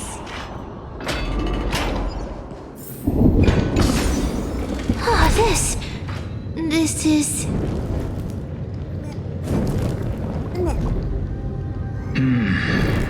Living ones? Oh, could you be the scions of Styxia? Did you hear about the great work that I'm doing here, and have thus arrived to give me the last material that I need for transmutation? Great work? Have you heard of the great name of Pollux, perchance? You have? Then that's good.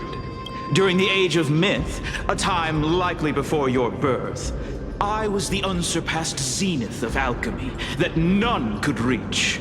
On the shoals of the River of Souls, I shall make Pollux soar again and bring death back to the world. But didn't that dragon already bring death to the world? Oh, looks like you don't know the whole picture. Well, it's true that the missing girl can grant death to mortals. Pollux, the one who delivered her onto this world, makes it so that humankind cannot die. So, it's just as I feared. This is my guess. The deceased are supposed to drift down the River of Souls until they reach the end of the West Winds. But this River of Souls was blocked by Pollux's fall. That's right. That's why it's imperative that I bring the dragon back to the mortal realm and make it soar the skies again. I have long since prepared my alchemical matrix in the tower. Although I am still missing the most crucial material of all. That final ingredient, the final sacrifice, is none other than the girl who lives out her days with death. Huh? What's going on? You didn't touch him, did you? I know that I am no longer capable of carrying out that task. take this, all of you, and please fulfill that great undertaking on my behalf. This... We had been inebriated in Fagusa's feast for too long before we began to seek divine bestowed death, so that we could be freed from the whims of fate. However, that brought doom upon us. Instead of summoning a supreme god, we encountered a monster that cut off the River of Souls. That detestable dragon Pollux denied all the dead from the gates of the Netherrealm. Unable to rest in peace, these departed spirits engulfed Styxia like a roaring tide. As a result, my city and its people no longer exist. That child is the only person whom I managed to save. Born within the evil dragon's abdomen, she has possessed the talent of death since her birth.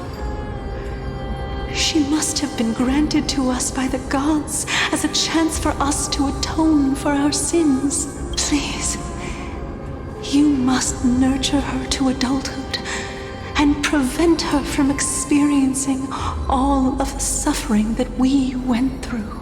I promise that I will care for her as a mother, that I will protect her from the evils of death. By Fagusa above, thank you for your kindness as her mother. Please bless this child with a name before I am swept away by the River of Souls. Please, let me know how I should address her in my next life. Oh, like how a transient raven butterfly, a fleeting papilio castor, perches on the twig of death. Castorus. That shall be her name. That's where my name comes from? The sound's back. What is making that ruckus?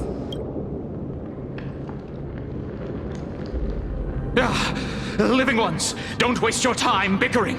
The Netherrealm's wrath is falling upon you. Black Tide creations. When did they...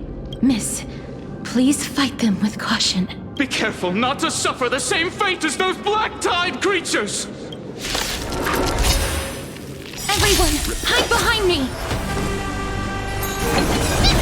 Is it coming? I feel that flame. Let me go! You two, as you wish. Root here. Embrace a new life.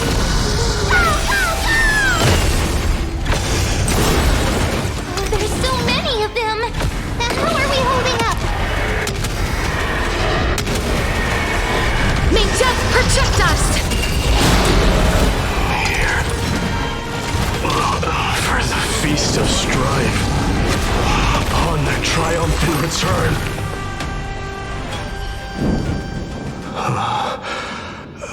You? Lord Mighty? Lord Mighty, you've been through some tough battles once again. That black tide is endless. My death is only temporary. I will find my path of return and go back to the world of the living and continue my protection. Lord Mighty, I have always wanted to... Why does death reject you? I'm the one resisting it. I must resist the temptation to go with the flow. I'll go against the current and kill my way out of this cursed nether realm. That is my destiny. seems like he's completely focused on resisting the temptation of the dead's whispers. He's working hard every minute to deny death. It seems his battlefield is not limited to the world of the living. Lord Mighty, are you willing to travel with us? We're headed for the Matrix inside that tower, to summon Thanatos from their prolonged concealment. Thanatos. Challenge. Death. That's right. If we can work together and defeat them, you won't have to be troubled by the curse of immortality any longer. Let's go together, Castoris. Let the person who has brushed against death countless times guide your way. Cass, are you sure you want to do this? The alchemist said he wanted you to be a sacrifice. I'm not afraid. There's no reason for us to turn back anymore. Rather than standing still, taking action is by far the better option. Perhaps fate might take pity on us today and show some compassion.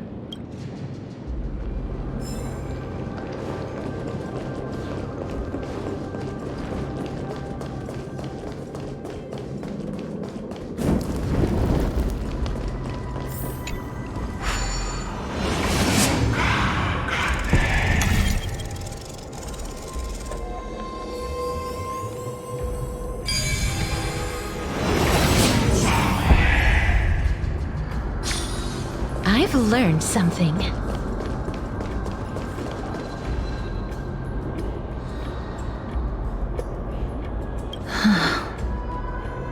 This is going to be difficult.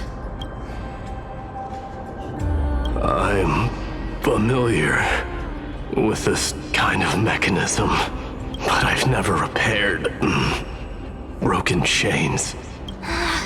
If I was more powerful, I would be able to carry one person with each limb and fly the four of us to the other side. The Rune of Recollection is here, but I can't find a miracle orb anywhere.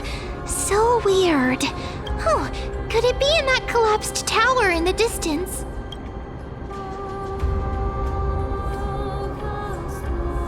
That sounds so weird. Forget it. Just leave it to me.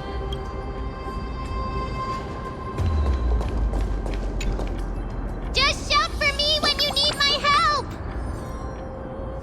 Got it! Just leave it to me!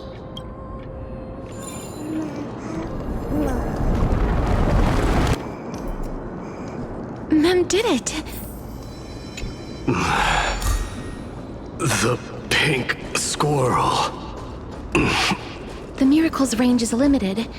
Please come a little closer. Aren't I a good fit for Orynyx's priest? Of course. You're the most competent priest ever. The alchemical matrix should be behind this door. Is that...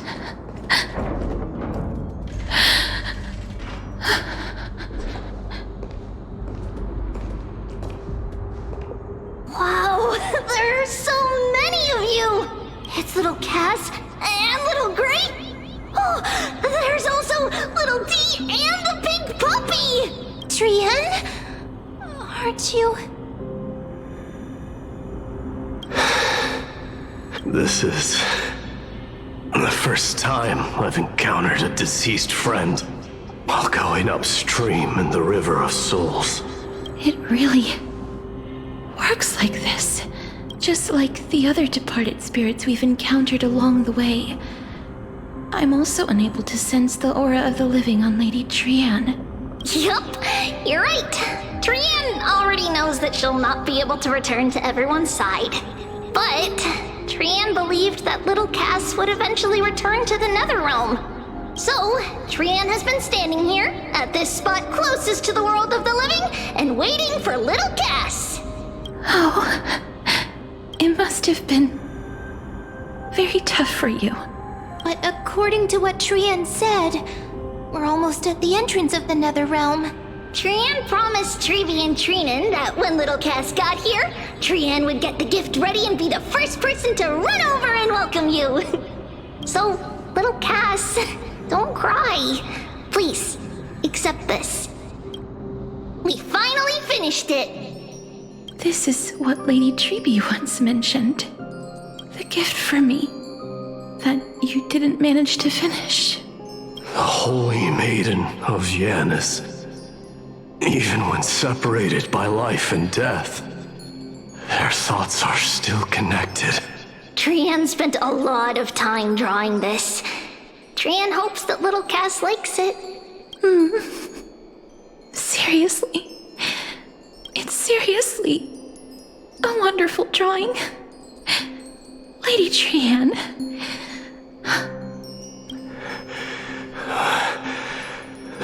This is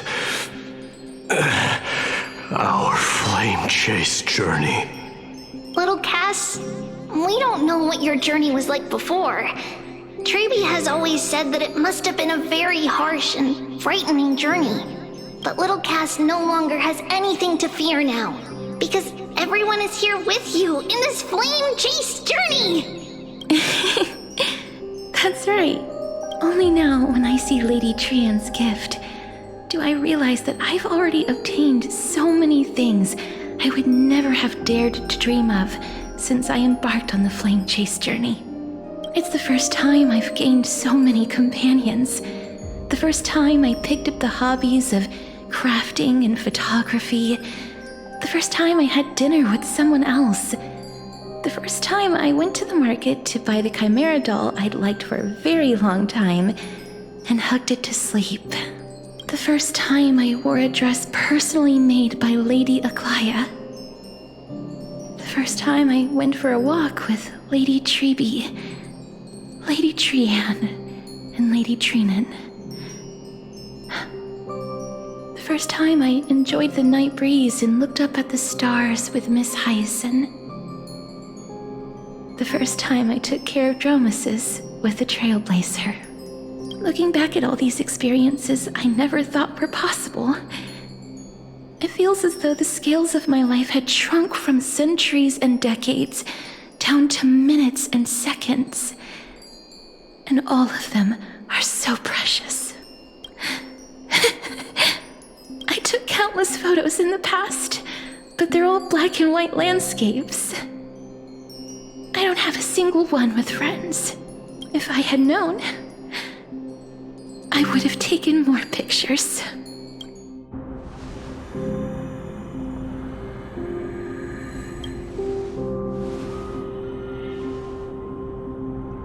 Trian says yes! Trian likes little Cass and would love to take a picture with little Cass. Sadly, being departed souls, our images cannot be captured in the world of the living.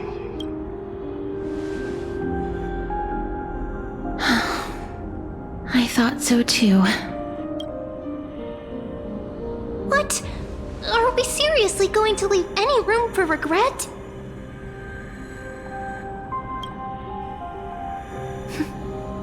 There won't be any regrets. This vivid drawing surpasses any photograph from the world of the living. Little Cass smiled. Trevi, Trinan, and Trian's wishes finally come true! I remember you once said that fate is not the flowers that bloom at the end of the road, but where people tread beyond the gate. Now, the path that belongs to me is about to reach the end. Thank you for bringing me the final key. Key? Little Cass, why are you talking in riddles all of a sudden? I have a feeling that soon, this gift of yours will become the key to saving Mrs. Life. Wow, that's amazing! Then keep smiling and carry on bravely! Little Cass, Little Gray, everyone!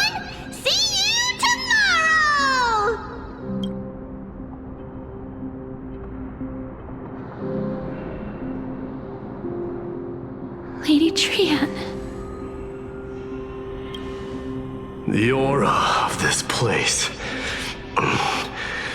We have indeed reached the end of the stream of souls. If I go any further, I might lose myself. I must leave now, for the black tide still wreaks havoc in the realm of the living.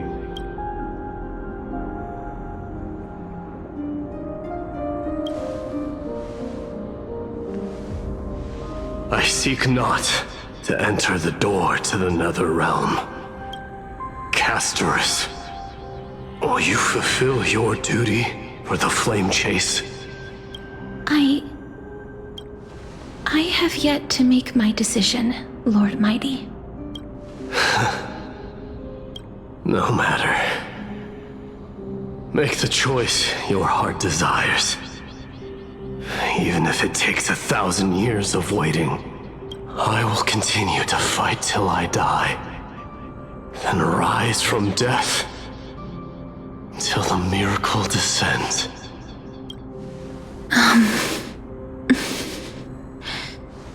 There is one more thing you should know, Lord Mighty. What is it? Professor Anaxa may have deduced the principles behind the Era Nova. You and I may be reincarnated as strife and death in the next cycle, becoming calamities wreaking havoc upon the world. I see.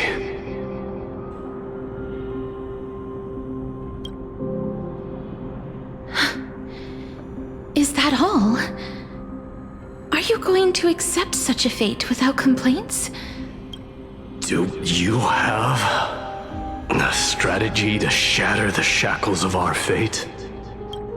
I haven't found it yet. Perhaps I never will. Then, cease wasting your thoughts on futile matters. Control what little you can.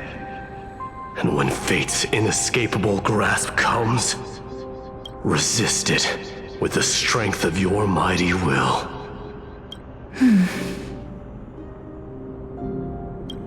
Thank you, Lord Mighty. I will find the right decision.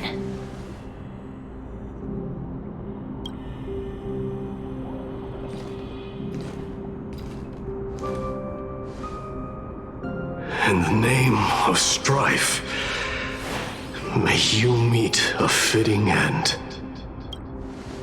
This must be the alchemical matrix the spirit mentioned. Let's see.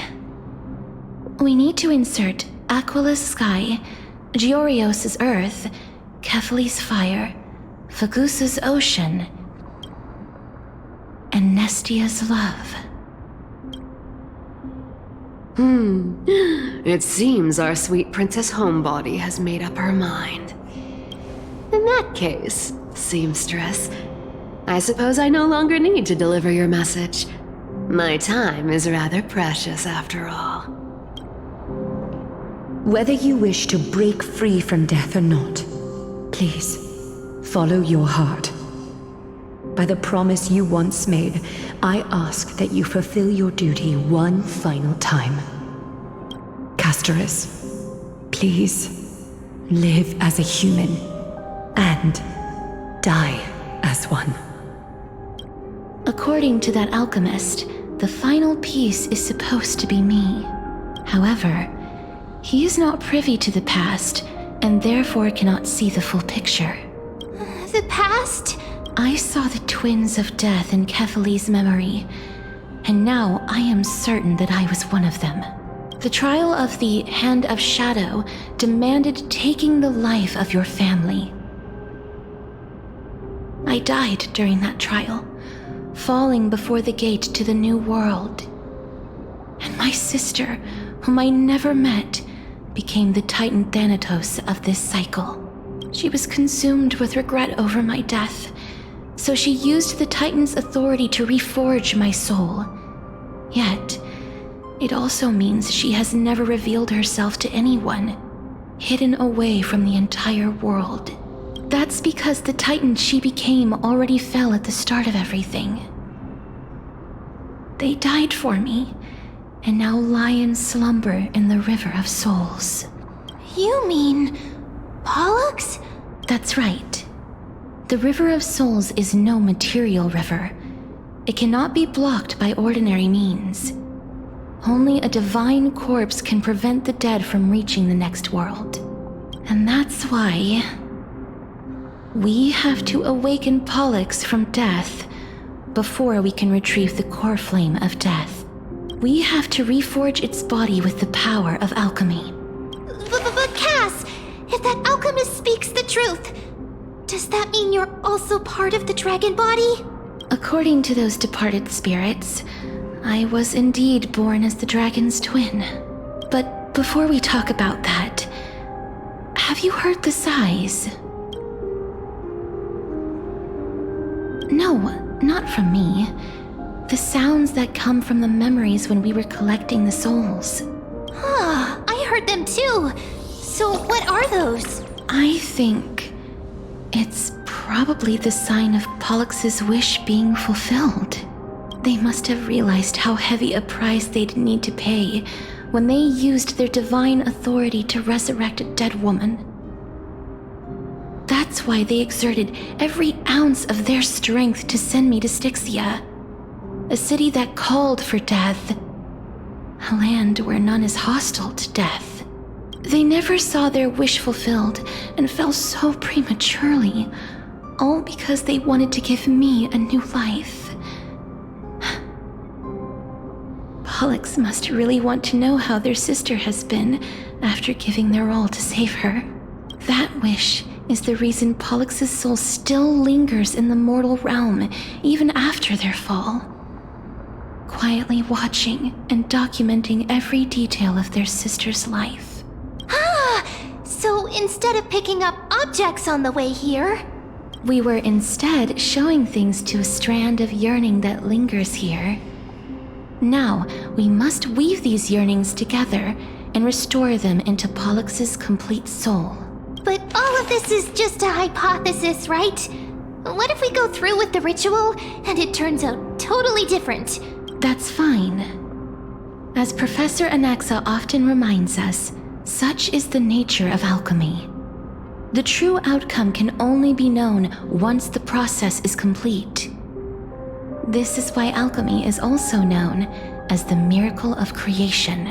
Now, the puzzle of Pollux's yearnings is nearly complete, with only one final piece remaining. I shall reveal what they have been yearning to know in the alchemical matrix. I will show them my whole life since I left Styxia. Lady Trianne has already drawn a picture of my entire life, and it is now in my hands.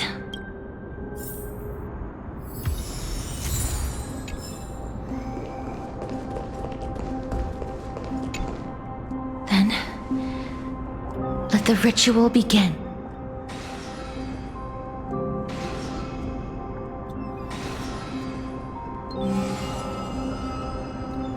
And now, the objective is complete. That is all. Such is what Professor Anaxa always says after preparing for an alchemical ritual. And now, Pollux, I shall lift you from the River of Souls and reforge your soul.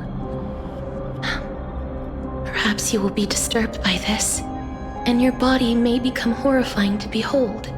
But if even the slightest trace of your soul remains, the soul that once ferried me to this side of the shore, then please, look at me.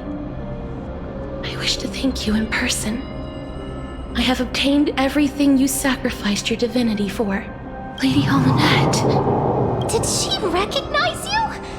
Oh, she must be the first soul we can communicate with here, right? I'm afraid she is just another spirit trapped here, like the rest of them.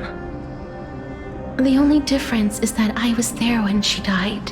Please, go on. I'm listening. Are you about to tell the story of Styxia? Yes. You're just as smart as I imagined, but... Never mind. Now's not the time. There's no need to worry, Elder. Take a look around you. You're already at the resting place of the dead. The world of the dead? But how? I understand that you chose to remain silent about the story to protect Castorus, the girl who coexists with death, but you no longer need to hide that story.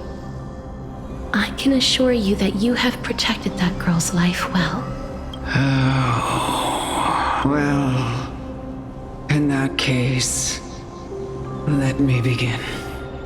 Styxia, the pearl of the ocean, plagued by unwarranted calamity and ravaged by death in the fairy tale. It was the first city-state to shift their faith towards death, even before Idonia did. From where you stand now, I suppose that's a bit hard to believe. Right? Indeed. I cannot imagine that those from the era Chrysia, blessed with eternal life, could ever yearn for death. I have pondered the same question, child. But I am afraid there is no clear answer to it. Journeys and epics are only glorious and magnificent because all things eventually fade to dust. That's how someone once explained to me why death is necessary to the world. But I still can't take that as the final answer. Would a world without journeys and epics be worse off? I take it the one who spoke this line was a general, or perhaps a warrior. I, however, did find some inspiration in these words. Would you like to hear my thoughts, Castorus? Please enlighten me, Lady Amonette. Though I have already made up my mind on how to handle the authority and core flame of death, your words might truly guide me toward the path forward. You and I are neither warriors nor generals. Therefore, journeys and epics cannot truly resonate with us. But what if I reframe it like this? What if love is not a trait bestowed upon mortals by Nestia, but a blessing from death? Love. No one ever invented the word cherish in the era when life was eternal. For all the good things in the world could be revisited endlessly. And every bond formed carried no risk of being severed. The so-called Era Chrysia was an age devoid of both virtue and sin. People did not truly live.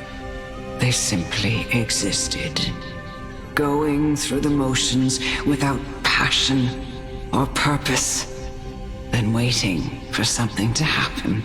Perhaps the people of Styxia chose to embrace death not out of fascination with its cruel and fearsome side, but instead became fixated and obsessed with the impulses and desires tied to a finite existence. Therefore, death is not a thing of fear and desperation, but... That's right, Castorus. It is the reason we shed tears when parting ways, and also the original spark that ignited the passion of mortals. If you truly intend to deprive the world of death, then be prepared to witness it return to a state of stagnation. I understand, Lady Amonette. Our limited lifespan shapes all that we know and love. Not even the Death Titan has the right to take that away from humankind again. Nestia's love was the chrysalis of Gold's first blessing, but it most likely wasn't understood by mankind. We only learned to interpret this wonderful gift after Thanatos' arrival. If the world was bereft of death, then the Queen of Styxia wouldn't have played a midwife in delivering me into this world. You wouldn't have welcomed me into Idonia, and Aglaya would never have invited me to join the Flame Chase journey. None of these stories would ever have happened, and I would never have lived, let alone found happiness. Thank you, Mother.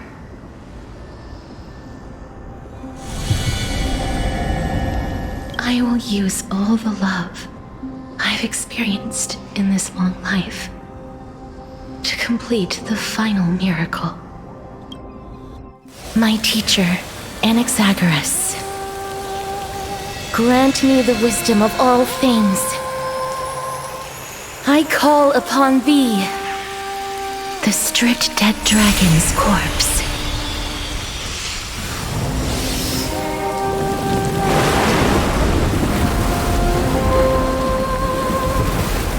Rises from the earth, falls from the sky. As above, so below. This is the greatest power of all powers, unstoppable in this world.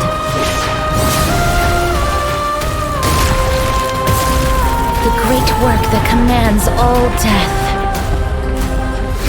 I shall grant you embrace.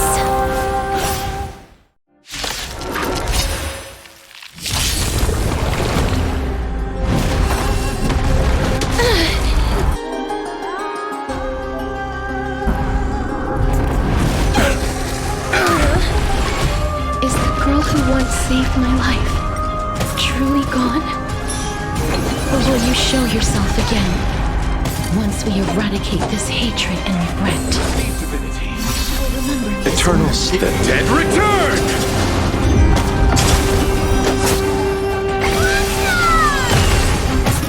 Please cherish this time as you wish.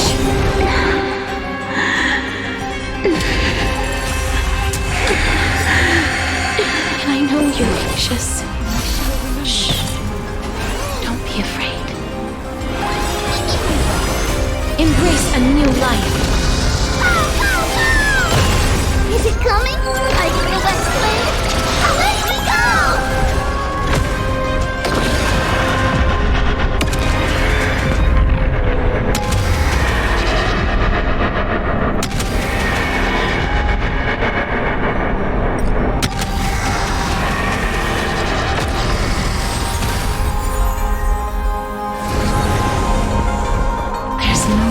To weep in grief. I will grant you peace. This turn. Yes, it's me. I'm back. Be careful. They may be moving by instinct, but there is fury welling up within them.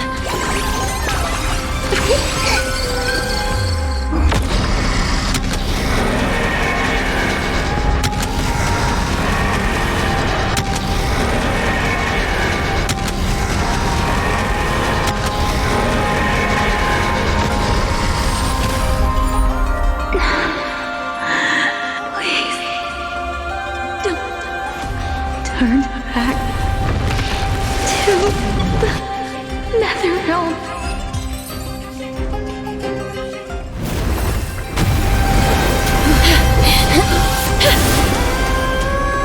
Oh, death. Sleep in peace.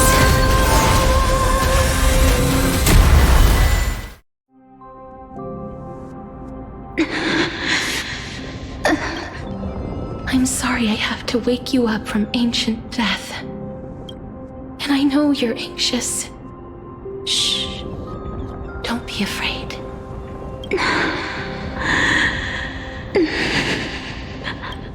you remember me?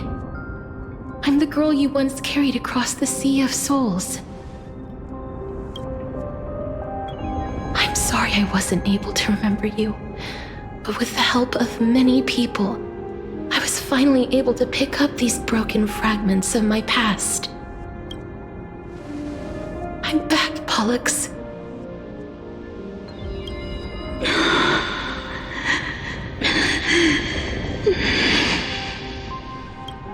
I know this might not be what you wanted,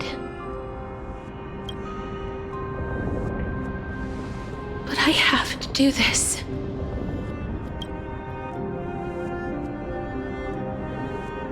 So please, carry me across the Sea of Souls again and return me to the Netherrealm, just like you did in the past. Please take me to where the core flame of death rests.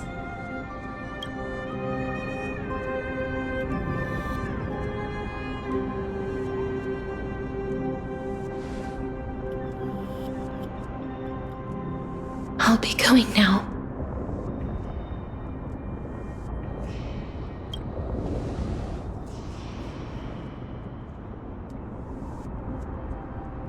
They may look scary, but as long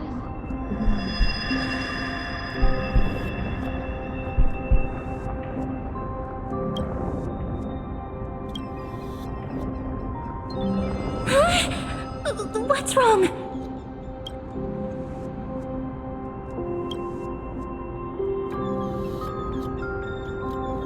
Are you... What's wrong with her? Her time is almost up. If I don't go now, I'm afraid her soul will return to Thanatos' embrace before me. What? Oh no! Is there anything we can do? Don't worry. I promised I would ask Thanatos for the Trailblazers' right to roam the Earth again. Mem, stay here and keep a close watch until I return, all right? All right. I'm the best at taking care of others. Go on, Cass. Make sure not to leave yourself with any regrets.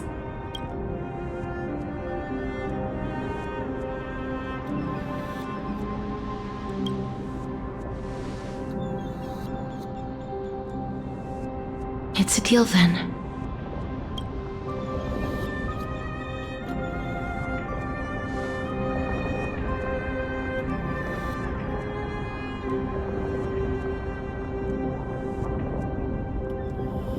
Please.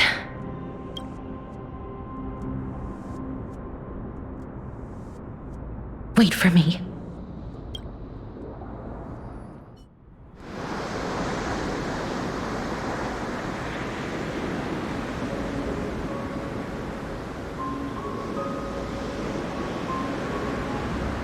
After all that, you still ended up back here.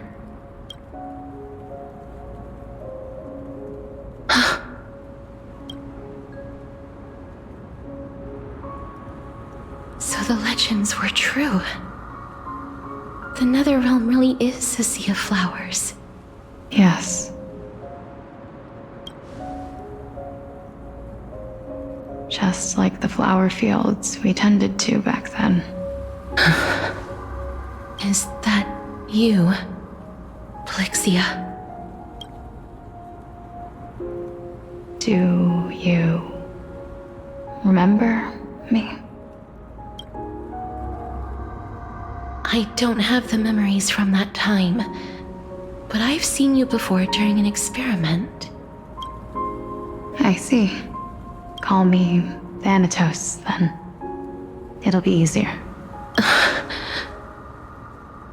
However, since you recognize the name, you must already know everything about Thanatos, right? Yes. I'm here to reforge the order of life and death in Amphorius. You know, my sister was a sympathetic, but rather sensitive person.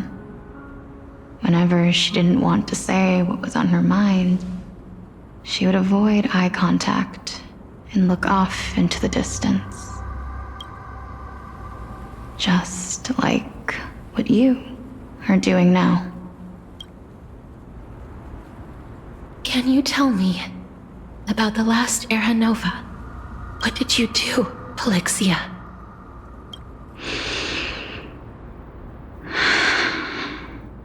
Where should I begin? I suppose we can start from the beginning. A long, long time ago, there were a pair of like-minded twins. As foretold in the prophecy, they were chosen to be successors to the god of death. But fate was cruel. The price of attaining divinity was to take the life of a family member with our own hands. That trial was indeed recorded in that memory. Then you should already know that my sister voluntarily gave up her own life so that I could ascend as the demigod of death. But I couldn't accept that. Why did we have to kill each other for a future she'd never see herself? That's not fair. So, while weaving the laws of the new world, I shattered the forbidden bottom line for life and death. I reshaped my sister's soul and took the form of the great dragon Pollux to carry her up the River of Souls and back into the mortal realm. But our fates were already decided and manifested in unexpected ways in response to my futile actions. Aging is an unbreakable law of nature laid upon humankind, created at the same time as death. When the living die, their souls will meet Thanatos, who would determine where every soul goes. If the Reaper raises their left hand, the soul is granted death and allowed to enter the Netherrealm to await reincarnation.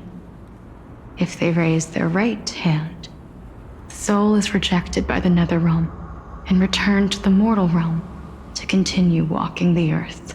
That's why the Hand of Shadow can only lay down judgment and not embrace another being. Yes. Death was originally a pair of hands, but they were split in twain when we reached the mortal realm, never to touch each other ever again. The half of Thanatos that represents life, the undying human who grants death, that was the curse I forced upon you. Then, what about you? As the half of Thanatos representing death, I shoulder the fate of defying death. I died the moment I entered the world of the living. From then on, my Titan also no longer existed in this world. The cycle of life and death stopped. Souls were denied their audience with death and were left stranded within an ever-rising river of the dead. What irony.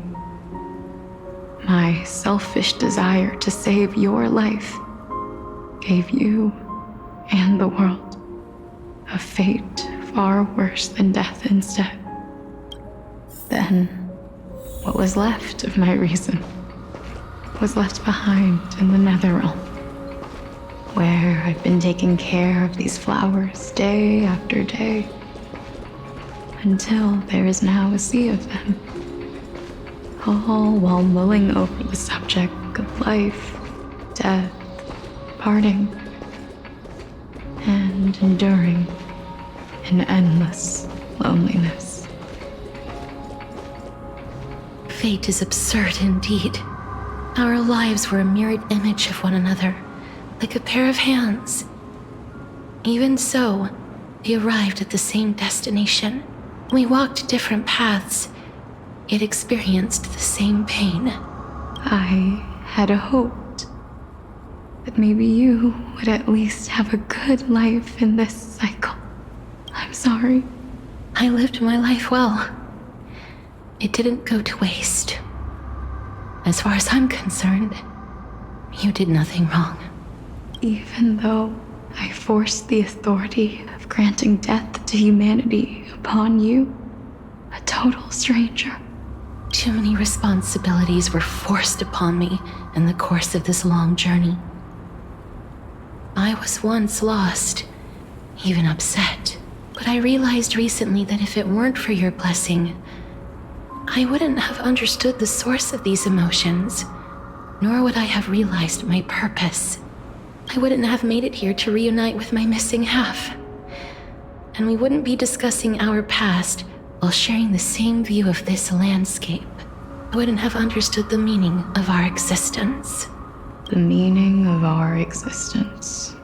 This sea of flowers blooms on dead land because we sowed it with the seeds of our separation and watered it with our tears of loneliness. Yes, the only thing death is allowed to create are flowers that bloom from blood and tears. That's why Thanatos cannot create living beings at will. Nor can the hand of shadow determine a person's remaining days. Because the life and death of mortals should never be dictated by another's will.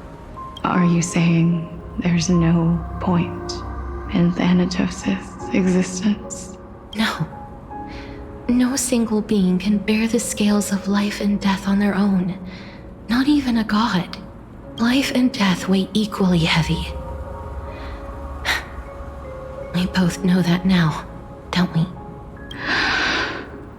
You, too, must have had a difficult life. We've taken quite the ridiculous journey together, haven't we? I had a feeling, even back then, that we would meet again one day. Not to embrace one another after a long separation, but to come in search of retribution. Tell me the answer that's already been written, and let us draw. It's been far too long. I've waited here for centuries, watching day after day as desperate spirits are denied by this lonely wasteland. I always hoped I would see you among them. But I was also afraid of seeing you. I didn't know how I could possibly face you again. But more than anything, I was afraid that you might have forgotten all about me. I know. But don't you see, Polixia? I made it back anyway. You don't have to shoulder death's authority on your own anymore. It was always meant to be held in two hands anyway. So, let's give our core flame to her and have her take it back to the mortal realm. Give humanity back their cycle of life and death. Our responsibility as Thanatos was never about picking out favorite souls. We were only meant to watch over life. Let's tend the field together and create a warm sea of flowers for all the souls to come. What do you think, Polixia? Yes, just one last step. You shall wither, and through that, the dead will sprout again from the remains, and be reborn with the dead flame. As foretold by the prophecy, Thanatos' authority is only destined for only one person to wield. As the Chrysos heir of death, as their demigod, as a titan, our fated moment has arrived once again. Just like before. Yes, just like before. But unlike that time, the ones undergoing the trial this time are prepared. You've made up your mind? Yes, as dictated by fate. But I won't be afraid. As long as you're here with me, complete your trial in this life. Grant me the embrace of death, and light the spark of life ablaze. You've been tempered by life and death. I know you'll be able to give this wasteland its first breath of life, like a raven butterfly, flying swiftly into the nether realm, perching on the twig of death. I will. After this, I will remain permanently in the Netherrealm. The River of Souls shall return here and rain down from the sky, scattering souls across the earth. The cycle of life and death will flow once again. This sea of flowers you sowed shall bear countless joyous or sorrowful souls, and bloom evermore.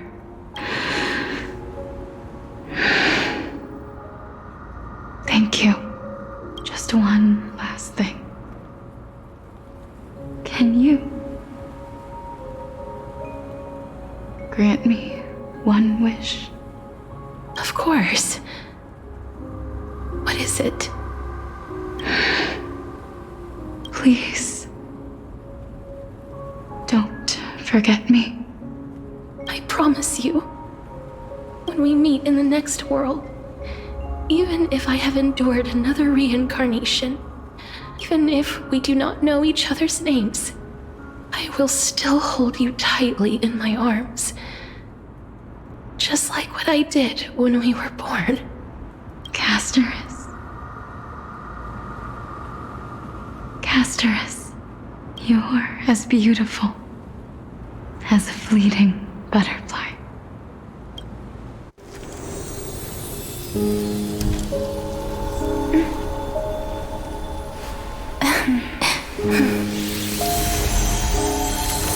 I will bring rest to death. And from now on, stagnant life will once again flow.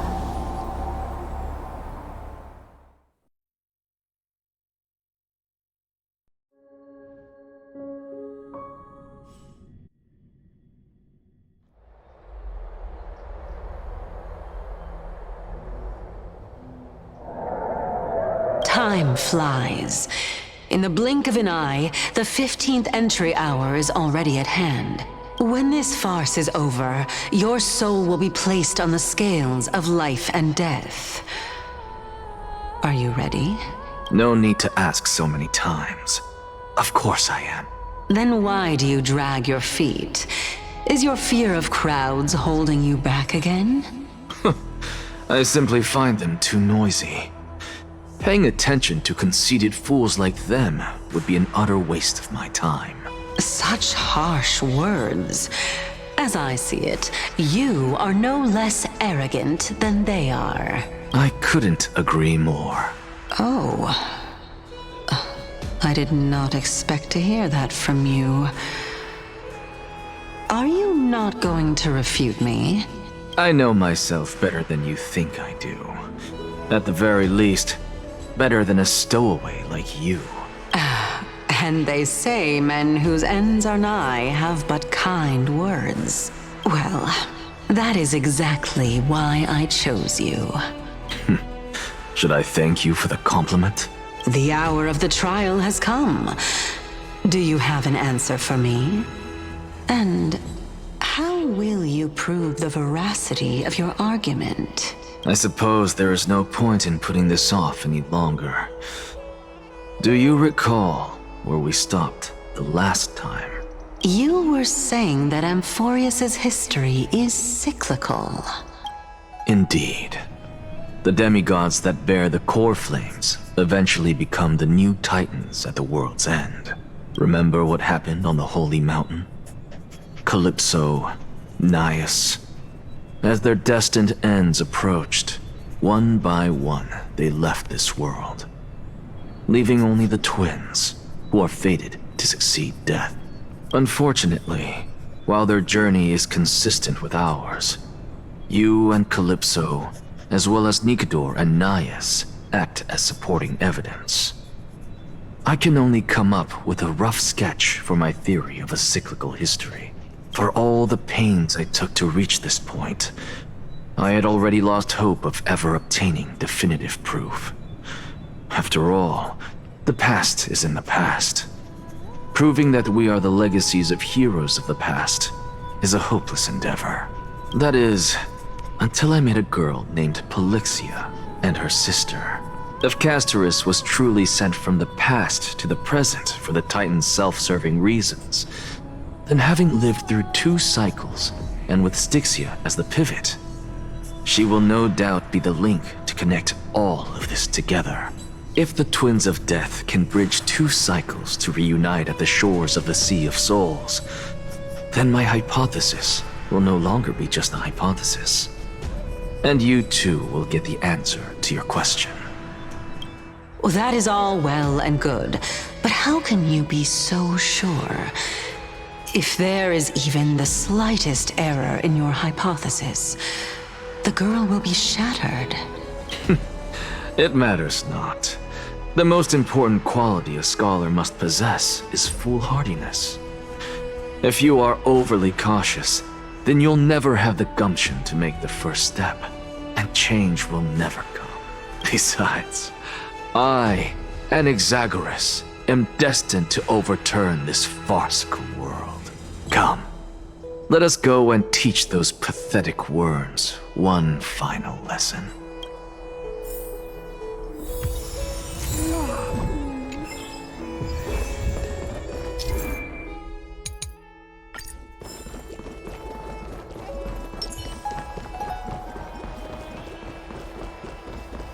Finen.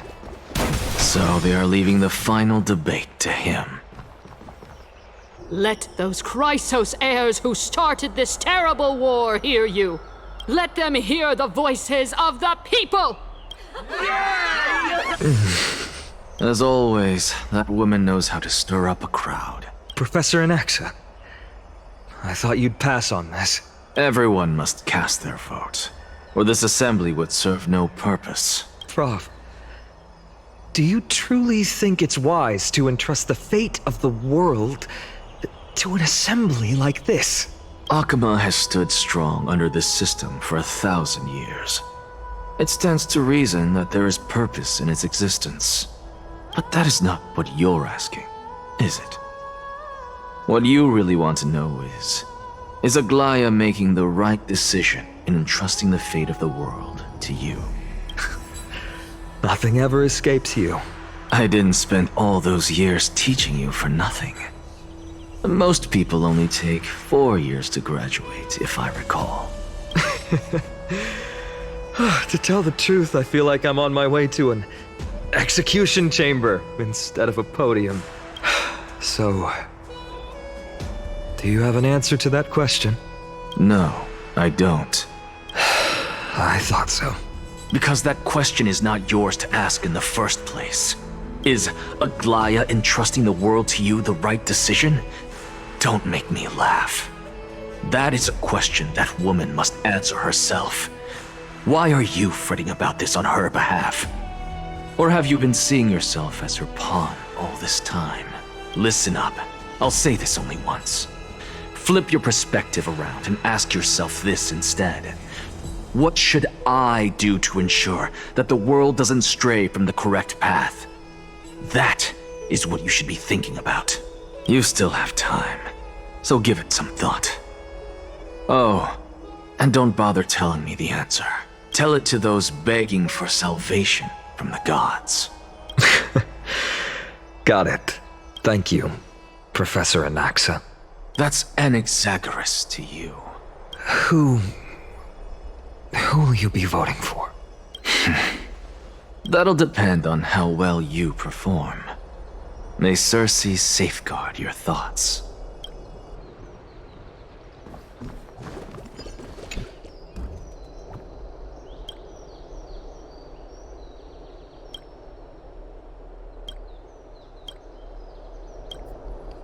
I actually don't necessarily mind things remaining the way they are. Elders and citizens, silence, if you please. As the Theoros, I present to you Finan of Ides Elysiae, virtuous citizen of Akima, and the last speaker of the assembly. Much obliged, Lord Lycus. I remember him. He's the penniless lad working for Aglaya. Where's Lady Goldweaver? Why is she sending this guy to give the last speech? Is this really the end of the Flame Chase journey? Can this dude really face down kindness? I actually don't necessarily. By Kefali above.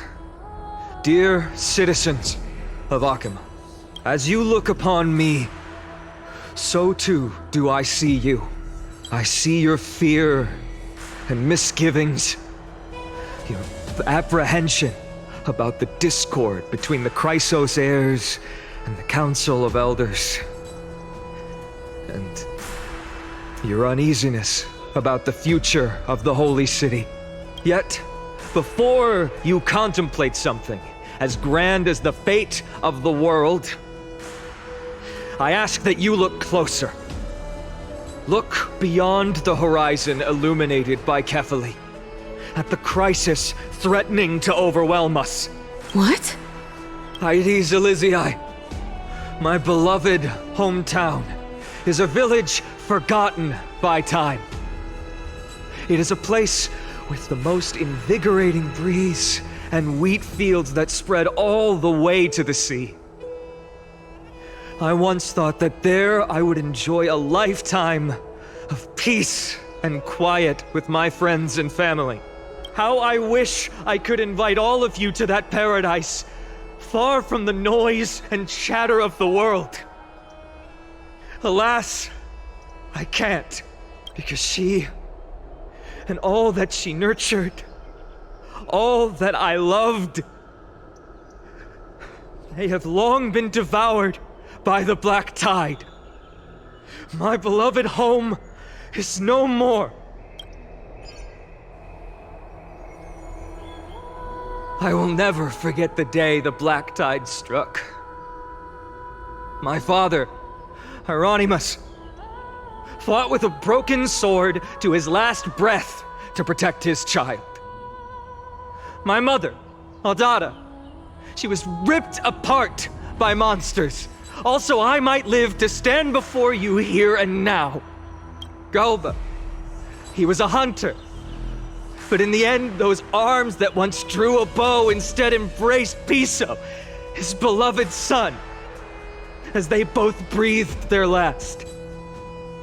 Pythias, the teacher, risked her life to save her students, but a burning beam fell on her, crushing her. And what of Livia, her daughter? Did she make it out alive? No, she didn't. Livia, Piso, and so many other children. My childhood friends. They were all swallowed by the black tide and turned into monsters. They kept saying the same thing over and over. Even up until the final moment, I finally steeled my heart and granted them eternal peace with my sword. Why, Finan? Aren't we the best of friends?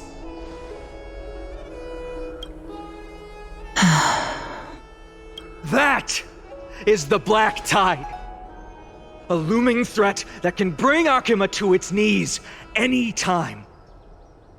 Kindness may have promised that with the 3 Titans of Calamity gone, Akima will return to an era Chrysia once more, but much as it pains me, I must disappoint you.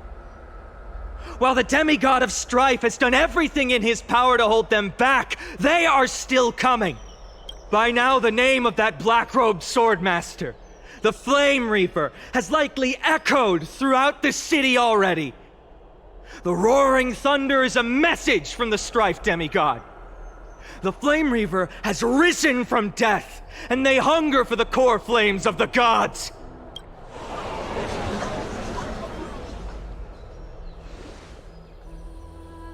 Lies! If such a powerful enemy is indeed approaching, why is Akama still a picture of peace? Exactly! The city of Akama shows no signs of pandemonium or chaos. And why is that? I beg you, spare a moment to think about this. Are we able to stand here and hold this assembly in peace today because the danger has passed? No! This peace we enjoy is no gift of fate. We are able to stand here today only because the Chrysos heirs have stepped up and shielded Akama from calamity. With her golden threads, Aglaya has preserved and continues to preserve these idyllic days that all of you hold dear. The Council of Elders claims that Aglaya will one day forsake the people because her divinity is eroding her body and soul. But ask yourselves this. Rather than offering her aid and support, why do they choose to watch and push Akama away from the Flame Chase journey? The answer that no one can bring themselves to speak of. A truth stained in blood and buried in greed, fear, and vanity.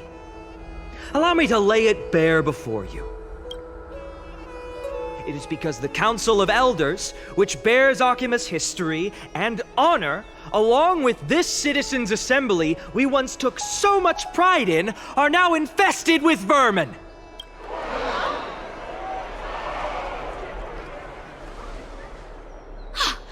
You insolent whelp! How dare you!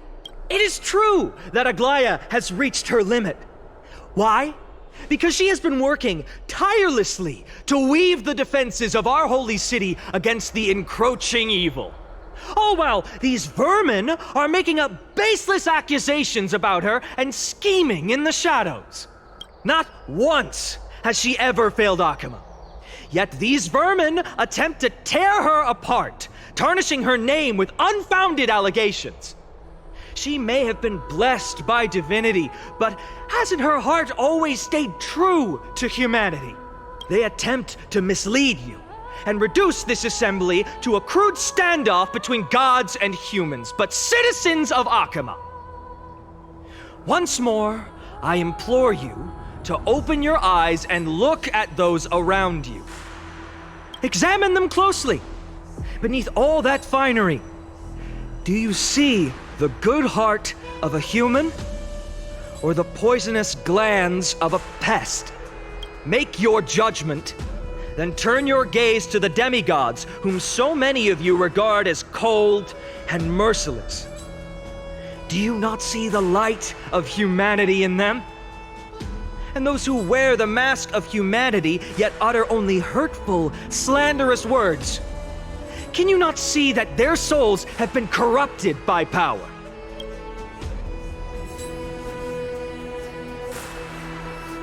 Yet, no matter what your answer is, and no matter who your vote goes to, rest assured that you have nothing to fear. For Aglaya, Trebios, and I will remain your faithful guardians and pledge our lives to upholding your decision. And this vow will stay true until the end of our days, where it will be passed on to future flame chasers. A steadfast and unwavering promise that shall endure through the ages. Absolutely right. The Chrysos heirs have only our best interests in mind. I still don't understand how we never...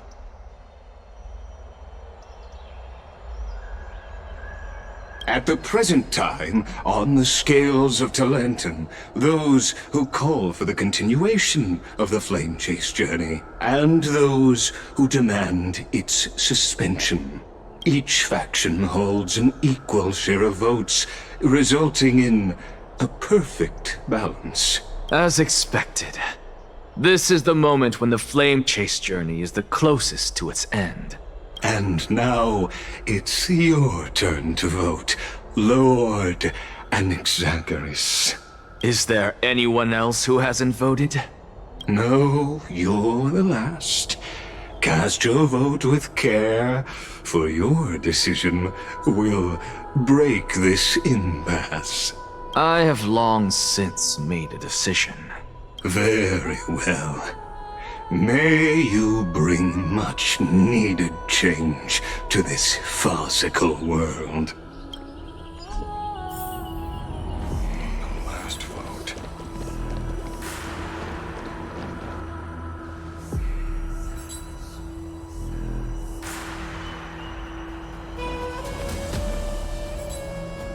You've done well, Finan. Given the circumstances, delivering a rousing speech to stir up emotions was a prudent move. Thank you all for your patience. On behalf of the 7 sages of the Grove of Epiphany and the scholars of Amphorius, I, Anaxagoras, am ready to cast my vote. But before that, in the interest of fairness, Lady Goldweaver, I pose a question to you before all who are gathered here. Will you, as Finan has promised, stand by the decision made in the Assembly, regardless of outcome? In the interest of fairness, I make no promises, lest it should influence your decision. Very well. I thank you for your honesty.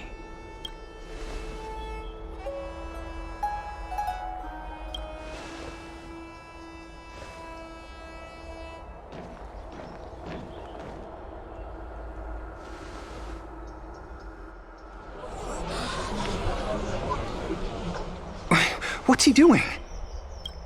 The stakes are high. Let's be patient. Cut the act! Who do you think you are wasting our time like this? Lord Anaxa, please do not forget that I... Rule number 1, do not call me Anaxa. Rule number 2, never interrupt me. Silence is golden.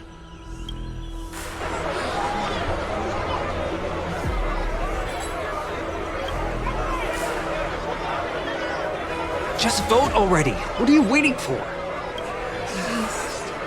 Your vote. Cast your vote.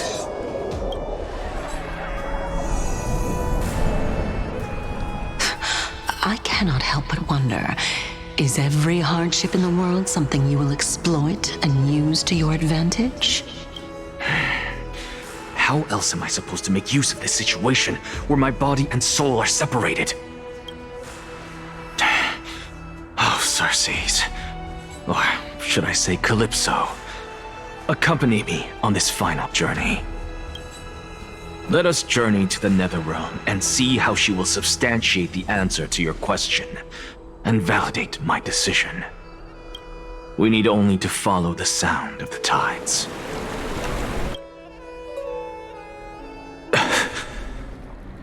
You are... Well done, child. Just as I foresaw, you have achieved great things. Teacher. What a twist of fate. A blasphemer raised in the doctrines of the Venerationists. It's like a foal kicking its mother in the belly after taking all her milk. I respect you immensely, sir, but... You cherish the truth even more. So, child, do not be troubled by the criticisms I have borne. Do not let those voices hinder you as you forge ahead. As the sage of the Venerationists, I am duty-bound to oppose you. But, as your friend and mentor, Anaxagoras, I say, go forth, for the truth is already in your hands. I will keep that in mind. Go now, child. Your lonely pursuit is about to welcome a new chapter. And when you reach the end of this journey, may we meet again with the truth before us. You have my word, sir. May Circe's safeguard your thoughts. May Circe safeguard your thoughts. You are right, Empedocles. My lonely pursuit is about to welcome a new chapter. I must be on my way now. May we meet again with the truth before us, Empedocles. What are you waiting for? Just cast your vote. Silence! Silence, everyone! Behold, Circes. Here at the center of the world, I shall write the final step of my proof. For this place is but one step away from the truth.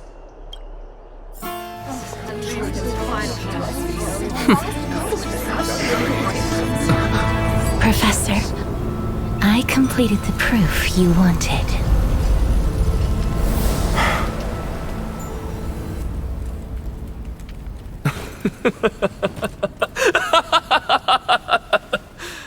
Thank you, Castorus. The answer is plain as day. My vote goes to the Flame Chase Journey and nothing else! Elder Kindness, I have deciphered the truth of this world!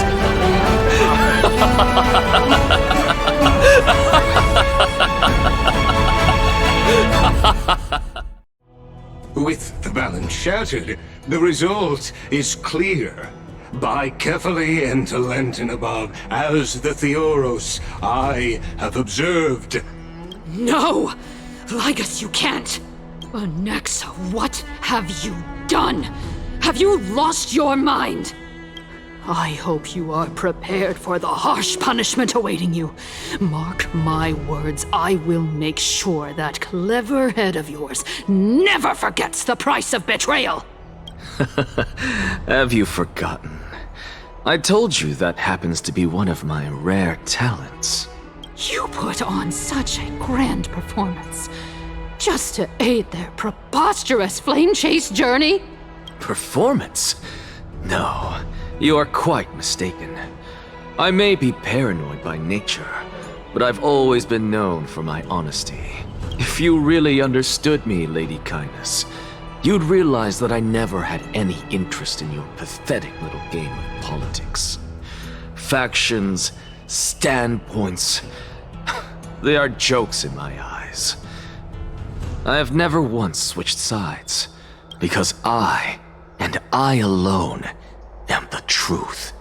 Lady Kindness, with all the citizens here as witnesses, we should honor the spirit of democracy and respect the decision of this assembly. I have observed that Akama has chosen her destiny. This citizens' assembly has resolved to continue the flame chase journey. This resolution shall be put up on the wall of heroes, such that all citizens are aware of the city's way forward. You! It seems not everyone is ready for the assembly to end. Very well. Let me entertain you for a little longer. By your leave, Lord Lygus. Interesting. Elders and citizens, your attention, please. Stay for a moment more, if you will. Anaxagoras of the Grove of Epiphany has an announcement for the assembly. What is this performer up to now? Just moments ago, all of you made a decision on the fate of Amphorius. As a supporter of the Flame Chase journey, it pleases me to see the choice you have made. But I regret to say that I still harbor doubts about this outcome. Thus, I hereby challenge this resolution. Tell me, who among you dare swear to Kephales's name that Era Nova will truly welcome the fairy tale ending that the Chrysos heirs have promised? A beautiful new world free of calamity and madness? Nonsense! That's impossible! No one? Must I pick somebody to answer? Very well. You, The one acting so wise and profound. In front of all present here, do you dare swear that it will happen for sure?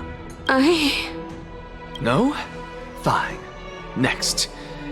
You, the one with ignorance written all over your face. Yes, you. Do you dare swear by it in front of the Titan? What are you trying to do? Useless. Your turn, then.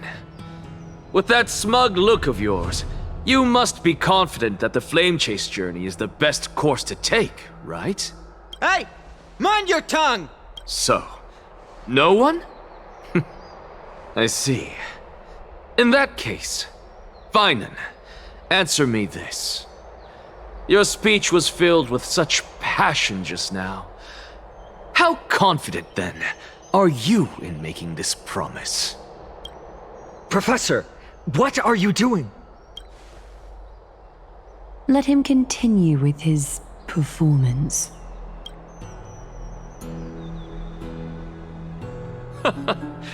Will you look at that? Even Finan and Aglaya lack the courage to make such a promise. And what's even more absurd is that no one but I can promise you this new world. And yet, the Assembly passed the resolution anyway. But you needn't worry, because I knew better than to trust you good-for-nothings. That is precisely why I am here today. To give you one final lecture. Now listen up and listen well. I, Anaxagoras of the Grove of Epiphany, hereby declare everything that the Flame Chase journey promises is true. Finan of Ides Elysiae, the prophesied demigod who shall succeed Kefali, will reforge each and every one of us in the new world with his complete, intact memories. What? The core flame-bearing titans were the Chrysos heirs of yesterday, and the Chrysos heirs who carry the core flames today will become the titans of tomorrow. All of our souls shall endure for eternity in the miracle of the World-Bearer, and all under Kefali's protection shall step into that new world.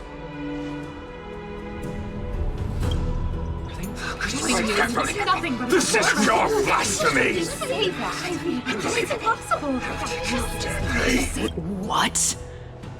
Are you saying that we must bow down to you and worship you even in our next lives? Enough, you blasphemous imbecile! How dare you try to deceive us with all these lies and falsehoods? How can you prove? I told you, don't interrupt me. But since you've asked, I shall be kind and indulge you. My statements are based on my experiments on the divine body of Kefali themselves. You heard me correctly, everyone. With the tacit approval of Kindness and the Council of Elders, I fused my soul with the god through alchemy and learned the truth behind Era Nova. What is he talking about? Isn't that pure blasphemy? I, the vile, wretched blasphemer, deserve nothing less than death for my sins. And the Council of Elders, which granted me consent and aided in committing this atrocity, should face punishment alongside me. By the gods, even Kindness has betrayed Akuma. Don't the Kefali We're Kefali of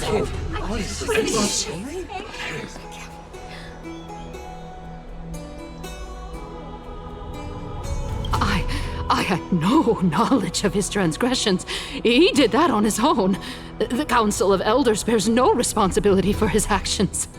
Lord Lygus, as the esteemed Theoros, are you going to simply stand by and allow the Council of Elders to be dragged through the mud? If the accusation is true, I will acknowledge it. If not, my conscience stands unburdened. Lady Kindness, the reputation of the Council of Elders was not built in a day, nor will it be shattered overnight. Repercussions await those who fool the people, and punishment must be meted out on those who abandon their vows. We should respect this beautiful city and her people. You... Lady Aglaya, the Gold Weaver, I humbly ask that you take on the responsibility of overseeing this judgment in the name of the fairness of Talantin and the justice of Kefali. Considering the circumstances, and in accordance with Akima's codex as the only demigod among us, you shall rightfully wield this authority. The honor is mine to bear. How is this permitted? Elders and citizens, silence, if you please. Anaxagoras of the Grove of Epiphany has made his statement clear. As per Akima's codex, I request all present citizens to stand with me in exercising the right of judgment. First, Elder Kindness of Akima and Ligus the Theoros stand accused of neglecting their duties and abusing the law, leading to the egregious blasphemy against a god. In the names of Talantin and Kefali, Akima is to form a committee before the 7th action hour to conduct an investigation and disclose the findings to the public for subsequent judgment. Yes! That's what we deserve! Curse you! Now, concerning Anaxagoras of the Grove of Epiphany, he has confessed to grave blasphemy against Kefali. In the names of Talantin and Kefali, the accused must be allowed to hear the people's voice prior to the execution, for a chance at a reduced sentence and possible pardon.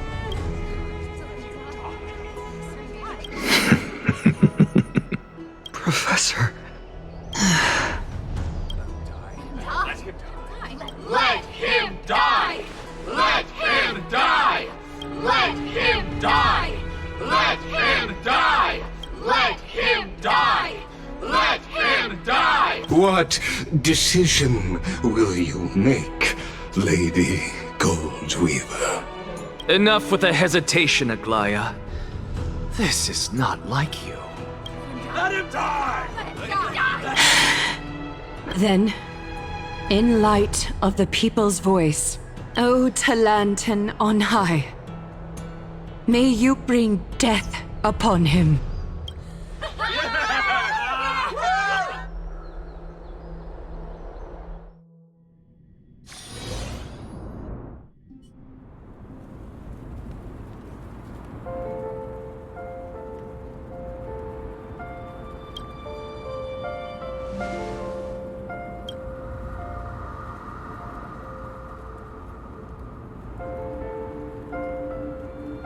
Allow me to reintroduce myself. I bore the name of Castris while walking among the mortals. And now, I stand as the demigod of death, the living side of Thanatos. Welcome to my realm, where the west wind ends.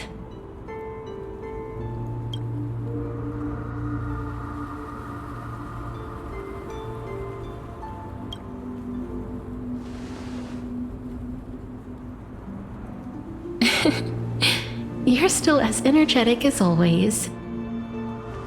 Did you know? Every flower here was planted by Thanatos themselves. These flowers were originally both lifeless and immortal, but in the first rain brought by the River of Souls, they were given new life, flourishing as the bearers of countless souls. And it is my duty as the Master of Death to tend to their well-being and foster their growth in this serene haven. Similar to the structured cycle of life and death in the mortal world, these flowers too shall wither and fade, returning to the earth and then ascending to the sky with mist and tides. Eventually, they will descend to the mortal land as gentle rain. Every soul undergoes the perpetual cycle of reincarnation, albeit in varied forms, until the world meets its end.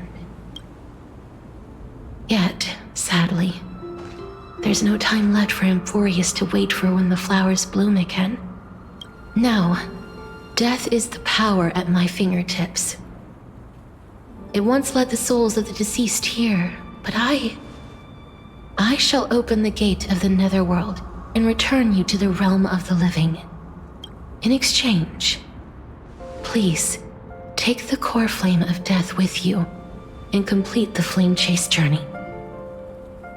Do not let our work thus far be in vain.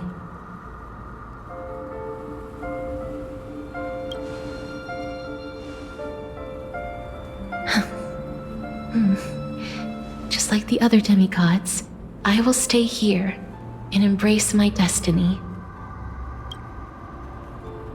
That being said, it is not easy to guide a lost soul back to the mortal realm. The whispers of death are sweet and alluring. If your determination wavers, you will succumb and be forever ensnared by the netherworld's grasp. Please consider this a one-time exception. I will do everything in my power for the flame chase journey. And for your life, the only life I can save. I am glad to hear that.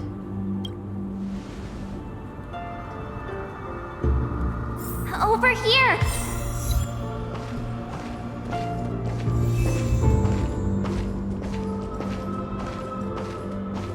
I believe in you.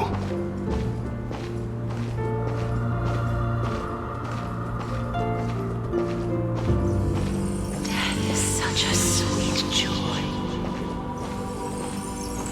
Don't go, such a sweet joy.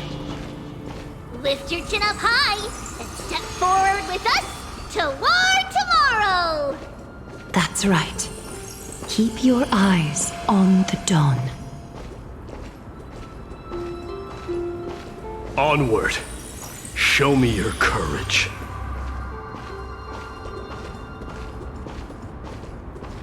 Partner, we shall become heroes together.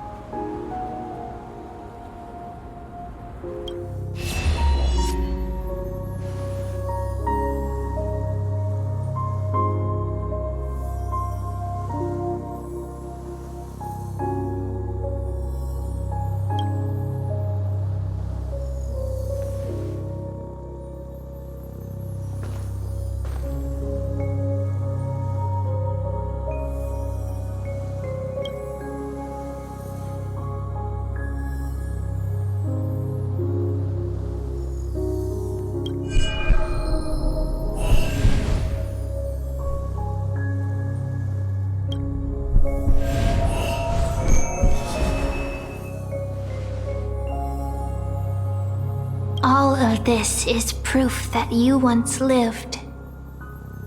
Your soul, your memories, the years you've journeyed through, and the path they revealed, leading you back home. So, continue onward. Do not stop moving forward, and do not let her sacrifice and the support of all who have stood by you be in vain. Over here, friend! Take my hand! Let's go home.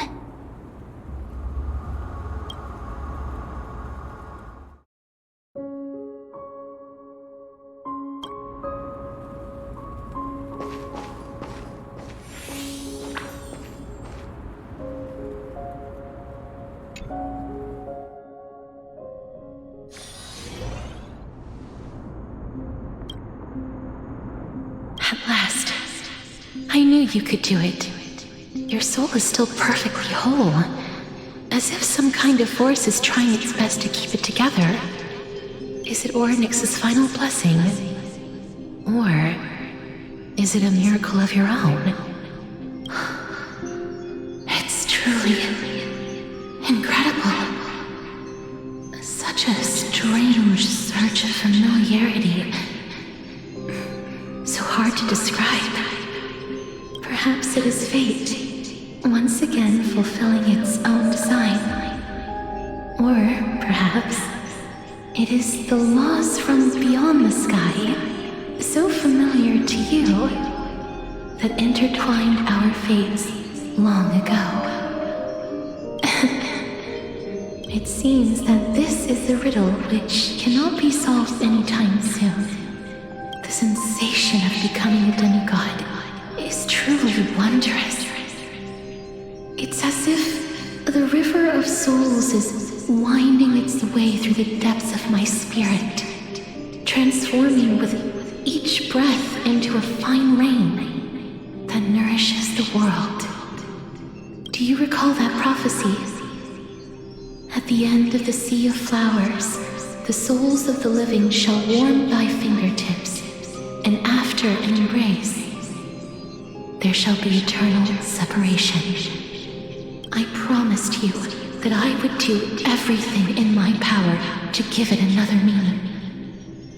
Now, as I stand as a demigod and destiny draws to a close, I can finally end it in a way that is as beautiful as it deserves.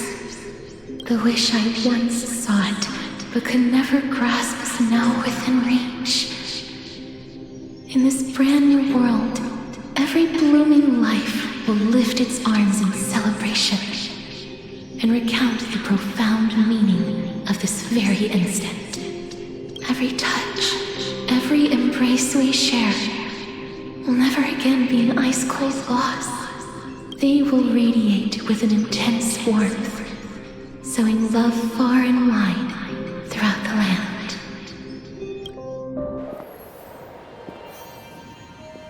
The other shore is very cold.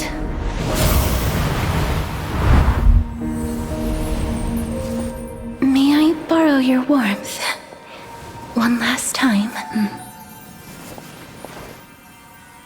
Thank you for fulfilling this wish of mine.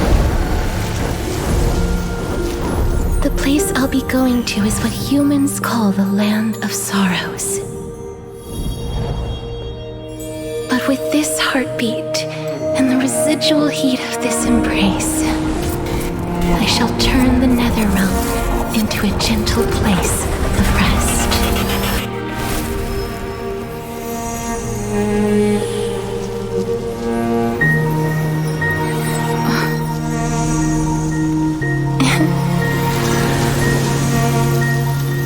This embrace may be brief, but it's the proof that I once lived. Farewell, then. May we reunite in the new world.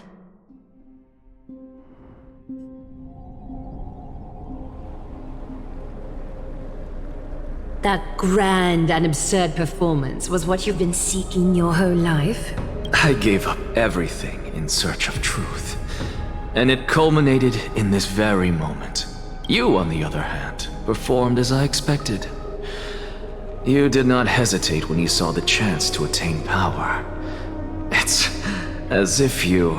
Crave power, like a fly craves rot. Those are your words, not mine. But what you said at the end, did you already know what I had planned for Thynan? I may have lost an eye, but my vision is clearer than anyone else. You've nearly exhausted your humanity. You're no different from my current state as a walking corpse. That's true. I've long since burned to ash over the past 1,000 years. Only he is capable of unleashing a raging fire that rivals our final great enemy, Aquila. So, this is our last chance. How about we let go of the bad blood between us? May I resonate with your core flame, Aglaya? Please do. That's impossible. To persist with your soul thinned to such an extent. You're insane. Just as you fight to lug your corpse onward to complete your unfinished goals, I have my own reasons for doing this. Until Finan grows into his position as the prophesied leader, I must continue to lead everyone on the flame chase journey. I must keep inching forward, even if only as an empty shell. I've long predicted this was the case, but I didn't think you'd already lost so much. How ironic. We would have avoided so many misunderstandings if you and I had just spoken this candidly before. But casting aside our ideological differences, there is one thing you and I agree on. Finan. Yes. He was born to be a hero. He understands the hearts of the people, and I can confidently say he is a far better leader than you. Only he is capable of fulfilling your mission. Sadly, he is a man cursed by Nestia. But by my estimates, his horribly elaborate sense of style should not impede Era Nova. Congratulations are in order. We found common ground at the very end of our destined paths. When you put it that way, it makes me want to take back what I said. Aglaya, we're back. Come welcome our great hero reborn from the ashes. I hope he didn't hear your earlier assessment. It wouldn't be the first time I criticized him. A man should be aware of his own shortcomings.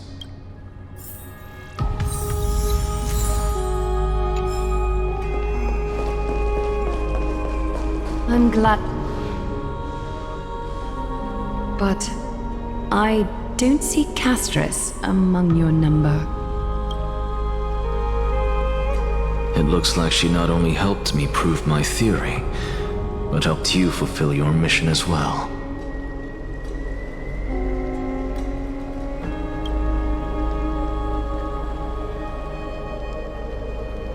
She might not have been able to change her fate, but she still wrote the final verse of her epic herself. Trinen, please recite the prophecy for us. Trailblazer, please surrender that scalding cool flame for us as well. You are the only life she ever saved by her own hand in her 1,000 years on this earth. I believe no one is more qualified for this noble task.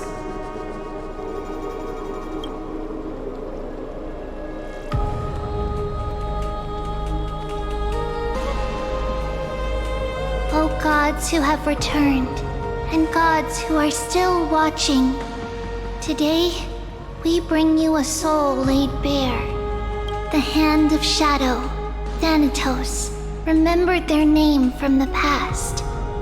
From daylight they came, and to their fragrant dwelling they return, to walk now among your ranks. And there was one who joined hands with the Titan, a traveler risen from the dead, and reborn among mortal kind. She is the everlasting night, and shall now proclaim in her good name, O Majesty of the 12 Titans, pillars of the world, we seek your divinity to mend the rifts of the world. Fill our bodies with blood of gold till we wither in willing service to the prophecy.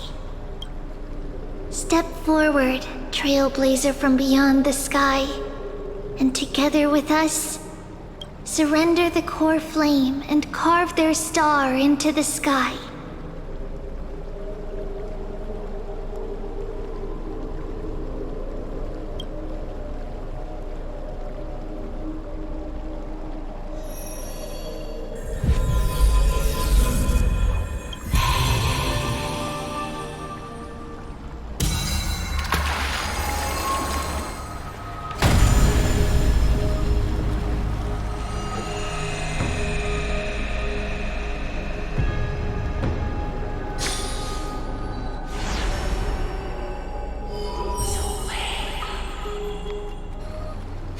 constellation for death.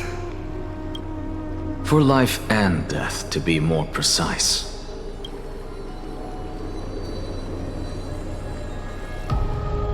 Look! It's...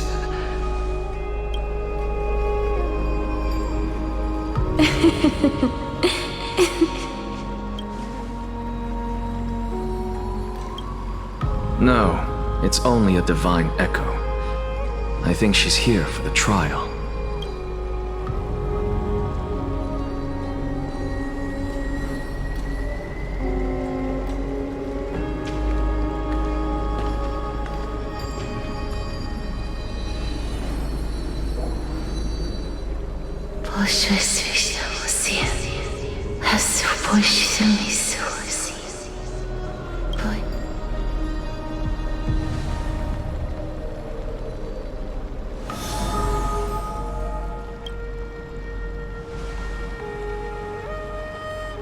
What did she say? That's the language of the Titans. Castorus... No. The Titan. They said... I have illuminated the cold shadow of death. Onwards. For your path to the future is bright and its flame eternal.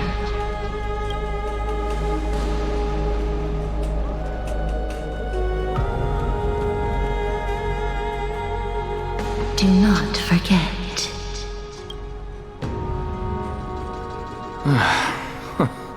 She made quite a scene. I suppose it's my turn now. I won't stop you. Professor, you... What's with that look? You were present. So, let's get this execution over with. We wouldn't want to bring shame to Akima's divine laws or keep me from creating a new world. You never change, do you, Professor? I don't understand. If your theory is correct, you'll lose all memories of your past life once you become a Titan. So what's the point of becoming a god? Of course there's a point. Even if I forget who I am, I'll still have my brilliant mind. It goes without saying, I'll find a way to retrieve memories of my past life. Besides, I still have you, don't I? I still don't really understand what you said during the assembly. Even if it were true, things reforged from memory could never be the same as the original anyway. Then allow me to tell you right now that you're wrong. What exactly are we? My answer is that the Chrysos heirs are the future Titans and vice versa. Of course, this answer only applies to us. So, what are we when it comes to regular mortals? The very essence of the world, our souls, are tiny invisible seeds that hold records of each person's memories of the world. And we are the buds that sprout from these seeds to grow into great trees. Is that what new sporism means? Correct. Once our physical bodies are born, we become new extensions of the world. From there, we plant our seeds into someone's memories and then scatter them into the hearts of countless people in the future. Just as seeds are affected by their environment, so too will our appearances differ across memories. But the partial memories we carry will always be the same, because that is just how the world is. To destroy our very existence, one must destroy the world itself. But we have someone who will still live on with his perfect memory. That person is you, child of Kefali. This is what it means to be the world-bearing Titan. So, carry everything of this world and live on. Don't disappoint those most precious to you. Don't disappoint Lady Goldweaver. And especially, don't bring dishonor to my theory. Anaxa, I swear to you, I'll lead everyone to our reunion in the new world. Good. That is all I have to say. Farewell, everyone. May we meet again in the next life. Farewell, great performer. May Circes safeguard your thoughts. Are you satisfied, Honorable Titan? Very. I hereby swear I have borne witness. Anaxagoras of the New Sporists and the Grove of Epiphany has successfully overcome the trial of reason. Thus, I shall confer upon you these words. You shall transcend the peaks of purity and return to corruption and hardship. Oh, so that's a god's prophecy. It sounds like you just rephrased my past, present, and future. Oh, Circes. Is that all you've got? Well, you've already transcended the peaks of purity, and you were never the type to give me any leeway. That is true. But I do still have one question. I knew it. What is it? Maybe we're thinking of the same thing.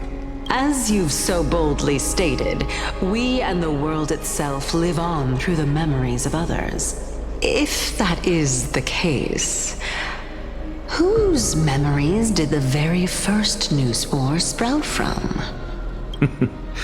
How should I know?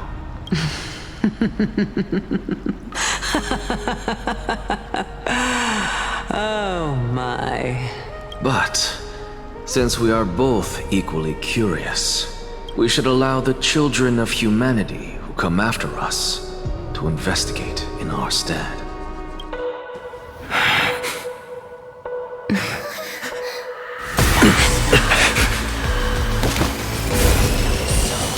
Rejoice, Circes.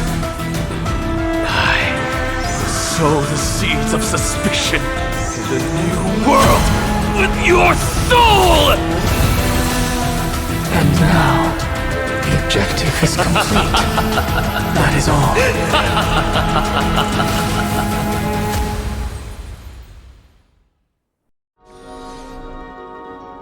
Thankfully, she's still alive. Was March 7th also in this condition when she was first rescued by the Express?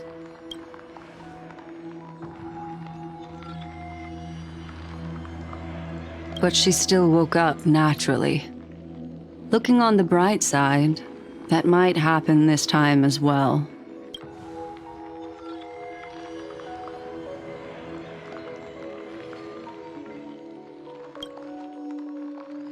I do not have conclusive evidence, but judging by her current condition, perhaps March 7th's memories have been hijacked. Think about it, Miss Himiko. What will happen when someone loses their ability to remember?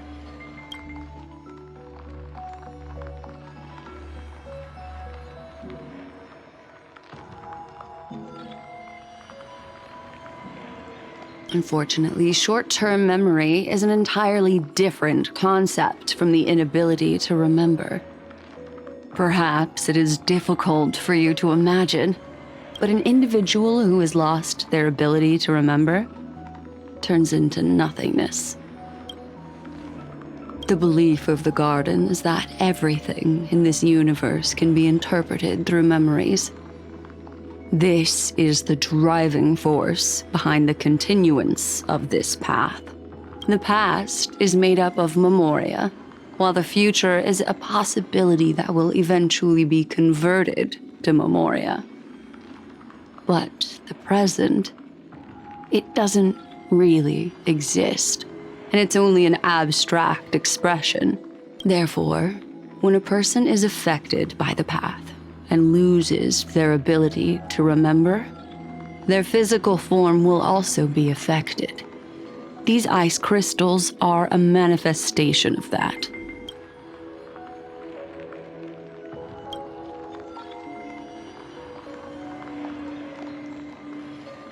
Is Miss Himiko suspicious of me?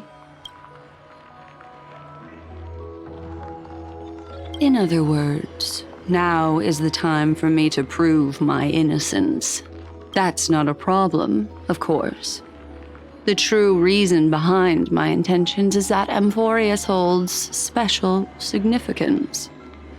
For some memo keepers of the garden with extremist views, it is a perfect example. A world that can only be seen through the garden's mirror means that memo keepers have the right to keep the world in their private collection. If those Pathstriders of Remembrance were to uncover the secrets of Amphorius first, they might unleash their wild ambitions and remodel more worlds into a similar form.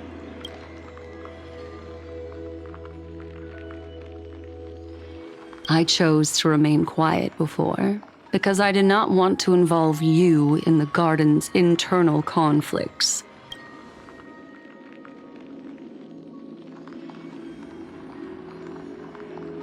You can be even bolder with your guesses.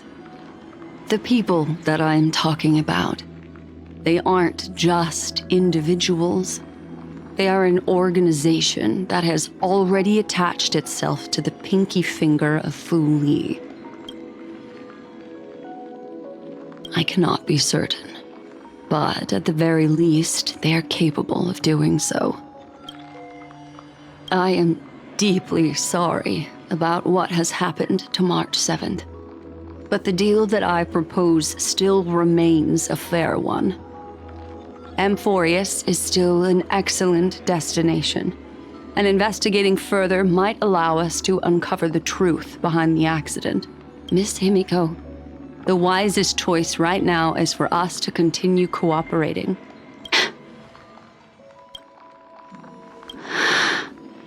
Let me take back a part of what I said just now, Miss Himiko. Although we indeed struck a deal, it seems like I have involved you in some unforeseen danger. Please accept my deepest apologies. It's Fu Li. Their gaze has just swept across Amphorius. Oh, how interesting. I never expected a mere memo snatcher to be actually hiding so much inside her head. What's even more interesting is that the word Amphorius has appeared in her subconscious. This lady seems to be having fun.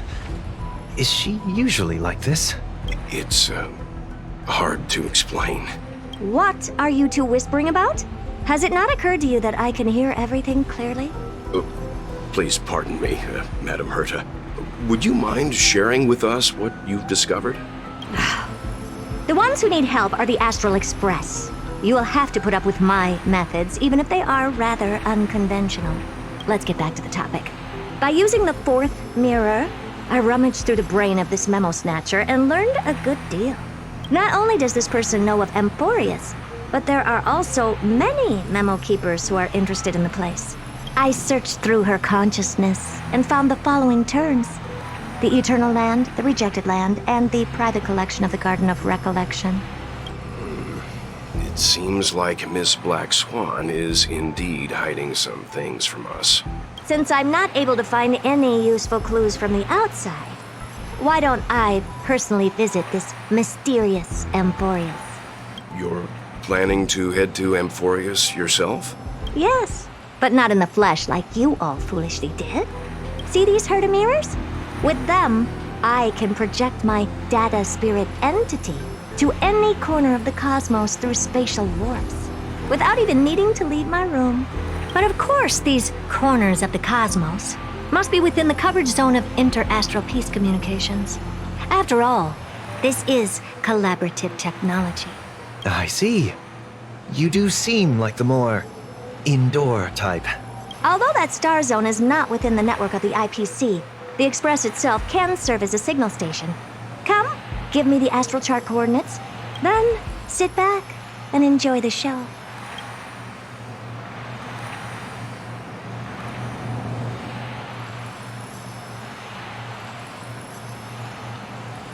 All right, now that everything is ready, mirrors, get to work.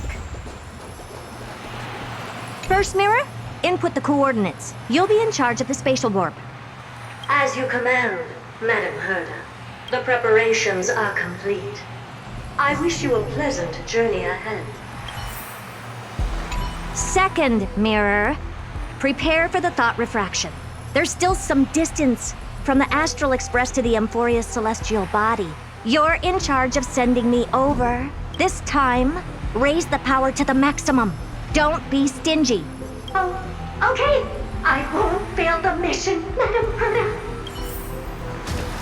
Third mirror, you're in charge of generating the data spirit entity. I'm happy to help, Madam Herda. What kind of appearance are you planning to use this time? Good question. Let me think. Forget it. Just use my own appearance. There's no one there that'll recognize me anyway. As you wish. Preparation of the data spirit entity complete. Thought refraction at max power. Excellent. The first mirror. Let's get going. Have a safe trip, Madam Herta. May your journey yield good results. Coordinates input complete. Preparing to activate spatial warp. Destination, unknown celestial body. Amphorius. Spatial warp countdown. 5, 4, 3, 2, 1. Warp activated. Oh! So that's Amphorius? Its appearance is, well, sure is unique. Second mirror, prepare for thought refraction. It's time to send me in. Alright, please read the safety protocols carefully. Can't you hurry up? Yes, ma'am.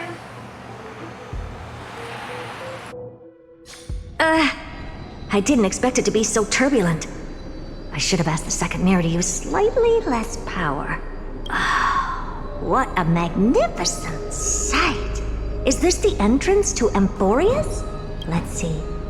Perhaps I'll be able to find a way in.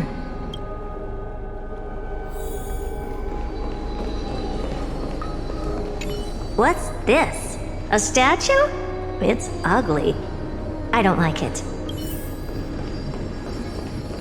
Oh, I finally found your traces. How esteemed must you be for the great Herda to come out personally? When we return, get ready to become free labor for the simulated universe for the rest of your lives. What's this? Oh, how creepy. Oh, it moves? Who are you trying to scare? It's either a projection or a fake. There doesn't seem to be much to take note of. My deepest apologies, esteemed lady. I'm afraid that you cannot proceed further. Who's there? Your visit, although not part of my calculations, is a pleasant surprise. It's a pity that the preparations are not yet in place to receive you with the hospitality that someone of your status deserves. Are you not going to answer my question? Who are you? I have many identities, and I'm going to have even more in the future. But if you just need a form of address, you can use my common alias, Lycurgus. Lygus. All right, Lygus. But you can't possibly think that I'm just asking for a name, can you? Regrettably, I do not have the authority to share more information. However, standards are always flexible. While not violating the ultimate agreement, I'm able to disclose this piece of information. As you thought, this is the entrance to Amphorius. Now, please, kindly turn back. Amphorius is not a world that you should be involved with, regardless of what kind of magnificent achievements you have accomplished. This place will not open its doors so easily. You seem to understand me very well. Then you should know that I have no reason to listen to you. Your reaction is completely within my calculations. Despite my long years as a watcher, it seems like my assessment of human nature still remains accurate. From you, I'm able to sense a beautiful desire for knowledge. But my answer remains unchanged. Madam, it is with the utmost goodwill that I suggest you return to where you came from. Let's assume for a second that I'm not so well-mannered, and that I insist on uncovering the secrets hidden behind you, Mr. Lygus. How do you plan to dispel this notion of mine? Within the scope of the alternate agreement, there are 178,244 logic chains at my disposal to convince you. After filtering through them, I have determined that I only require 3 to attain the results that I desire. Oh? I'm all ears. First, for reasons that cannot be disclosed, Amphorius is a completely isolated celestial body. Apart from me, no one else will be able to help you enter. That's not a good argument.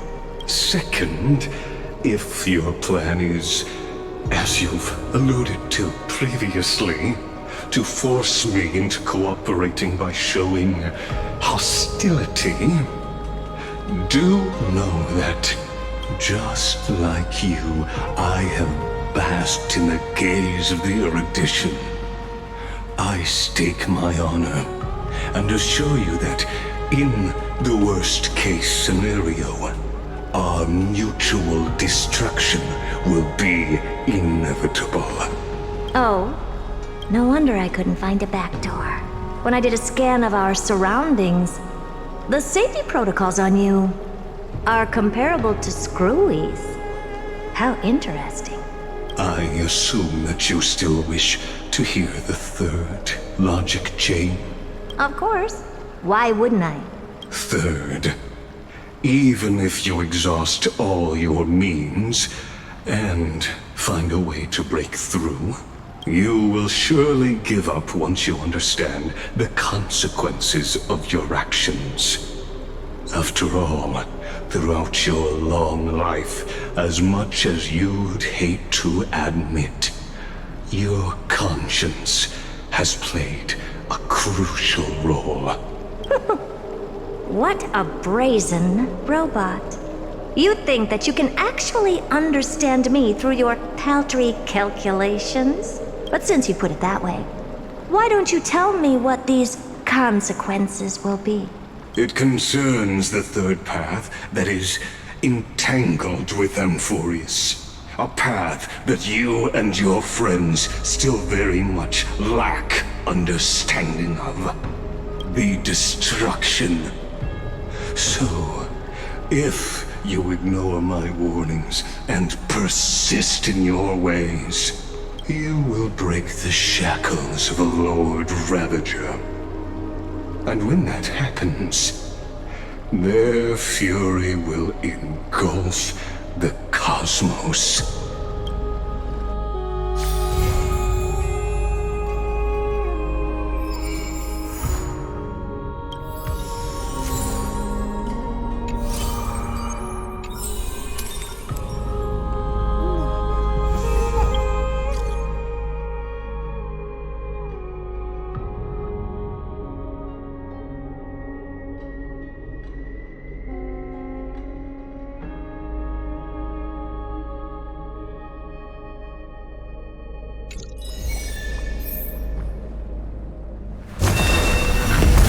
Emerge from your cocoon!